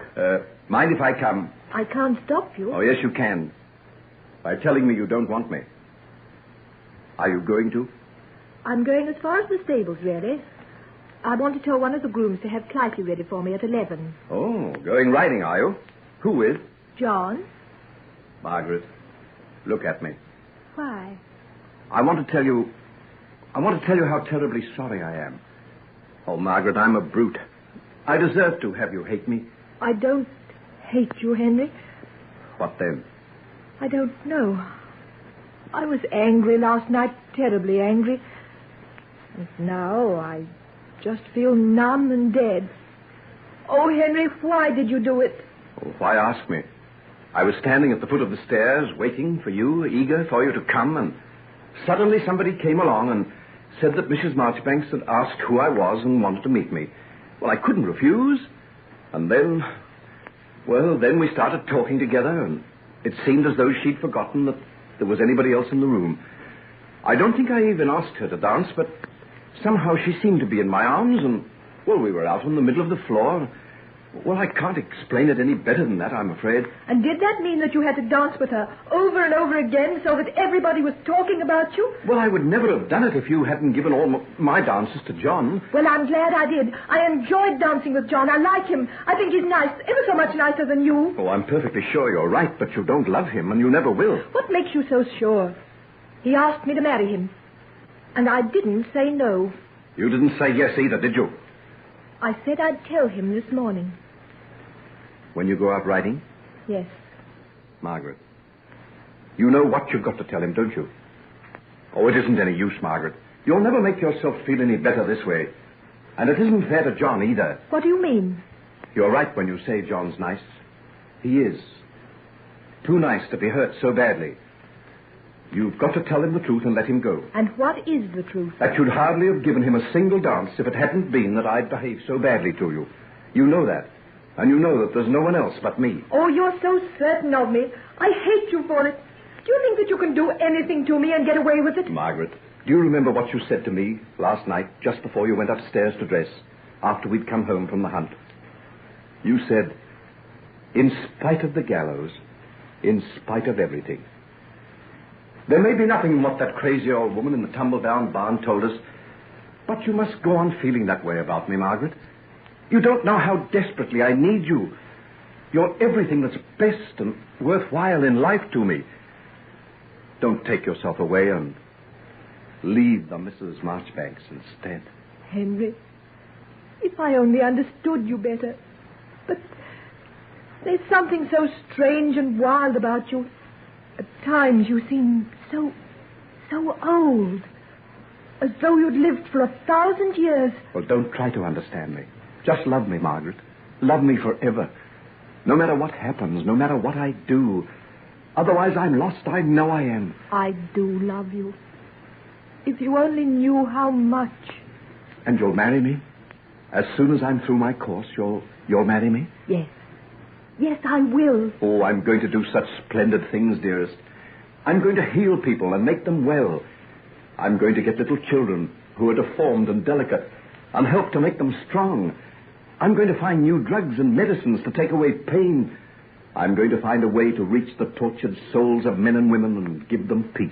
Now you've got that look on your face that I love so much. Now I know why I love you. Why I'd follow you wherever you go. Oh, if only you knew. I only know I love you. And always will.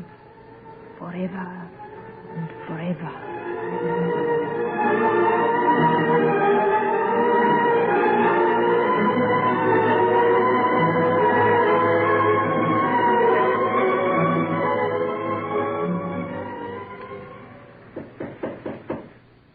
May I come in, Mr. Robinson?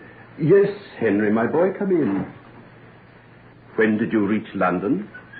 I came up last night, sir. Have you seen Margaret? Not yet. I thought I'd have a word with you first. Well, sit down and tell me what it is I can do for you. I want you to give your consent to Margaret and me announcing our engagement at her birthday party next week. You knew, of course, that we had the sort of understanding, didn't you? Yes, I knew very well. As a matter of fact, Margaret told me about it after she came back from staying at your parents' place some months ago. I trust you haven't any objections, sir? You're the son of my oldest and closest friend, Henry, and that makes what I have to say all the more painful. Why, what do you mean? Surely. I'll be frank with you. A marriage between my daughter and you, Henry, has been one of my dearest wishes, and I know it's been the same with your mother and father. Then let me finish, please. Margaret is my whole life. Her happiness and her welfare matter more to me than anything else in this world. Yes, but surely you know that I feel that I should be perfectly content to trust them both to you. I can't tell you how much I wish it were so. Why, what do you mean? What have you got against me? The man I give my daughter to must be able to keep faith with her. He must have a moral standing, at least to match hers. I don't say equal to hers, because no man can be on the same plane as a really good, pure woman. Oh, I wish you'd explain. What have you got against me? What are you talking about? A certain Mrs. Marchbanks. Now, don't think I've been spying on you, but by the merest accident, actually through my legal business, I happened to discover your relations with her. What? There was a certain settlement about to be made. It was cancelled, and the reason was you. You can't blame me for feeling reluctant about giving Margaret into your keeping, can you? Oh, I know I'm unworthy. I know I'm unfit to touch her, but the thought of losing, why, you don't know what it means. Did you think of that when you were paying your surreptitious visits to that woman? Oh, won't you give me a chance to redeem myself? We're not asking to be married yet. I won't be through my course for another year. I swear that if you'll say nothing to Margaret, you'll never have cause to complain of me again. I'll say nothing to her. I can't consent to the engagement being made public. But what am I going to tell her? I don't know. But I imagine that you're pretty practiced in the art of concealment, aren't you? I deserve that. But it hurts for all that. Henry, why did you do it? For the life of me, I can't imagine how you could have stooped to such a thing. And so soon after Margaret promised to marry you. Surely your love for her should have made it easy to resist the temptations that this other woman offered. Couldn't it have been that it was because I love her so much? Do you think that the feelings I have for Margaret have nothing to do with the flesh? She's remote beyond me. Everything places her beyond my reach. Oh, can't you be reasonable? Perhaps I can. Yes, perhaps I can. I'm not so far removed from my own youth that I've forgotten. Then you'll not be hard on me. You'll see that what I felt for this woman had nothing whatever to do with Margaret. It's just as though I was another being, a different man. Yet still the man who wants to marry my daughter. And the man who might well break her heart and ruin her life. Oh, give me a chance. Just give me a chance. Come back to me at the end of 2 years when you've taken your degree and established yourself as a doctor. If there's been no more of it, well, there'll be no more. I swear there'll be no more.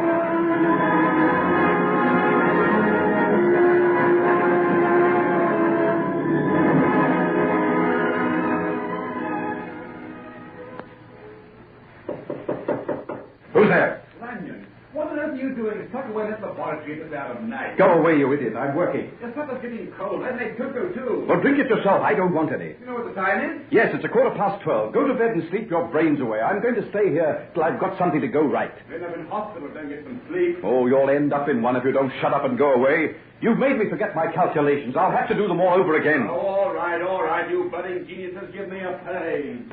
Professor Marriott, my beloved master, I've been a coward. I failed to keep my word.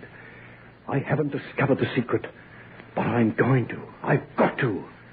I can't have this infernal, evil second self destroying me.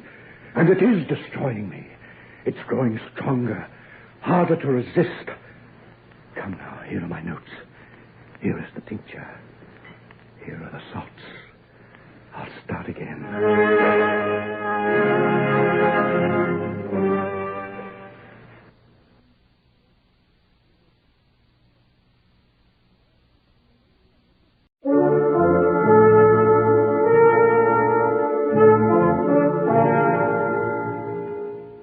Unsolved Mysteries.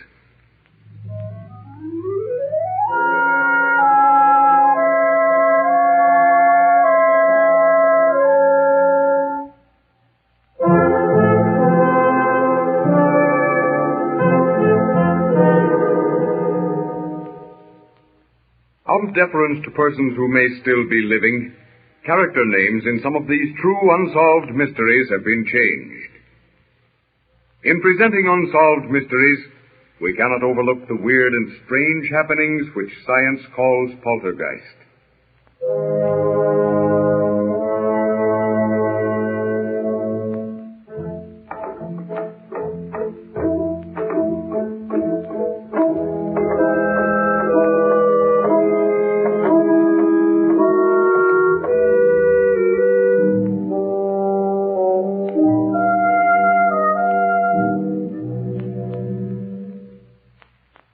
The scene is the home of an American author who has spent more than 25 years tracing down and verifying reported cases of haunted houses and poltergeist manifestations. He is discussing his years of work with a few friends, one a professor of mathematics. The professor speaks. But really now, no matter what results you may have witnessed, you don't seriously suggest that ghosts are responsible? I don't think that ghosts is the proper term. The principal thing about poltergeist activities is that decidedly, the disturbances are not due to any human activity. You can't mean that objects can be moved by any other means than human. But I do. And to the skeptics, I can provide more proof than anyone can read in a year's time. Here, for instance, is a newspaper clipping from an English paper, the London Daily Mail, August 19th, 1920. 40 policemen took positions in a house on Grove Road. Some of the policemen climbed trees, others watched from the roof. The house was bombed by volleys of stones, as on the 3 previous nights. No investigation could lead to the origin of the stones, and no one could have engineered the manifestation, so closely was the house guarded.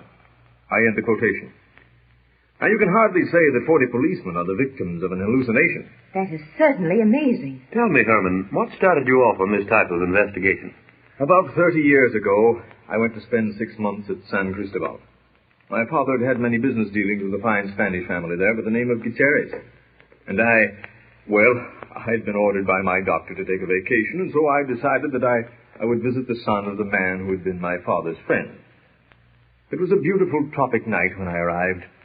Deep, deep blue sky. The stars hung so low that you felt you could almost pluck them from the sky. Hidden in the tropic growth, the birds sang their night songs, and the moon, a big, pale yellow moon, was just rising out of the sea when I drove up to the Gutierrez home.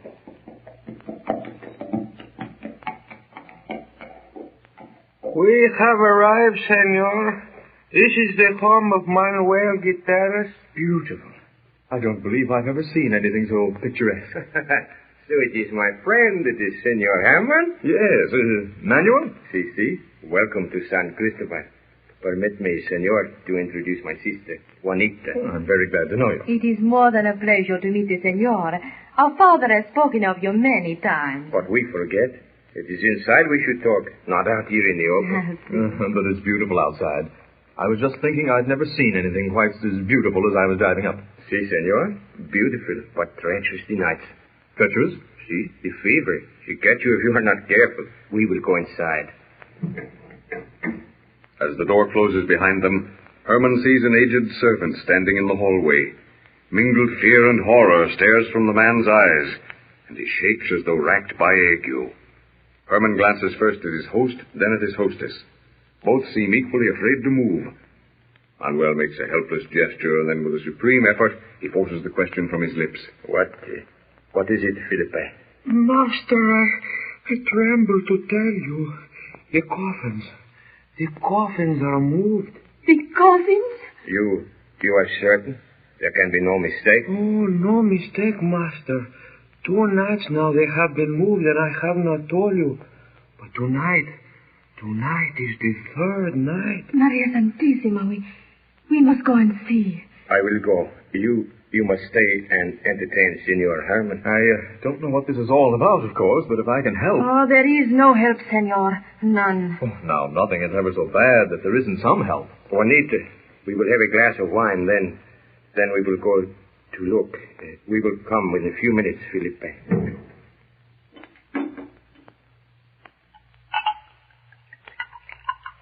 Can you not explain, Manuel? Si, senor. I will explain. At the back of the house, there is our family vault. For 7 generations, our ancestors have been buried there. Yes?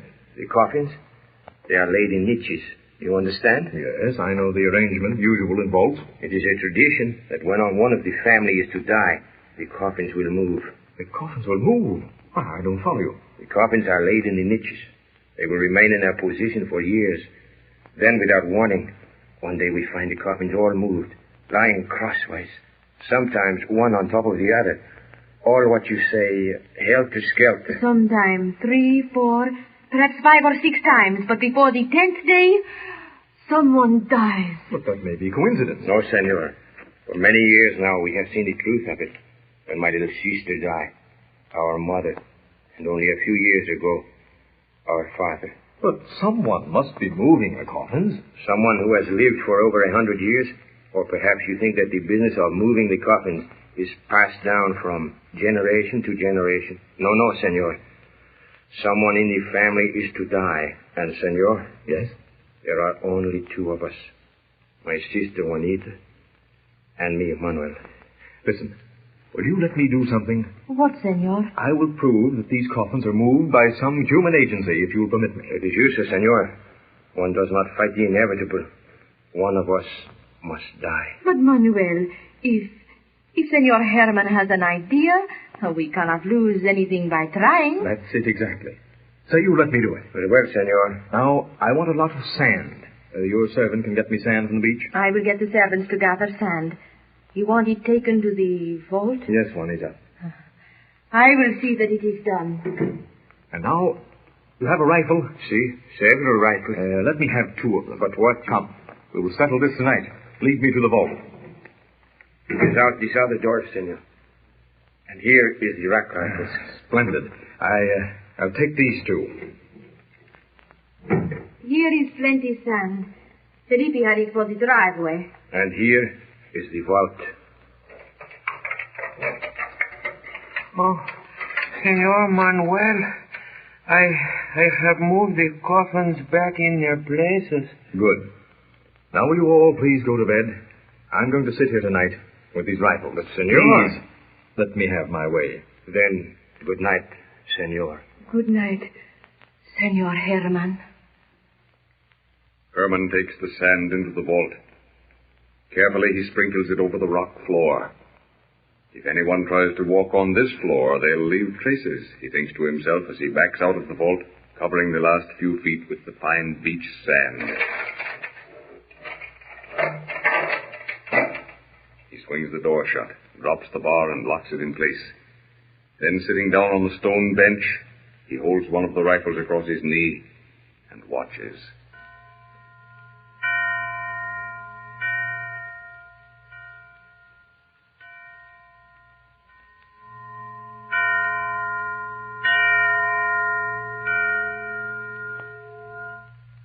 Morning.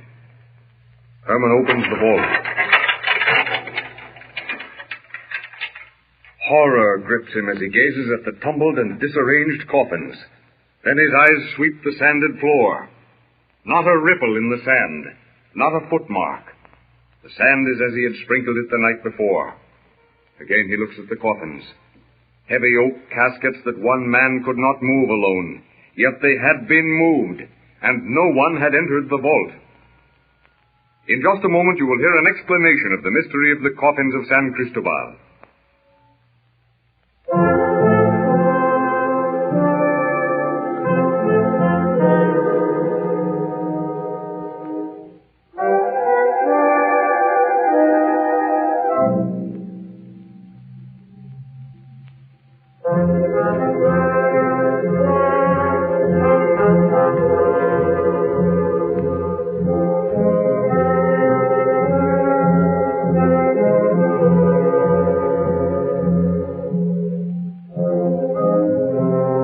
We'll be right back with Act 2 of this Unsolved Mystery after we take a short break. Welcome back. You're just in time for Act 2 of this Unsolved Mystery on When Radio Was.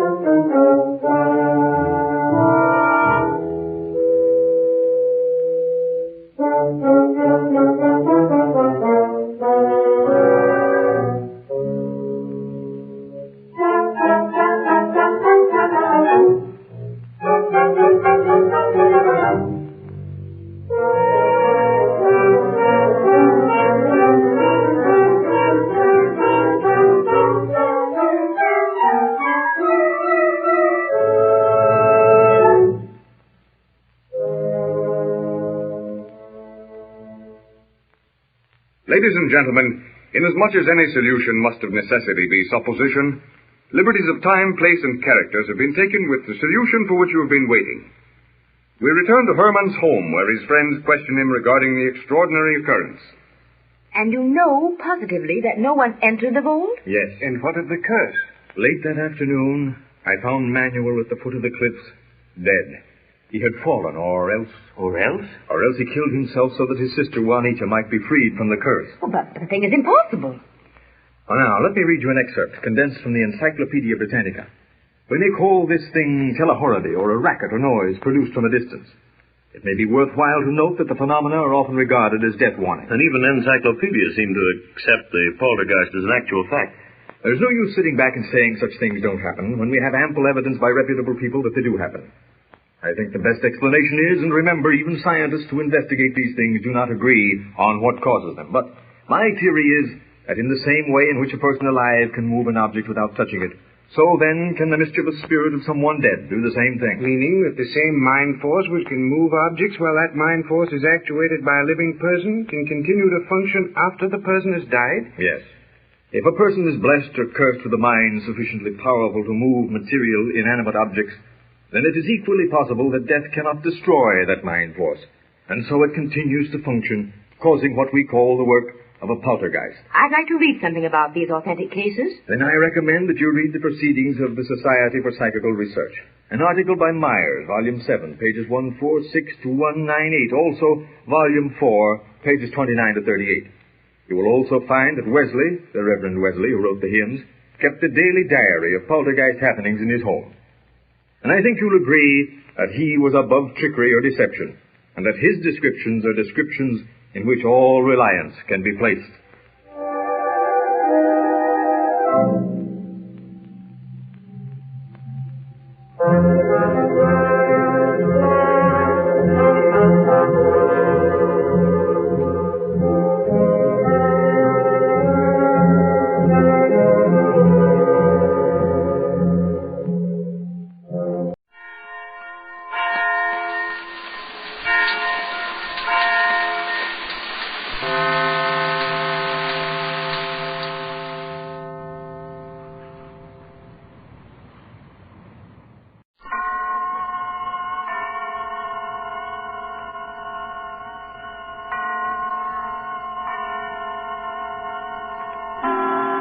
Suspense.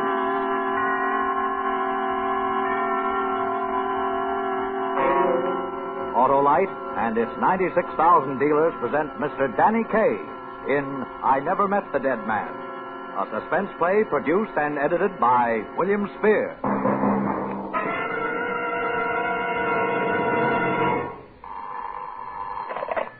Hello? Wake up, Mr. Wilcox. It's a brand new year. Happy New Year. Okay. Oh, what a sleep. Hey, did she say a new year? Boy, let me at it. That's that Autolite Stay Full battery I promised myself. That wonderful water wagon, that thirstless, thrilling three-timer. Yes, sir, it needs water only 3 times a year in normal car use. Hello again. Are you up, Mr. Wilcox? Am I up? I'm as up as an Autolite Stay Full battery is up and away at a single starter shove on a winter's morning that's as cold as blitzing. And alive. Alive as an Autolite Stay Full battery, built with fiberglass retaining mats to give 70% longer average life, according to tests based on SAE life cycle standards, compared to batteries without those Stay Full features. Mr. Wilcox, it's time for... Oh, yes. Suspense. And now, with I Never Met the Dead Man and the performance of Mr. Danny Kaye, Autolite hopes once again to keep you in suspense.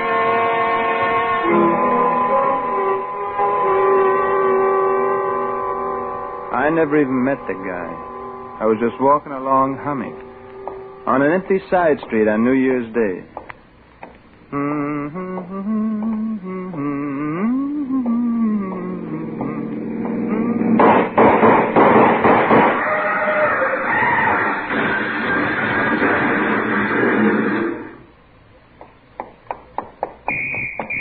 Hey there!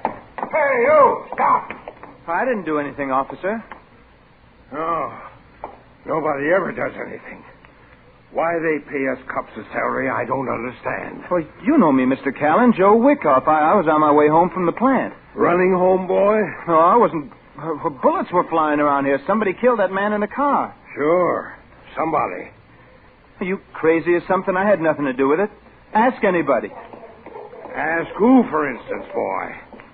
There wasn't anybody else on the street when I turned the corner. Well, how about these buildings around here? He could have been shot from one of them. That's right. He could have. But you better stick around anyway, boy. That's how it started. Just walking along, humming. All of a sudden, bang, bang, and a half hour later, the cops have me in the yes room at headquarters. No rubber hose, none of that kind of stuff. Just, where did I hide the gun? Where did I hide the gun? Where did I hide the gun? And I keep telling them I don't even own a gun. All the time I know they got nothing on me, that they're playing a long shot, but just the same, I'm scared. A murder rap, who wouldn't be scared? Finally, after a couple of hours, they let me go. Callan, the cop that nabbed me, was standing on the sidewalk outside. Well. Look, Mr. Callan, I wanted to tell you, I know you were just doing your duty, and there's no hard feelings. Well, that's real generous of you, boy. I was only trying to be nice about it. I'm wondering why you're trying. You're worried, aren't you, Wyckoff? You're holding something back. You're worried. You're lying, I can tell. You know so much, why don't you sound off inside headquarters? I'm just a neighborhood cop, a beat man. But even a beat man gets a good idea once in a while. What are you holding back, boy? Nothing, Mr. Callan, nothing, I tell you. Bad business lying to the police. I'm not lying. Go on home, boy. Talk it over with your wife.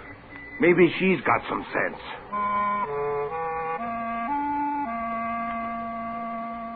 Bella, my wife with some sense. That was funny, only Callan didn't know. Bella's like a friendly kitten. Pretty and lovable and full of fun. All Bella could think was, gee, her husband's name was in the evening paper. Look, Joey, right here on page 27. The only witness to the murder was Joseph R. Wyckoff. They misspelled it. Only one F. Wouldn't you think they'd know better? Joseph R. Wyckoff, a truck driver on his way home from work. The victim has not yet been identified. The guy that got killed, the cops don't know who he was. No papers on the body, and his face was full of bullet holes. The police expect to make an arrest within 24 hours. It says so right here. Well, a professional job like that is going to take the cops more than 24 hours to pin down. I don't understand. Professional? A hired gunman steps off a train from Detroit or someplace. He fires a couple of shots and takes the next train back. No clues, nothing. Oh. Well, then how come... Oh, let's forget it a while, will you, honey? I don't feel like talking about it. All right, Joey. Okay. You sick or something, Joey? You're all jumpy. You didn't eat hardly any supper. Well, I've got no appetite. Lots of times I'm like that. No appetite. It's a shame. All that good spaghetti going to waste. Joey. What? We ought to celebrate your name in the paper. Let's go out dancing somewhere. I'm tired, Bella. Bushed. Gee, we never go out anymore. Some other time, Bella. That's what I mean.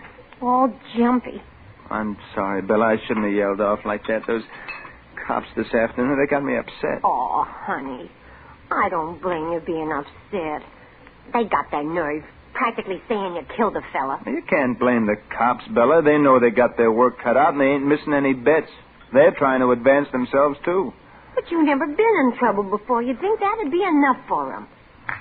Well, only thing is, I have been in trouble. Huh? Back in New York before I met you, I did a stretch in prison. You? Yeah, it was nothing very much. Robbing a grocery store, the kind of crazy things young guys do. Joey, you never told me. Well, you spend a year with the bad boys, you certainly don't hire a skywriter to tell people about it, Bella. But I'm your wife, Joey. I wanted to tell you, and I would have. Well, I'd understood. Sure, Bella. But lots of times you talk without thinking, honey. I was scared you might let it slip and... Oh, I never would have blabbermouthed about a thing like that, Joey. You know that. Did you tell the police, Joey? No. They asked me, did I have a record? And I said no. Oh, golly. Maybe I shouldn't have lied. I don't know, but I was rattled. I'm still rattled. Well, will they find out anyway? I don't see how.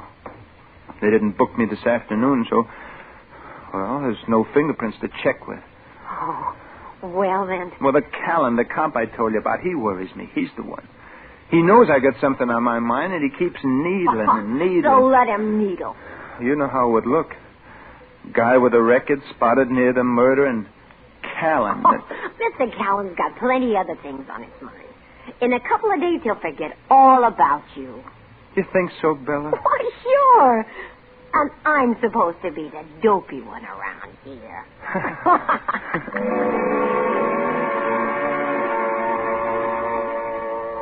I got to thinking maybe Bella was right. Maybe it was just another side street killing that wouldn't amount to a hill of beans. I might even have had a good night's sleep if we hadn't stayed up for the late news broadcast. An obscure murder lost in the back pages of tonight's papers will be headlined on page 1 tomorrow morning. The victim has been identified as Willoughby Roberts, feature reporter of the News Gazette. And that newspaper has already posted a $10,000 reward for information leading to the arrest of the killer. Willoughby Roberts, it was revealed tonight, had been engaged in an undercover investigation of the county's illegal gambling palaces. Today, President Truman made an address to... My luck. Now, Joey. $10,000. Every cop in town will be out for that reward. If they find out about my record... Oh, Joey, don't. Bella, what am I going to do? There was nothing I could do but wait and pray that the cops would let me alone. Next morning, I went to work same as usual. All day long, I sat behind the wheel of my truck, trying to act like nothing was wrong. Finally, I went back to the plant. Hugo, he was the boss of us truckers. He had left word for me to see him in his office. Well, come in. Sit down, Joe. Now, I'm not supposed to tell you, Joe, but you're in trouble. Bad trouble. Yeah? A cop in here all afternoon pumping me. Was his name Callan? Well, he didn't mention no name. Thick neck, hard eyes, all the time looks like he's smiling at something he don't think is funny. That's Callan, all right. Is Wick off a friend of Pigeon Watts, he asks me, and I tell him... Pigeon Watts? The gambler, the big gambler. He owns that place outside of town, the Pigeon Coop. Uh-huh. The reporter, the guy that was killed, he was working on Pigeon Watts. The cops figure the Pigeon paid someone to do the job. Maybe you. I don't know any Pigeon Watts. That's what I told this cop, this Callan. Joe Wickoff mixed up with gamblers. I said, don't make me laugh. He can't even beat his wife at gin rummy. And anybody that can't beat Bella at gin rummy... Thanks, Hugo. It slowed him down a little, Joe. Now comes the bad part. Go ahead. This cop, he went nosing around the trucker's locker room. He found a gun, Joe. Where? In the box for dirty towels.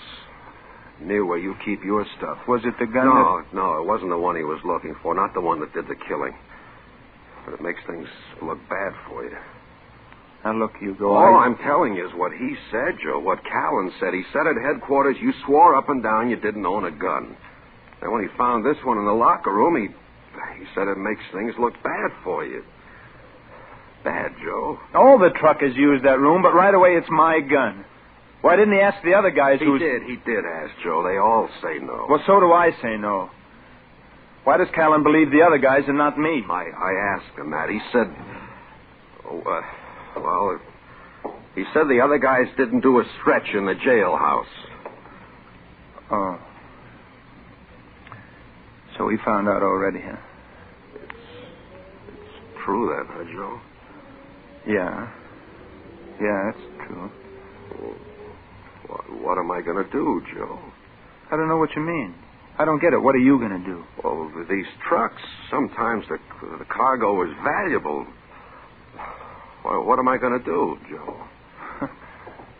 Yesterday, I'm your best friend. Today I'm an ex-con who might steal a monkey wrench. Why, guy got the owner's to answer to, Joe. Suppose you were me. Suppose you had a driver you liked, but it turned out he had a record. What would you do? Same thing you're going to do. Oh, there are other jobs. Sure. All kinds of jobs for an ex-con, a murder suspect. Babysitting, maybe. Well, don't do anything crazy. Please, Joe. Well, suppose you were me. What would you do? I'd go out and get drunk. But I ain't a married man. Bella will need you, Joe. She's not having any picnic. Does she know what's been going on? Well, the cop was heading for your apartment when he left here, so I called Bella just to call her. In case there's any evidence to hide. Was that it? Oh, Joe. My buddy. My trusting buddy. Ah, don't feel that way, Joe. Well, what way do you expect me to feel?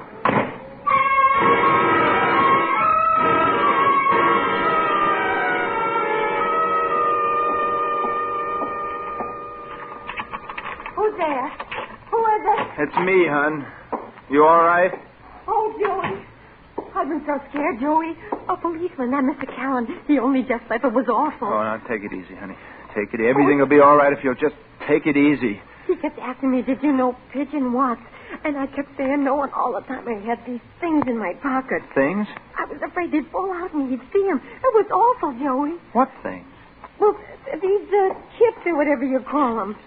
But these are gambling chips. I found them in your bureau drawer just before Mr. Callan came. They all got a pigeon marked on them, and I figured you wouldn't want nobody to see them.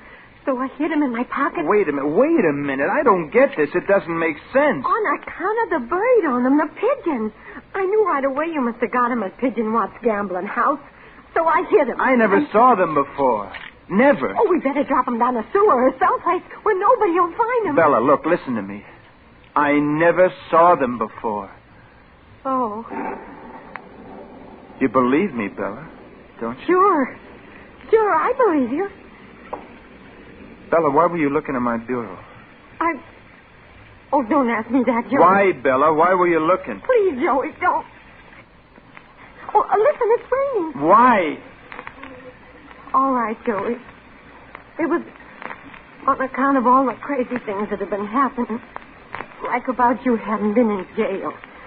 And then Hugo, your best friend, he sounded so funny over the phone when he said they found a gun in your locker. Near my locker. Not in, near. Near, then. I was scared Mr. Callan might find something else when he got here. So I searched all through the apartment. And you found these chips from Pigeon Watts' joint? Yeah. Oh, you. You think I'm mixed up in this murder, don't you, Bella? Oh, no, Joey, no. It's just that I don't know what to think. What does that mean? Oh, I guess I'm kind of dumb, like you're always kidding me. And all these crazy things happening. I don't know what to think. First Callan, then you go, and now you. Gee, you're sore, Joey. I can tell just by looking at you. You're sore clean through. Yeah, I'm... No, Bella. Maybe it's better you're honest. Then I know where I stand. But... Maybe it's good I'm sore. Maybe now I'll get off the dime. Off the dime, Joey? Bella, I want you to listen to me now. Did you go out today, Bella? Did you go out at all for shopping or anything? Well, it was just a few minutes at noon. I went in to talk with Mrs. Manelli and 4G, just gabbing. Well, try to remember now. Did you leave the door open, the apartment door? Yeah, I think so. And somebody could have sneaked in here and planted these gambling chips while you were gone. I guess so. Sure. But who'd do a thing like that? Somebody who wants the $10,000 reward. Somebody who wants it bad enough to frame an innocent guy. Joey. I'm a natural. I'm an ex-con. I happened to be right there when the shots were fired. I would be the... Joey, who? Who's framing you? I don't know who.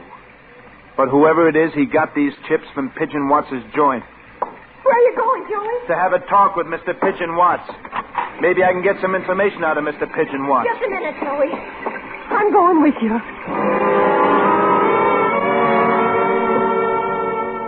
I thought I was so smart. If I only hadn't gone on with it.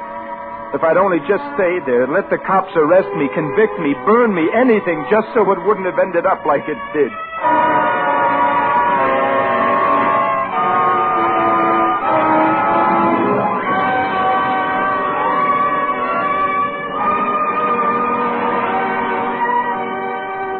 Autolite is bringing you Mr. Danny Kaye in I Never Met the Dead Man. Tonight's production in radio's outstanding theater of thrills, Suspense.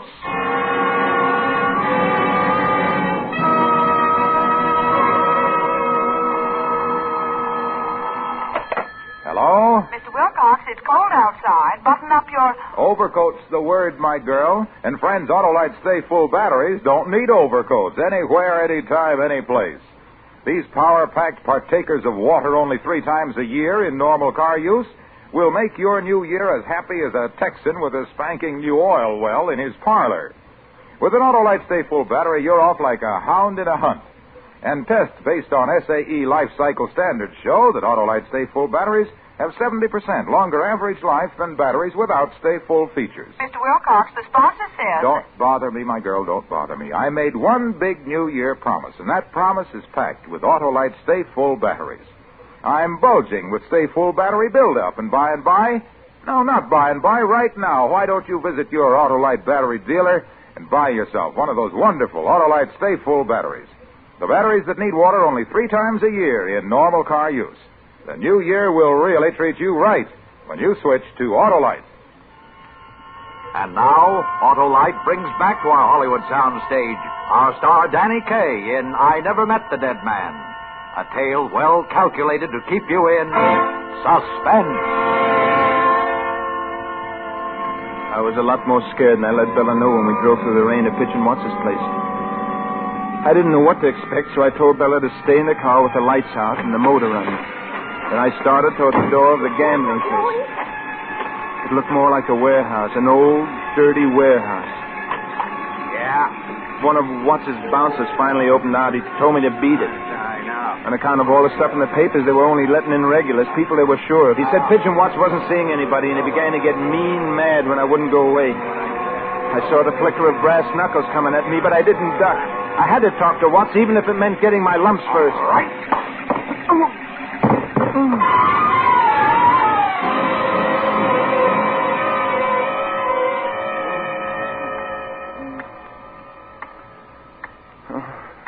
Still feel like a hard guy? No, sir, I'm not a hard guy. I just wanted to see Mr. Watts a few minutes. You're seeing him? My name is Wyckoff, Mr. Watts. Wyckoff? You the one that saw the reporter get it? Yes, sir, Just a second. Nobody bother me a while. All right, hard guy. What's on your mind? Well, it's like this, Mr. Watts. And I told him the whole story. Everything that had happened, and he just sat there and looked at me. No expression at all, just sat there and looked at me. It was like talking to a chair or something. Even when I showed him the gambling chips Bella had found in my bureau drawer, it didn't seem to mean anything to him. 2-bit chips for the piker trade. Anybody could have walked out of here with a handful. Sorry, I can't help you. I gotta have help. The cop I told you about, he really thinks I killed that reporter. I don't blame him. There's a good frame. Nothing obvious about it. Just little things pointing to you. Good frame, all right. A very good frame. But I didn't do it. Honest, I didn't. I know you didn't, but there's nothing I can do to help. Sorry. What makes you so sure I didn't kill the guy? Nothing I can do. I just asked why you're so sure I didn't kill him. Because I know who did. Because I paid an out-of-town torpedo 1,500 rockets for the job. Well, then. You expect to tell that to the police? Well, you've got to, Mr. Watts. I could get the chair for this. So could I. You or me. Then you won't do nothing? No. It's a tough break for you. Like I said, I'm sorry, but that's the way the ball bounces. If you think I'm going to take this lying down, you're crazy. Maybe you're not so tough as you think. I've got a couple... Yeah? Our friend's getting hard again. Outside with him, Roy. I'm not going anywhere. You're the man outside. No. Hey, look. I don't get no pleasure slapping people around. Outside before... Hey, a raid. Yeah. Should I open up? Let them pound their way in this time. Maybe you'll talk for the cops, Mr. Pigeon Watts. What'd I do with this monkey pigeon? Why a raid? I mean, why right now, this minute? Who cares why? They're here, and I'll tell you why, Wyckoff. It's so you and I get pulled in together. You got a car outside? I'm staying right here. The cops ain't brainless, Wyckoff. They're pretty sure I ponied up for that killing. The only place they went wrong, they figured I paid you for the job. They'd have faced us both before this if they could have found any connection between us. So what? So this, if they nab us together in this raid, it takes care of the connection. He's right, hot guy. Now will you get out of here? But how'd the cops know I'd be here? Whoever's framing you planted those chips so you'd come in. He even knew when you'd come, and he tipped off the police a $10,000 phone call. Yeah. Now beat it. Open the window, Roy. You're all right, Watson. You can think pretty fast. You just told me the answer. I think I can find the guy now. That's fine. Go on, kid. Out the window. 2 stories down. All right, it's 2 stories down. I can make it. So long, hot guy. Oh, my leg. Get over back. My leg. I'll make it. I gotta make it. I gotta know. I gotta know who's the guy.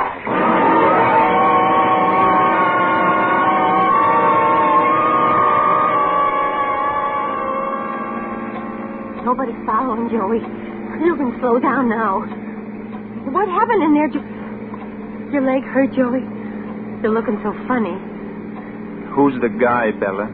These roads are wet, Joey. Not so fast. Who's the guy? What guy? What are you talking about? The guy, Bella. The guy you're framing me with.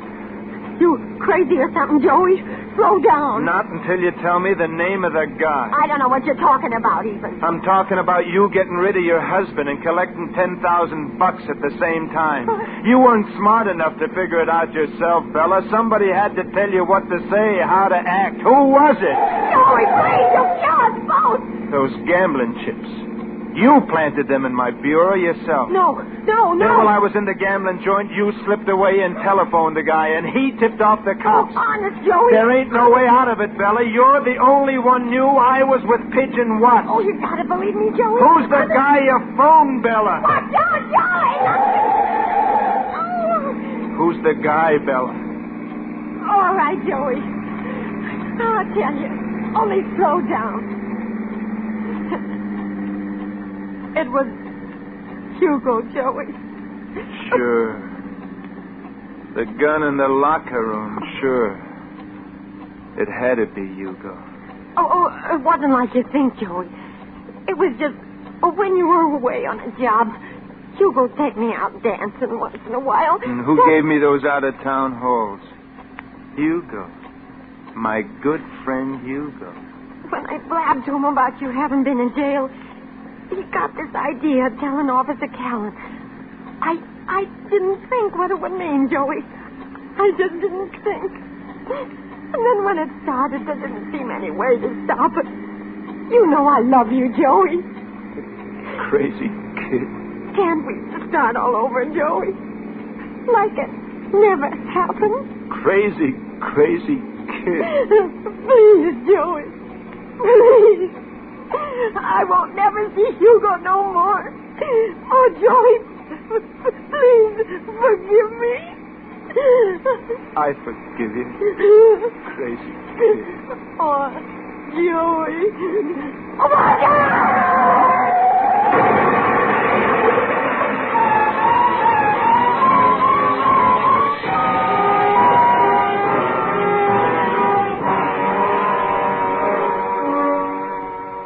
Bella's dead. Killed in an accident, the newspaper said. But maybe it wasn't really an accident. But whatchamacallem here at the hospital, the psychiatrist, he says lots of automobile accidents happen because the drivers want them without knowing they want them. Down underneath, they want them, that isn't.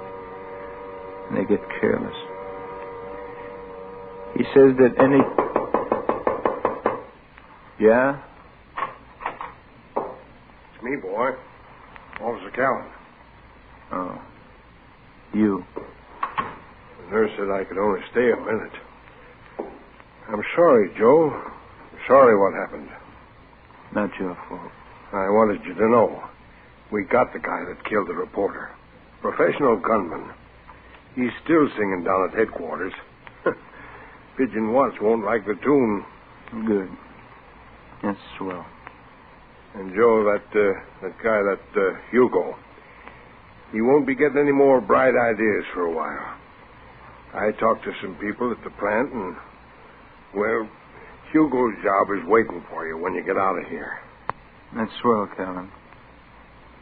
Thanks a lot. About, your wife?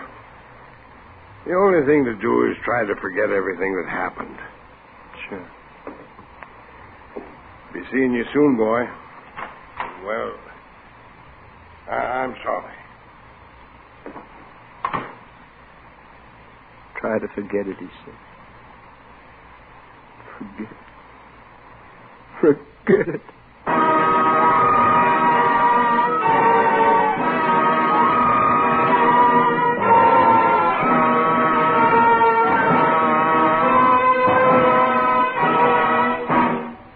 Suspense, presented by Autolite. Tonight's star, Danny Kaye. Hello? Mr. Wilcox, did you make your New Year's resolution? I promised myself the pleasure of another year of telling about Autolite Stay Full batteries, the batteries that need water only 3 times a year in normal car use. Autolite Stay Full batteries are just one of more than 400 products made by Autolite for cars, trucks, planes, and boats in 28 plants coast to coast. These include complete electrical systems used as original equipment in many makes of America's finest cars. Batteries, spark plugs, generators, coils, distributors, starting motors, and bullseye seal beam headlights. All engineered to fit together perfectly, work together perfectly because they're a perfect team. So don't accept electrical parts supposed to be as good. Ask for and insist on Autolite, original factory parts at your neighborhood service station, car dealer, garage, or repair shop. Remember, you're always right with Autolite.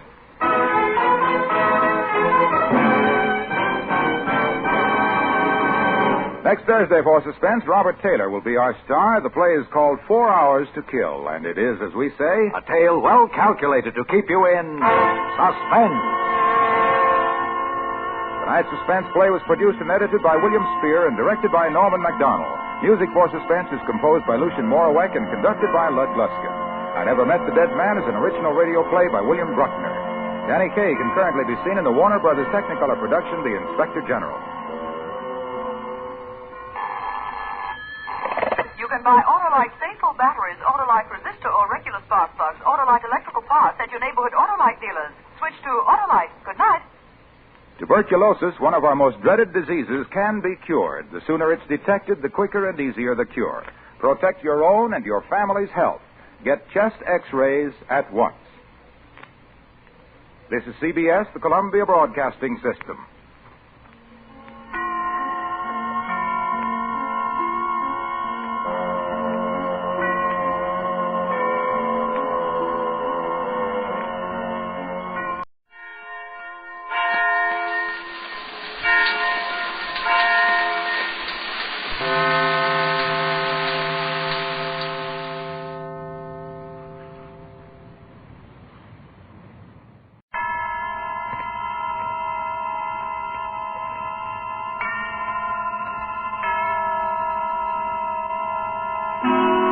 Suspense.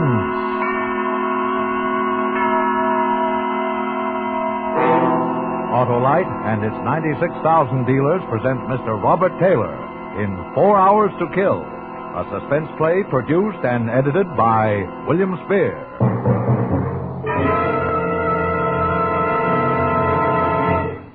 Hello there, Mr. Wilcox.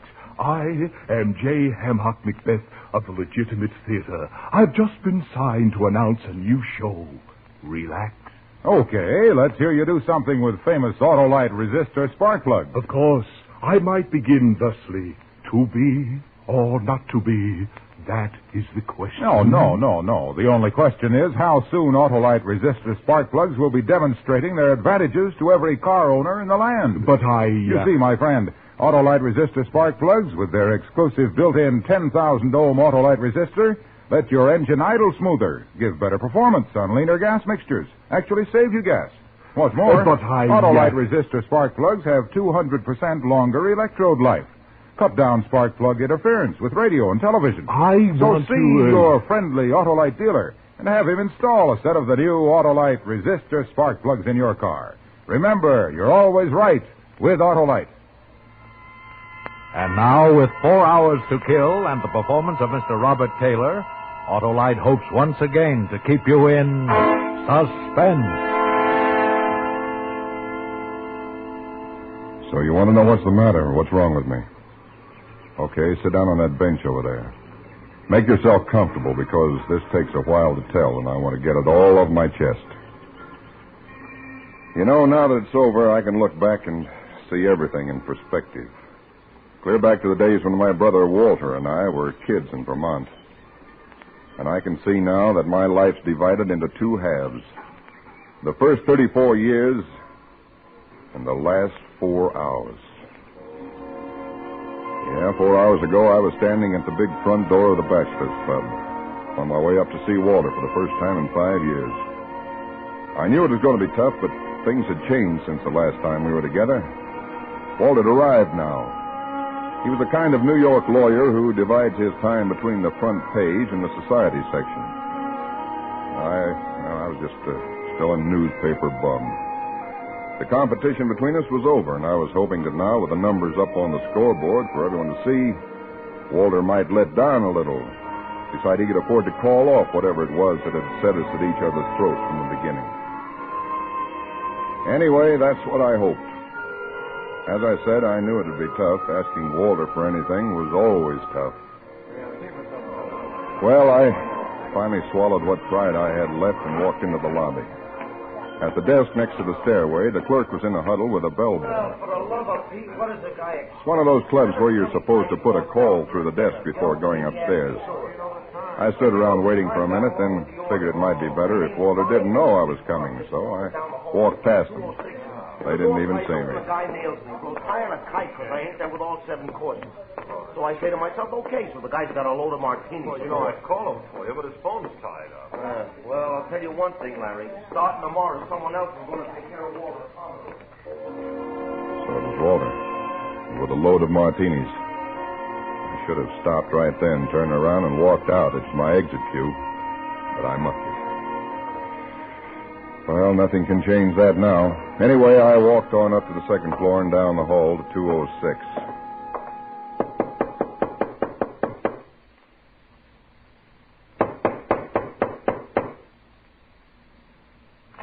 Well, it's about time you got here. Well, oh. Hello, Walter. Theodore. That's right. Big brother Theodore. Well, come on in. You're just in time for dinner. The boy will be up in a minute. No, thanks, Walter. I haven't got too much time.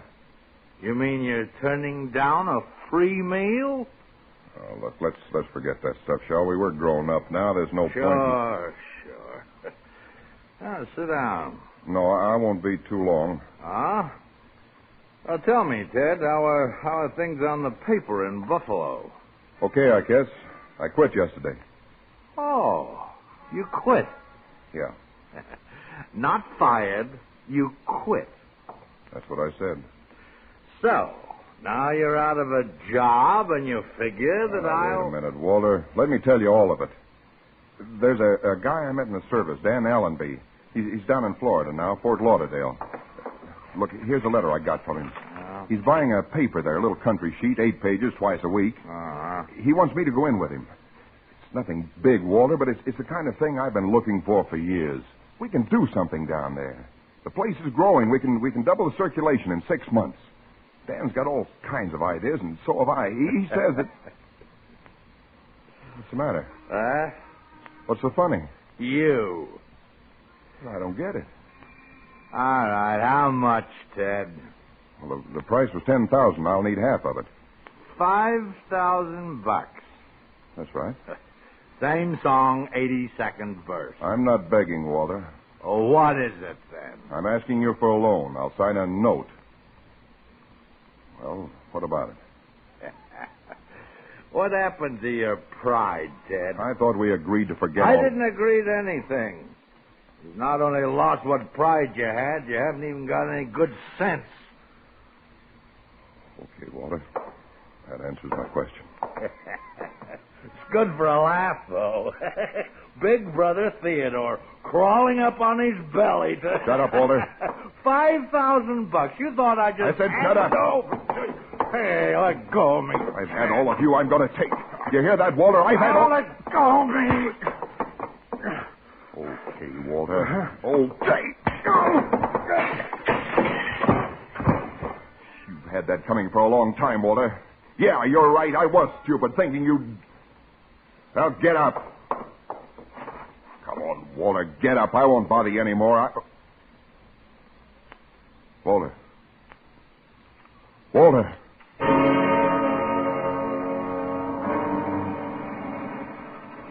I saw it when I turned him over. A stream of blood oozing out of his right temple where he'd hit his head on the corner of the hearth. No pulse. No breath. Walter was dead.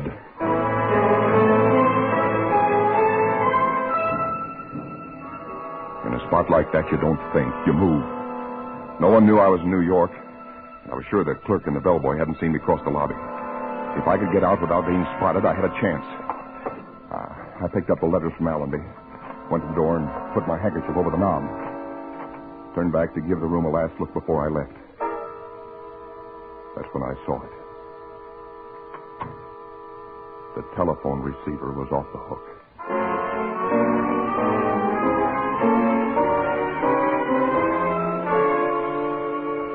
I remember I looked down at it like it was a poisonous snake or something. Started to hang it up, then changed my mind.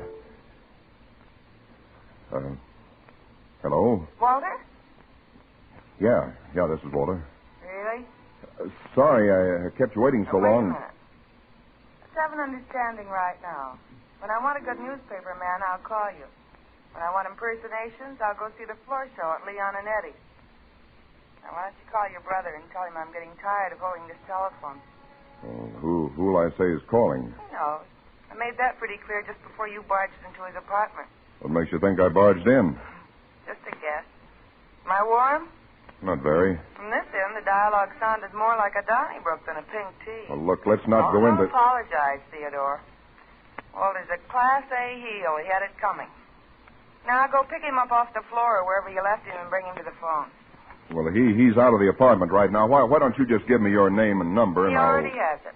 I gave it to him a year ago in a moment of weakness.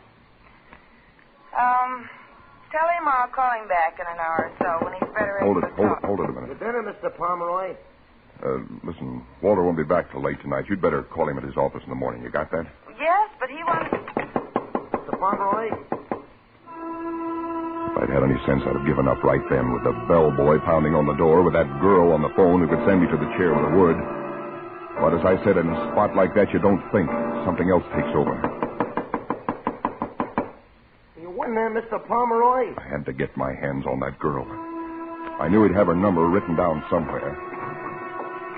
There was nothing on the telephone stand, nothing in the drawers but a couple of bridge score pads and some other junk.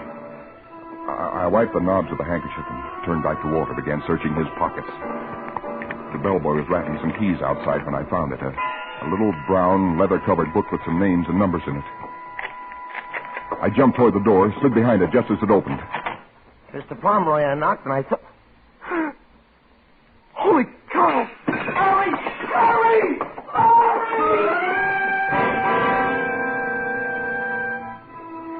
The minute he turned the corner, I took off for the back stairway.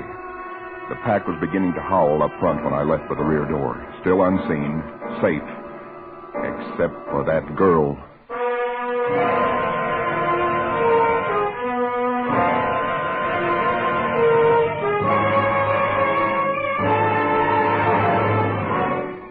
Autolite is bringing you Mr. Robert Taylor in 4 Hours to Kill. Tonight's production in radio's outstanding theater of thrills, Suspense.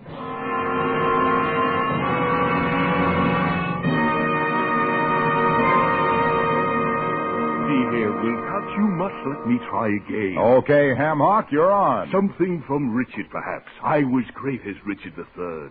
Now is the winter of our discontent made glorious summer by... Autolite resistor spark plugs? Now you're cooking, my boy, because Autolite resistor spark plugs do get you started faster when it's cold.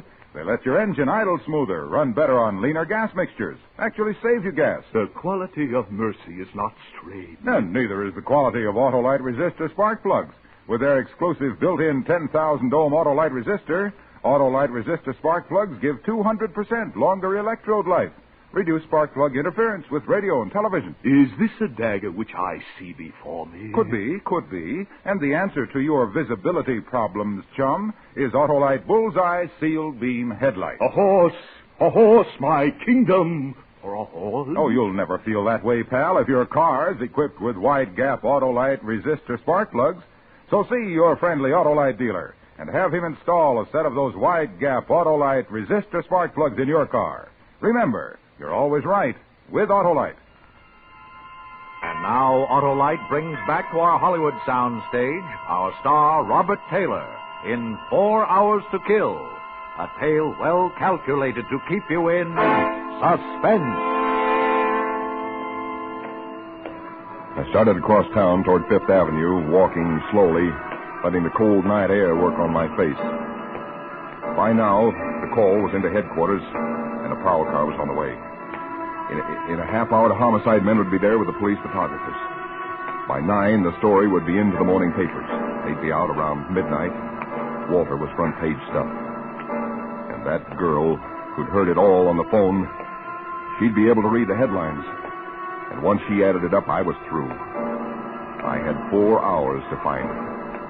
Then, somehow, somewhere, I knew I had to kill her.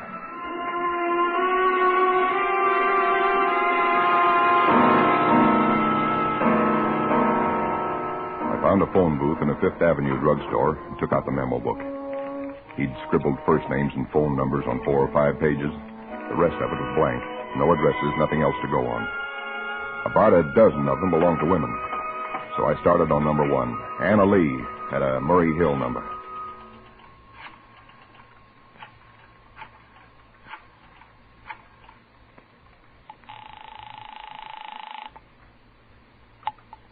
Hello? Is this Murray Hill 41121? That's right. Is Joanne there, please? Joanne? I'm sorry, I don't know any Joanne. You must have the wrong number. Are you sure? Well, I guess I'd better check it again. I'm sorry. Now, Louisa's men, if you're that guy who's been calling, let me tell you right now. You say you're making a survey? Well, my little old head isn't much good at figures, but I'll surely be glad to help you all out.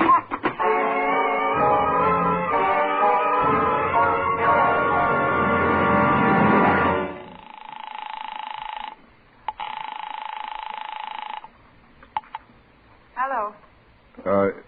Is this Maxine? That's right. Who's this? Didn't I talk to you a little while ago? Who? Oh. Don't tell me it's Theodore. Make it Ted, will you? Oh, we're real friendly now. Well, I hope so. I see. And you make a habit of hanging up in people's faces? We were cut off, Angel, and you were so snide about giving me your name, I couldn't call you back. Mm-hmm. So you went out and bought yourself a crystal ball? No. I just called up every girl in Walter's telephone index until you answered. Why'd you do that? Well, because I want to see if the girl is as nice as the voice. How do you blush or default? Look, why don't you save us both a lot of trouble by telling me where I can meet you? I'd rather keep it this way. I can be pretty persistent. I can be pretty stubborn. 1 Pomeroy's about all I can cope with at a time. I'm awfully sorry, Theodore, but I... Wait a minute. What's that music? The radio? No, it's not the radio, and please don't bother me. You're a nice boy, but I'm too busy right now to play games. Look, you've got to at least give me your last name, Maxine. Good night, Theodore.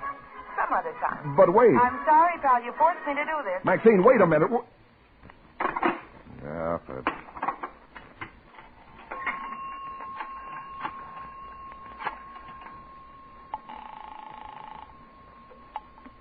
Information. Would you tell me if you have a party by the name of Thomas P. Sherman at Plaza 22376? Thomas P. Sherman. S-H-E-R-M-A-N? That's right, Plaza 22376. 1 moment, please. I looked at my watch. 9 o'clock. I could close my eyes and see that hotel room now. Jammed with the boys from the police beat, crowding around the medical examiner, grabbing for the phone, shooting questions at the lieutenant in charge. Hello, sir. Yes? We have no record of a Thomas P. Sherman at Plaza 22376. Oh, well, who is listed at that number? I'm sorry, sir. We do not give that What about the address of the number? I'm sorry, sir. Look, I've got to have it, operator. It's very urgent. One moment. I'll connect you with the supervisor. No, skip it. I started to get panicky then. Got a lot of wild ideas about running, grabbing the next plane for anywhere. But I fought it down. I'd been a reporter long enough to know what happens to guys who run. I had to get that girl. I had to. Yeah? You through with a phone? Yeah, go ahead. Oh, thanks, pal. I gotta get hold of the little woman, you know. The more I explain to her now, the less I'll have to do when I do get home. Boy, they're sure going all out in that Legion parade, ain't they? Yeah.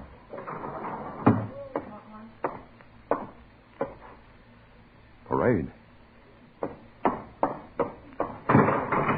Excuse me. Yeah, sure. What's the matter? What was that you said about a parade?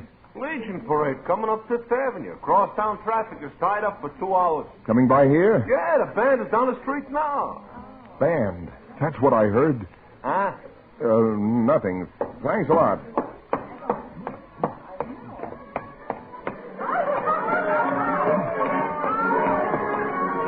Crowds were lining the curbs outside. Down the avenue, somewhere around 78th Street, I could hear the band at the head of the parade, marching toward us. The same band I'd heard over her telephone, passing so close it almost covered her voice. She was on a low floor, next to the street, and the band had passed her at exactly 1 minute to 9. I remembered looking at my watch. I stood there and waited for the band. It was a wild idea, but I had a feeling if I figured it carefully, I could come pretty close. I walked a block with the band, then another one to make sure. It took them 1 minute and 20 seconds to cover a block. We hit 84th Street at 16 minutes and 20 seconds past 9. They covered exactly 13 blocks since they passed her telephone. That made it somewhere around 71st Street, on the ground floor. An apartment, maybe a residential hotel facing Central Park. I turned and started running back down Fifth Avenue. I was getting close. And there were still 2 hours before the morning papers hit the street.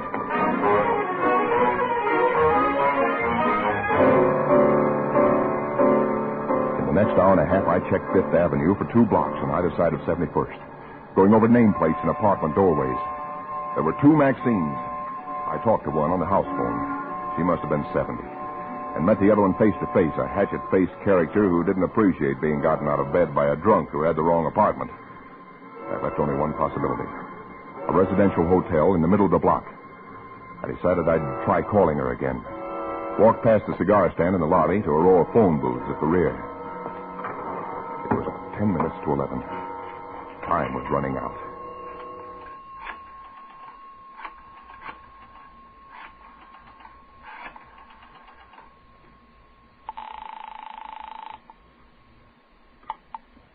Hello.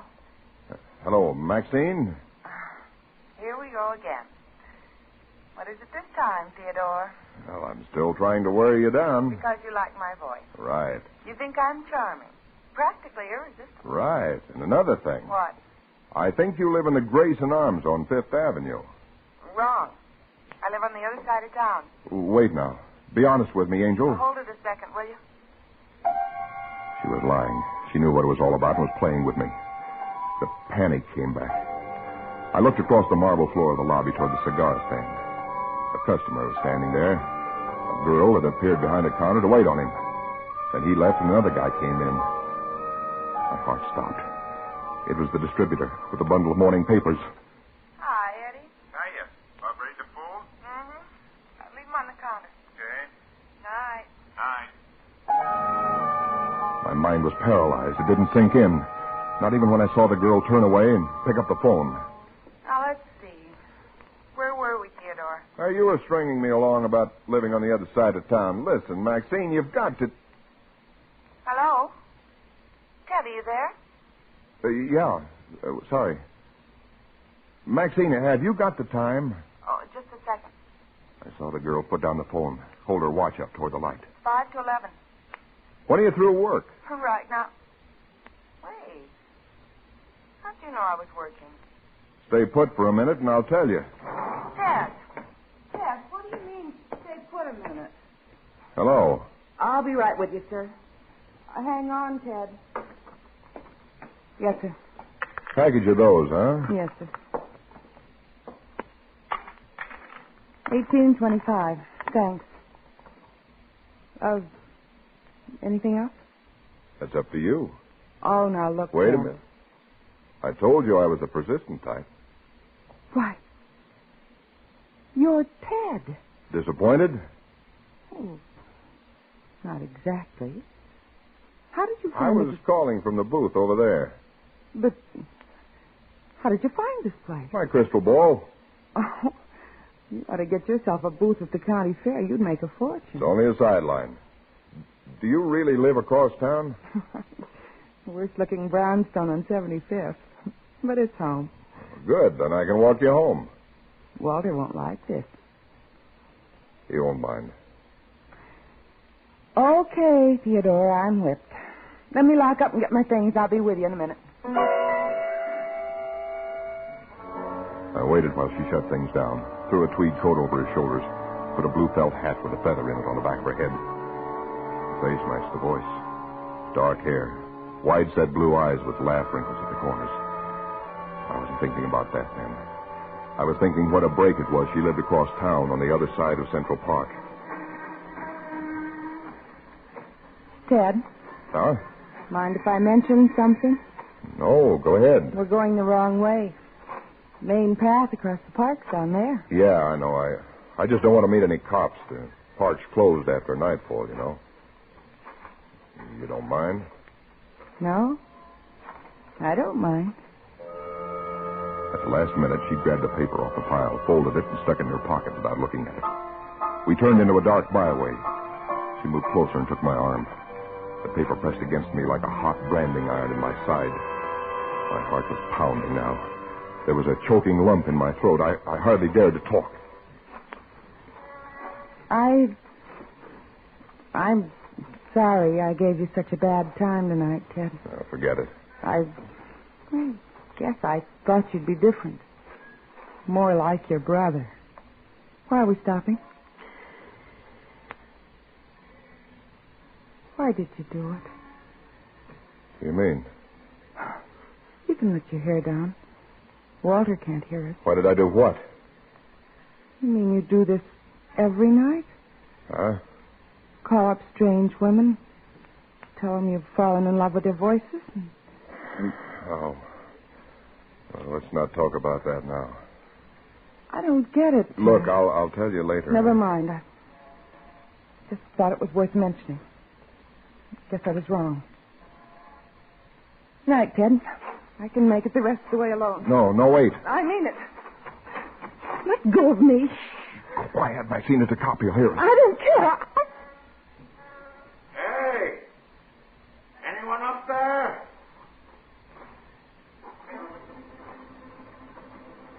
I held her tight, my lips hard against hers. I heard the cop walk by on the main path 50 feet away. There in that dark byway, I could have done it. 10 seconds, maybe 20, and it would be over. I'd be free. But I discovered something else. I felt her respond, felt her arms tighten around me. I said it before, back in that room with Walter's body at my feet. I stopped thinking. Something else took over. I was like an animal, fighting for life, going on nerve and instinct. But there in that black pathway in the park, I began to think again, like a human being. And I knew that whatever it is that's born into a murderer wasn't in me. That, love her or hate her, I could no more murder this girl in cold blood than I could fly to the moon.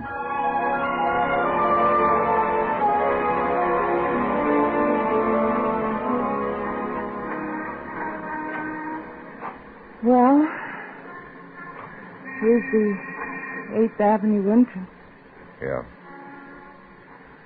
Why don't you tell me, Ted? Something's tearing you to pieces. I can see it. Okay. You've got a morning paper in your coat pocket. Take a look at it. Paper? What's that got to do Here, with... give it to me. Page 1. I knew it. Lawyer attacked in city apartment. Walter. Yeah. You asked me. Here it is. New York, January 18th. Bruised and bleeding after an attack by a mysterious visitor into his rooms at the Bachelor's Club early last night, Walter Pomeroy... Wait a minute. Go on. Walter Pomeroy, noted criminal lawyer, still refused to disclose the identity of his assailant. Dr. James Penrose, attending physician, said Pomeroy suffered a possible concussion from a severe blow on the head, but was otherwise progressing nicely and would be released from City Hospital in 24 hours. The attack came at... Good Lord. Severe blow on the head. Yeah, he fell. Listen, Maxine, this doesn't tell it all. There's something else. Then what is the matter? Okay. So you want to know what's the matter? What's wrong with me? Okay, sit down on that bench there. Make yourself comfortable because this takes a while to settle.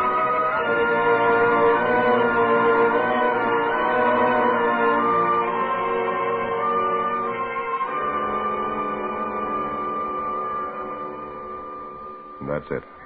That's what's wrong. I wanted you to know all of it because, well, you're important to me now, maybe more important than anything else in the world. You can check out if you want to. It's nothing a cup of coffee won't cure. Max. There's an all-night stand around the corner. Got 20 cents.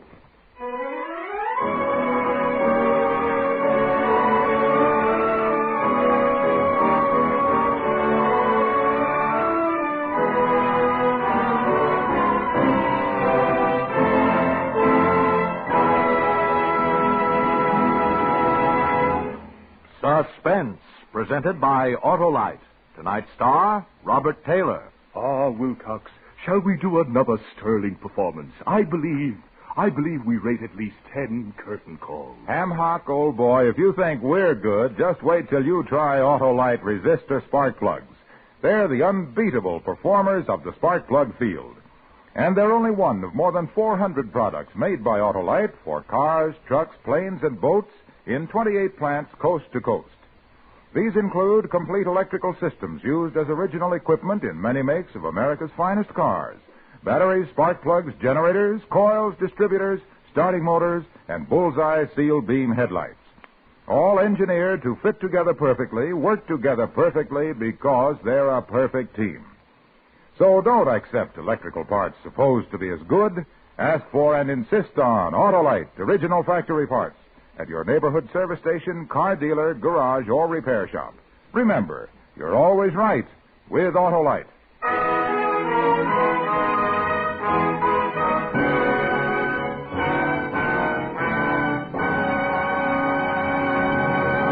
Next Thursday for Suspense, William Powell will be our star. The play is called The Escape of Lacey Abbott.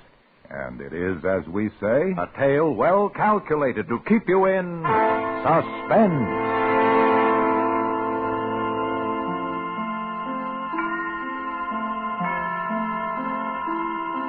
Tonight's suspense play was produced and edited by William Spear and directed by Norman MacDonald. Music for Suspense is composed by Renee Garrigank and Lucien Moraweck and conducted by Lud Gluskin. 4 Hours to Kill is an original radio play by Harold Swanton. Robert Taylor will soon be seen with John Hodiak and Arlene Dahl in the Metro-Goldwyn-Mayer production Ambush. In the coming weeks, you will hear such stars as Ozzie and Harriet Nelson and Rosalind Russell. And don't forget, next Thursday, same time, Autolite will present Suspense, starring William Powell.